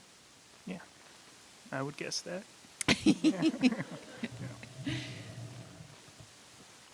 So I would also think about the different habitat types, so not just the plant taxa. So with a lot of invertebrates, they need different types of habitat to live in. So don't tidy up your gardens. Can you expand on that? Okay, in my garden I have a load of broken plant pots, load of decomposing leaf litter. I don't rake my garden, much to the annoyance of all the neighbours. There's all sorts of broken, decomposing things, and all of these. And I have a pond, and actually a pond is really, really. Well, I don't know how you do ponds here, but so an aquatic habitat is really important for so many of the vertebrates. Their larval stage is aquatic. Leave the leaves, as they say. The leaves are great, and go and have a look. Go and have a look because it's so fun. And this is a really nice thing about as well is that this little thing you can go and see this ecosystem in your garden, this jungle that's existing in your garden, and you just tell everyone else, and they can see it. So everyone talks about going on holiday to see the big five and things like that, but your garden has millions of little, like really important taxa, and you just need to show them, and they've got it. Yeah. Thank you. I see Kevin's ready. Well, I think it's, working on conservation of big things is a really depressing task for a lot of people because, it takes huge areas to cover the migration of, wildebeest or whatever. We could go on and on. With tiny taxa, it's so much more tractable, right? Many of them, not all of them, but many of them can complete their life cycles on a fairly local scale. And so it's the one aspect of biodiversity that an individual in their own home can actually make some progress and feel very good about. And so I think that, we're not going to move forward in society if conservation biology is just about despair and failure. And so we need to look for success stories, and this is one of the places that success can be reached. But the only way that's going to happen is if people actually appreciate that they're conserving something interesting, and that's just being aware of the tiny taxa that are around them. So that those two things together, I think. I'm going to go again because you just prompted me. I have a friend who has a load of fungi. She goes out and she collects toadstools, and in her kitchen she rears up a load of larvae. So she just goes for walks, she gets the fungi, she helps identify the fungi, she can talk about where it's from. So just a load of little pots in her kitchen, and this woman is doing so much. In fact, she got an award and honours from the king saying thanks. Oh, so that was quite nice. Nice king.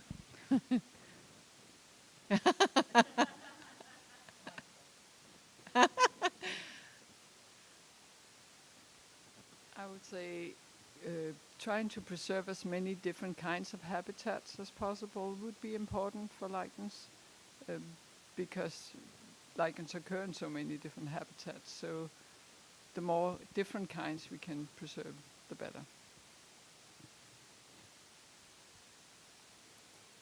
I really like the idea that people have shared, and that you could go into your own yard. You could do the same thing in school grounds. And I do think that we need to get people of all sorts, but it's really easy to get kids interested in, what is locally around them. And so we might not all have the opportunity to have a big backyard or a big garden to curate, but there's public spaces at every single public school. And so I think getting kids out and just caring about those tiny things that they can observe the life cycle of is a great way to, in the future, have people who care about conservation and care about, biodiversity in general.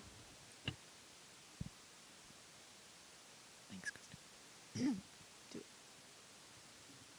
I would second everything that's been said so far. You don't necessarily have to know the full catalog of biodiversity to conserve it, and we're probably never going to get there to a state of complete knowledge. But if you want to preserve what's there, you have to start with the habitat. And certain habitat types are rare. An example from soils that I could bring up are gypsum-rich soils that tend to have very weird species that you don't find in other places, but they also tend to occur in small patches. So, like was said earlier, that's it's a tractable thing that you can do. And another point I wanted to make was just don't underestimate the power of microhabitats. So you do have to have these preserves that capture a lot, but within the preserve there's a finer scale of habitat complexity. And some of these things maybe we can even construct and make to enhance the habitat for some species. And I'd just add, if we all planted habitat in our own yards, that would add up pretty quick, and we'd be tackling several challenges to biodiversity, including development, fragmentation, and invasive species, because when you're planting a native, you're not planting an invasive. Okay, next question is for our lichenologist, VK. Is it possible to cultivate lichens to reintroduce into habitat? And is it okay for domestic use in gardens? Well, lichens are really difficult to cultivate. It's pretty easy to grow the fungus, and it's pretty easy to grow the algae, but putting them back together and get a lichen out of it is pretty difficult. Some people have been doing some transplant experiments, and that can work to some extent, both with little tiny parts of the lichen, like fragments of the lichen, or with whole lichens. That can work to some extent, but it's pretty slow, and it doesn't always work. So that's my best question, answer to that question. Yeah. Matt, did you want to add anything to that? Sure. We have tried to grow soil crust lichens, and I think we've tried maybe 10 different species, and none of them grow except for one genus. Most of the ones that fail, the best that you get is that they die slowly instead of actively expanding. But there is this one group, and it's what's called a gelatinous lichen. and it's got a cyanobacterial partner inside of it, and we don't really know why, but we were able to grow that over a matter of months. But by and large, it's not. It's just like what Rike said. It's really hard. You're not just growing an organism. You're trying to grow a little, and for some reason, it's a tough one. It's a tough one to cultivate. Related to that, this one asks, how do lichens spread and reproduce?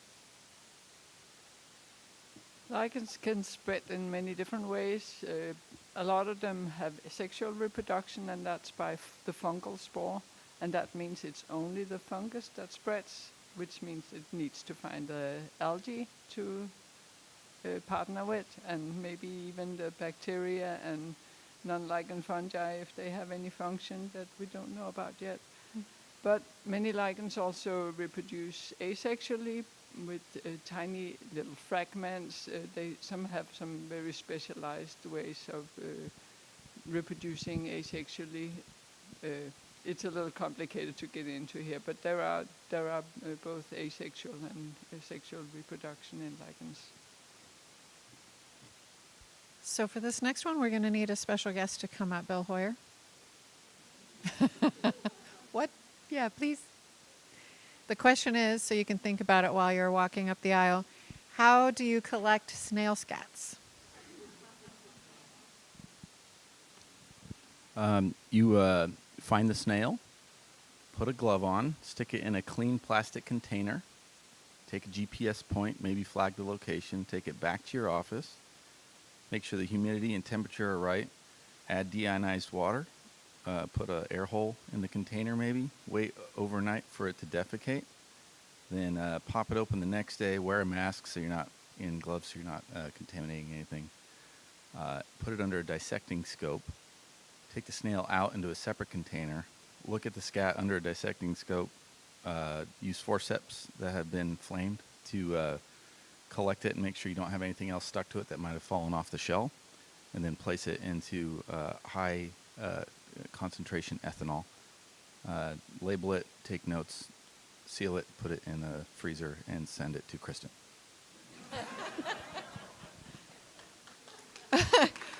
What a great descriptive answer that was.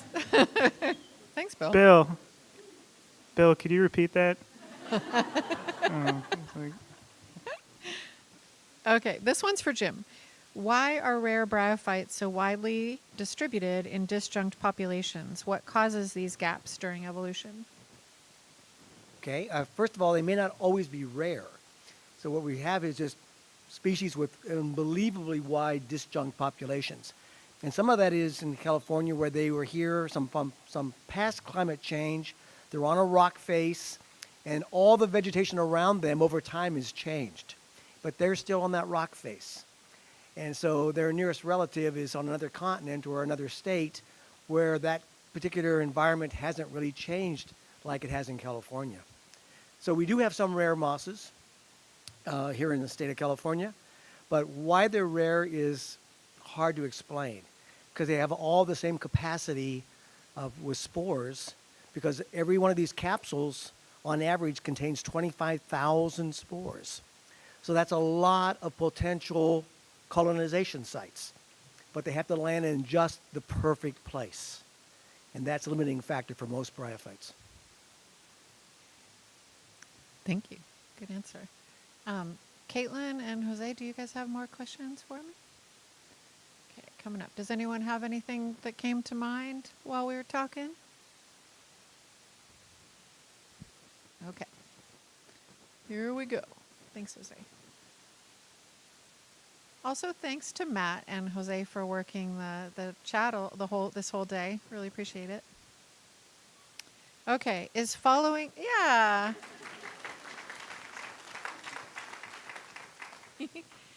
Is following the umbrella species model of conservation good enough to conserve tiny taxa? So I think the idea being that if you pick just the right species that can kind of serve as a proxy umbrella for a lot of species, is that good enough?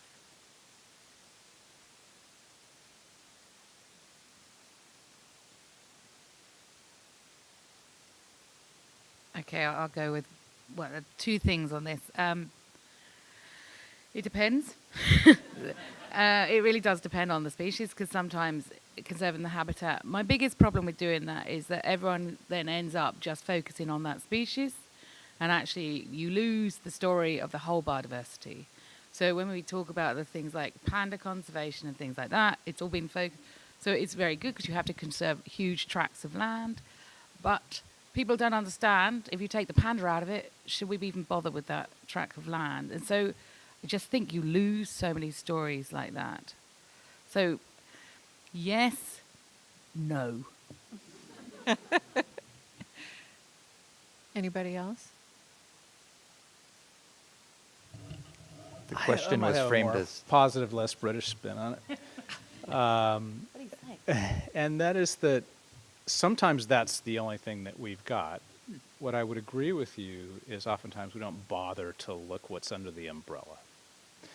And my more famous wife runs the Coal Point Reserve and does a lot of the snowy plover conservation out there, and the number of dune insects that benefited from that particular action was, pretty long list. And I definitely think that for the most part, tiny taxa are more likely to benefit when we protect big taxa, and we have money to protect big taxa more than tiny taxa, but we oftentimes don't appreciate whether there is a benefit, and so having someone to go look and see, what has benefited in addition. And the reason I'm saying that is because it is a helpful additional sell to convince the public that there are knock-on values, add-on values to doing conservation that extend to other things besides this single species conservation that tends to drive what we do. Okay, I'm going to make a rebuttal. But I absolutely agree. It's not that I say it's bad, it's that we don't publicize the little ones. And that's what I have a problem with, is that we hide behind, you're absolutely right, it's great, and there are so many amazing things, but we are terrible at shouting about them. And that's full stop with conservation as well. We're not very good about shouting about our little species. Matt, did you have a question or an add-on? Yeah, I was having a hard time deciding myself how I wanted to answer that question, but I think it was, the way it was stated was, is it good enough, the umbrella species approach? And probably not quite good enough, but I can definitely think of situations where it's beneficial and it might be our only tactic. So I'll bring up the gypsum soils again. There are really intriguing gypsum endemic soil crusts that are probably endangered, if only we knew.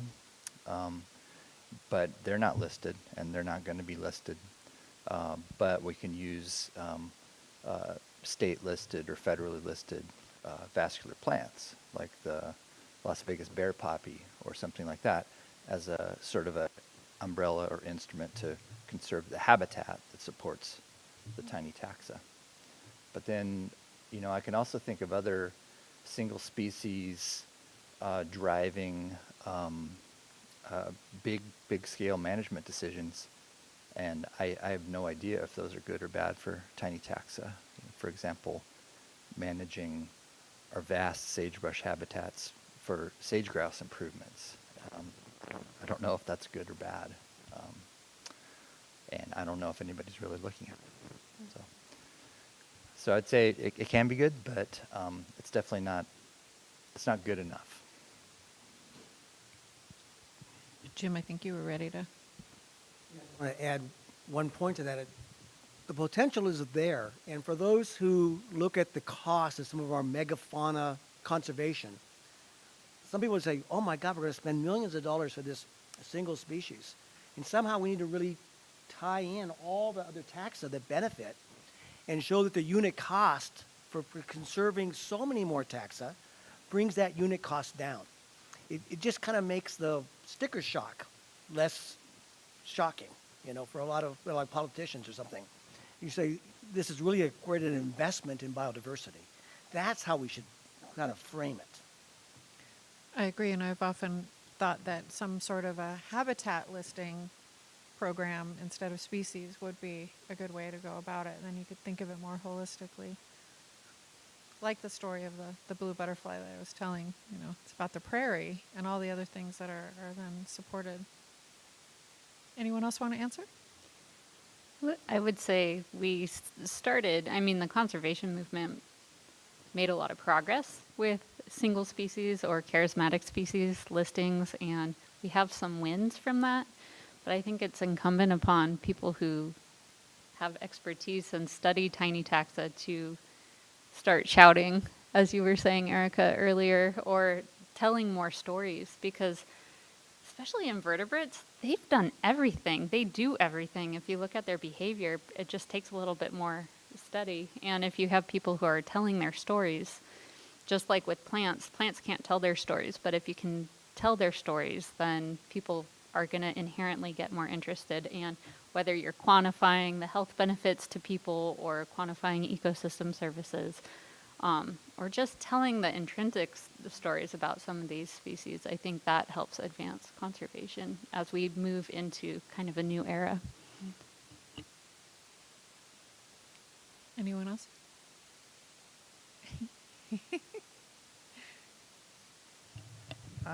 Just an example of me shouting about some of these invertebrates. I do a lot of shouting at the Botanic Garden about galls, plant galls on plants.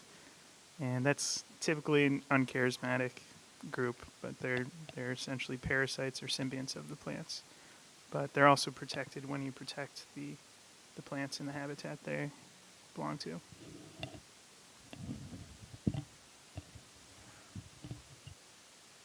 I can add that the lichens are not always protected because they often occur in different kind of habitats than other potential umbrella species. For example, not many people have interest in protecting rock outcrops, for example, and that can be really important for lichens. So not all species will be protected. Sure. Okay, so this one says, through the course of the day, did any ideas come to mind of how scientists like you could work together across these tiny taxa?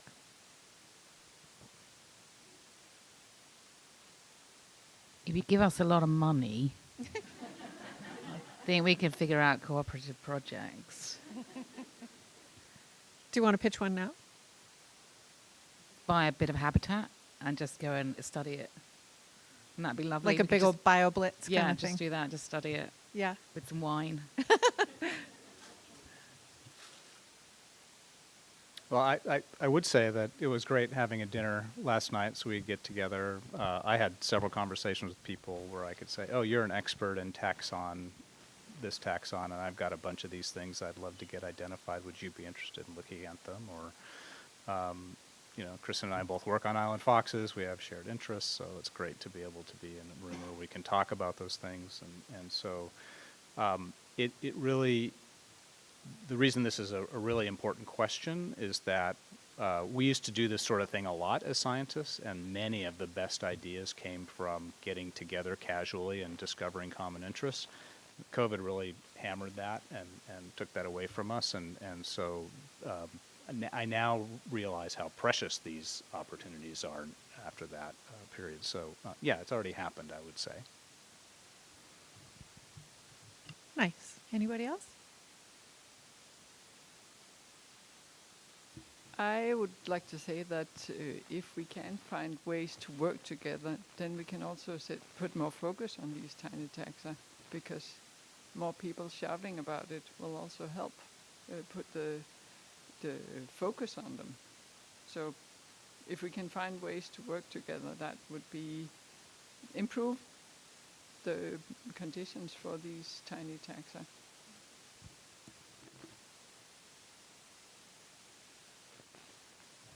So maybe a summary of the answers is money and friends. Yeah. Money and friends, got it.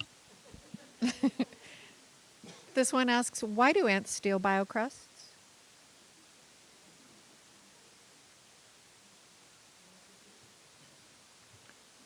Could you repeat it? Why do ants steal biocrusts? I think we decided we don't know. Yeah. Your idea was habitat regulation? Yeah, microclimate regulation and Yeah. I feel like when we're talking to each other on these, it's like cell phones talking to each other. Yeah. Yeah, maybe microclimate regulation inside the nest, because ants have evolved lots of ways to maintain a very specific microclimate, especially leafcutter ants with the fungal garden that they have to control.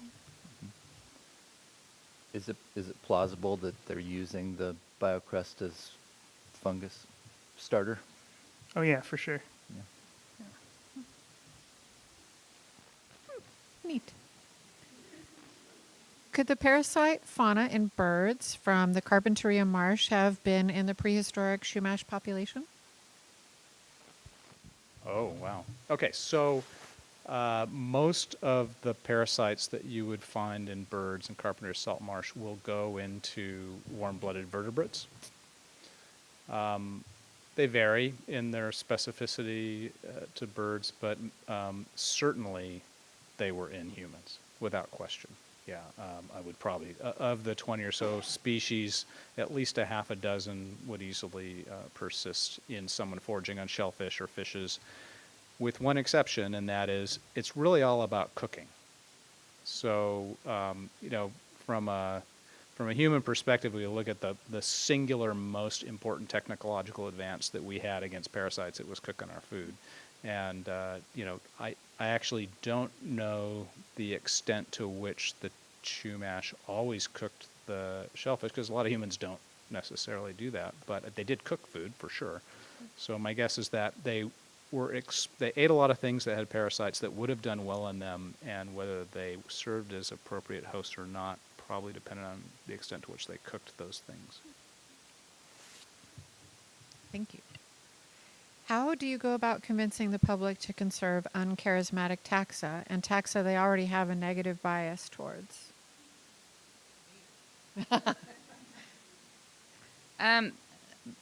So there's a lot. It's easy because there's so many stories associated with them. Like even just this tiny little midge, and then you say, but it pollinates chocolate, and the room goes, oh, and they talk about, oh well, it's not beautiful, it's not fluffy. There's tons and tons of fluffy flies with big eyes, really appealing. Okay, most of them are bot flies, but then there's fun and nature. I mean, we talk about nature in such a clinical and sterile way in many ways. It's all very pretty and very Disney. And actually, it's not. It's death and carnage and wonderful and exciting. And I think all we have to do is talk about it in those terms. And you've got all the kids in the room and 90% of the adults. You just have to get... We have the stories. We have all of this amazing information. You just need to share it. And I would add something from our conversation last night. We were talking about Sir David Attenborough and the charisma and just all the many people he's gotten interested in nature. And it's how you talk about it too, right? With the passion and the fascination and all of that I think is catching. No? Yeah. Anybody else? I agree with that. We all need to become storytellers. And I mean, I have a bunch of people that I know that like to go out into nature, but many of them use, natural spaces as places to exercise or places, and they run right by all the amazing biodiversity around them. And sometimes you need an in. It just depends on what your interest is, and everyone's going to have different touch points that bring them in. But whether it's storytelling, whether it's aesthetic beauty, whatever it is, we as scientists need to take it upon ourselves to communicate more about the things that we're finding as well. But nowadays we have social media and everyone can do this. And so you can have anyone just take a photo and say, what's this? And people will just respond. And you build so much more community engagement. I love the runners because generally what I find amusing is the runners, they often run through copulatory mating swarms. And when you point that out to people, it's like, oh, okay. But you have all, we can pass on these little tidbits of information.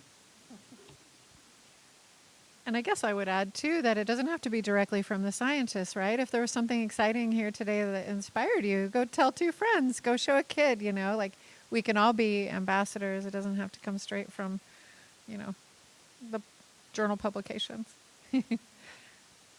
Anyone else? I wanted to add one thing, which is that if you look at some of the things that have driven conservation mindedness in citizens, you know, birding would probably be one of the best examples, and where you have species that people can identify and count, and it's a social activity, and that I think has done as much for conservation just as about anything else. But now, these days, with citizen science expanding its taxonomic breadth with things like iNaturalist and so forth, that's such a game changer, because now we're talking about not so much things you see with binoculars, but things you can take a picture of with your cell phone. That includes a lot of tiny taxa that people can get, and people are super into it. And it's actually, and I'm embarrassed to say, as a professional biologist who's been in the field for almost 40 years now, that the citizens are now providing orders of magnitude more information about biodiversity than professional biologists are, due to these opportunities. And so I'm hoping that these sorts of gateways of interfacing with nature, identifying, collecting them in your sort of personal list of things that you've got is going to bring, it already has brought in tiny taxa much more into, I think, the public's awareness. Yeah. And then there's people like Bill who are just simply into everything. And that's, you know, that's also really nice and refreshing to see people that are managing wild areas that aren't just into the big things that they're obligated to preserve, but the whole breadth of diversity. Here. So in the UK, we have it very back to front in comparison to here, in that it is our amateurs who have described our country. So I'm chair of the Fly Society, and there's 400 or 500 fly people who run round, and these are normal people during the day and fly specialists at night. And they have, over the last couple of 100 years, described like 95% of our country. So we would not have any knowledge without the traditional citizen science, the amateurs who really are the professionals, so that everybody can do it. I would love to have a fly society here. Raise your hand if you would be part of a fly society. Nice. Oh my gosh, so good. Okay, there is a fly society in the States. Okay. Yes. We just need to join people. Yes. Does it seem like the narrative may be shifting towards more funding for tiny taxa research? I wish I had video of that. You made the same expression right next to each other. I think something that we've all said is that conservation requires funding, and funding is limited. And so it's harder. It is still the case that it is harder to make the case for funding tiny taxa versus a fox, you know, and fox research. So getting creative with that is important. But yeah, if funding and specialists who work on tiny taxa are fewer compared to the amount of biodiversity that is there. So it's often tied to listing status, right? Yep. So like the slides that Ricky showed, comparing the number of listed species of mammals to other taxa, tells you right there, much lower funded.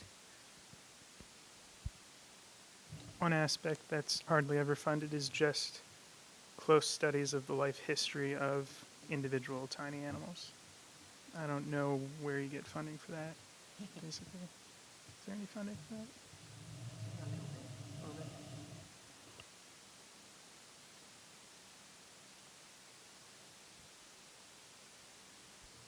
I'm not sure if I've noticed a trend through time or not, but it can be challenging for us to get funding because we have to apply to the same programs as everyone, and we have to spend some of our precious allotted space just defining what we're doing. That, you know, say if you're doing cougars or foxes, you don't have to do that, or redwood trees, you don't have to do that. So that's a little bit of a challenge, but it can also be a a benefit. If you are the person doing the weird thing and you're a really good storyteller, then you can really stand out in a pile of proposals. So maybe it's a benefit sometimes.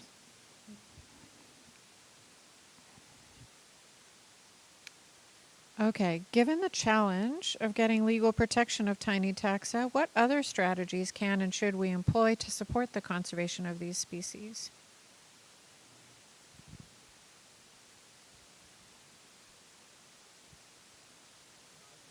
In there, I think conservation is local. And that really came home to me with my fieldwork in the Philippines, because we're working with the tribes. So the indigenous peoples there basically control access to the cloud forests. And so I'd have one of these guides with me, and we go out and start sampling, and they have this name for all the moths. It's just lamut. And so they see it as a single species. And so I have these young people out with me in the field with limited education, and in a matter of an hour, their eyes are opened up and they're seeing all these species they just thought was one. And we're making collections to document all the taxa. And so the guide will go out and I'll point and say, we need more of this species. And with the translation, of course. And he runs out across the forest here, and about 2 minutes later, he comes back with that very species. So in that short period of time, not only are you aware that he had all this great diversity in his backyard that he never knew he had, he's now being able to see it. And of greater value now to protect it. And that to me was like the real fantastic thing about doing expeditions in developing countries, because they have to conserve it. They have to want to conserve it, but they have to know, first of all, if they even have it.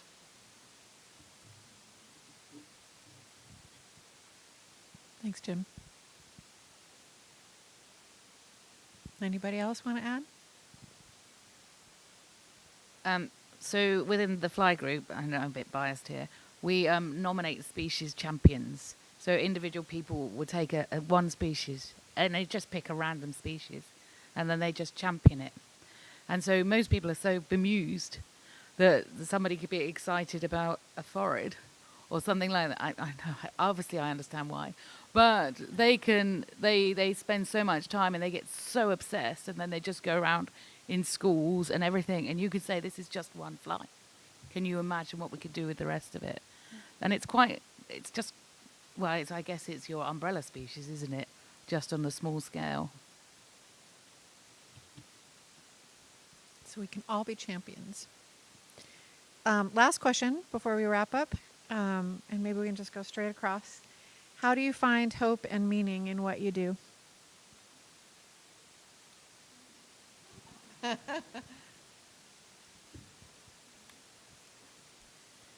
I wouldn't be at the garden if I didn't really strongly want to use the years that I spent in grad school in conservation. So I have this weird abstract set of tools, right, using molecular techniques. How do we actually apply it? But really, it's in interacting with land managers to understand what questions that they might have, and the general public to actually try and dig under the surface. And every time I learn something new that no one knew before, or know that I'm adding a small amount of data to understanding the world a little bit better, I find that is very personally gives me hope. And then also at the garden, we have the opportunity to interact with the public quite a bit.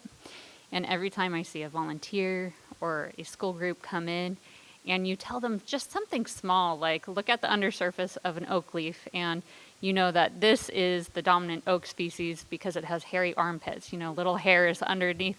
And that's something that you know that people will take away. And knowing just a little bit opens people's eyes and just makes you a little bit more aware and caring about the world around you. And it gives me hope that you can do that with anyone from, small kids to my grandparents. And so I know that we all care.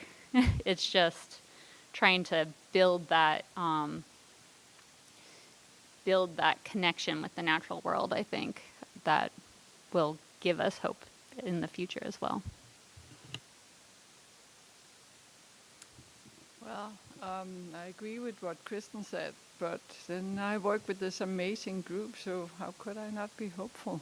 I also think that being able to add species to IUCN red list and local conservation list and work to get more species on the list, that really makes me hopeful that I'm actually making a difference. So that's really important for me to do that.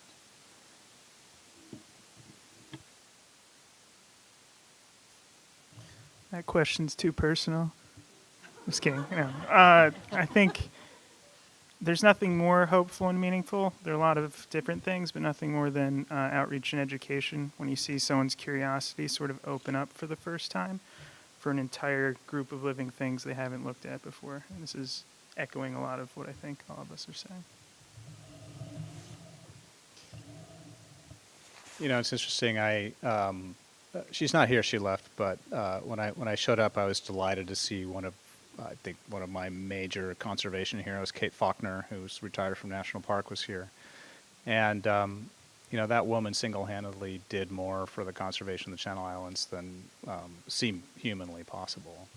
And it wasn't the fact that, you know, she worked tirelessly, which she certainly did, but it was her fearlessness and her willingness to take risks and to stand down a lot of people who objected to what she wanted to do, and her passion and commitment for making difficult choices that was the key to many of the successes that she was able to accomplish in her career.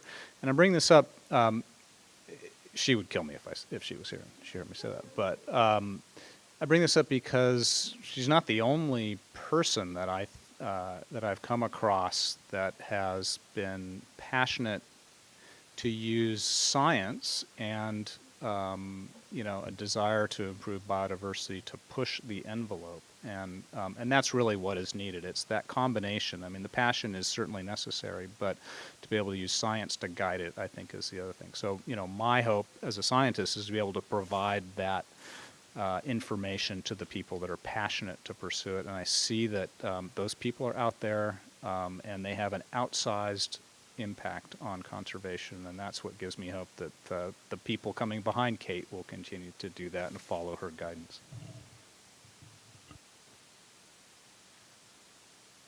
Yes, ditto probably everything that's been said so far. I'd probably be all saying the same thing. We are at an amazing point where science can give us so many answers, and this is great. We're digitizing collections, we're looking at specimens a different way, we're able to explore our environment in different ways, and we can gain so much information in a really nice way. And the fact that I can talk about flies on an international stage, like, can you imagine 10 years ago, 20 years ago, this wouldn't happen. I was asked to talk to the British government about why it is important to save flies. And at that point, I thought, do you know what? I have a lot of hope. But then secondly, and this is the more important, it's a really personal thing. So somebody in the audience came up to me today, and I get this a lot, and she said, you know, you've changed my opinion about flies. And that's all, thanks you. But that's that I have done a bit more. So you've just spread the love a little bit, and that gives me hope.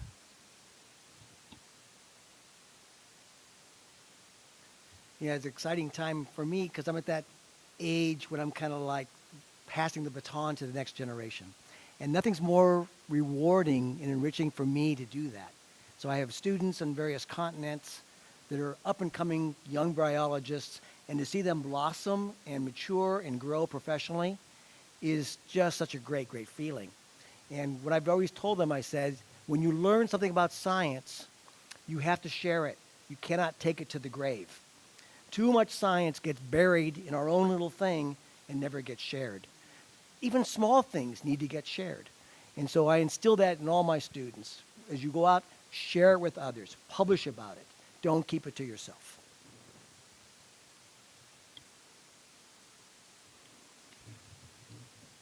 I have similar thoughts to what's been said. For me, the meaning part is there's two parts to it. My restoration research is oriented around a problem in the environment, and I'm motivated to try to solve that problem. And if I fail, it doesn't matter, because it does matter, but if I fail, it's still meaningful because it was worth trying. Okay, so that meaning doesn't go away. I also get a lot of meaning out of also training the next generation. Even if I don't achieve all that I wish that I did, maybe some of my trainees will, or some of their trainees will. So propagating the next generation of scientists is very meaningful. And hope, I think, comes from kind of what we don't know about, kind of our ignorance. It's amazing, like, how many surprises there are in science, and some of them are happy surprises. Like, I didn't know 20 years ago that I was going to be able to grow biocrusts in 2 months, but we do it routinely. So what other happy surprises are there that are going to make you know, my endeavors and what I'm striving towards and rehabilitating degraded ecosystems, what else are we going to find out that's going to make that easier? And that gives me hope. Those are all great answers, and I think that's a great way to end. So thank you all so much for all of your knowledge and your thoughts, and thank you all for being here today and sharing the energy. And just one last thanks to our major sponsor, the Nakashima Reni family, for supporting this event. So.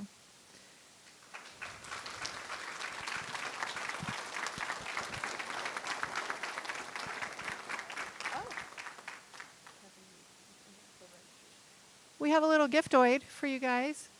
These cute little, oh my gosh, they're different kinds of tiny taxa out of wood, and it with a QR code to encourage you to go see our gallery exhibit at the garden, which is all about tiny taxa too. Enjoy.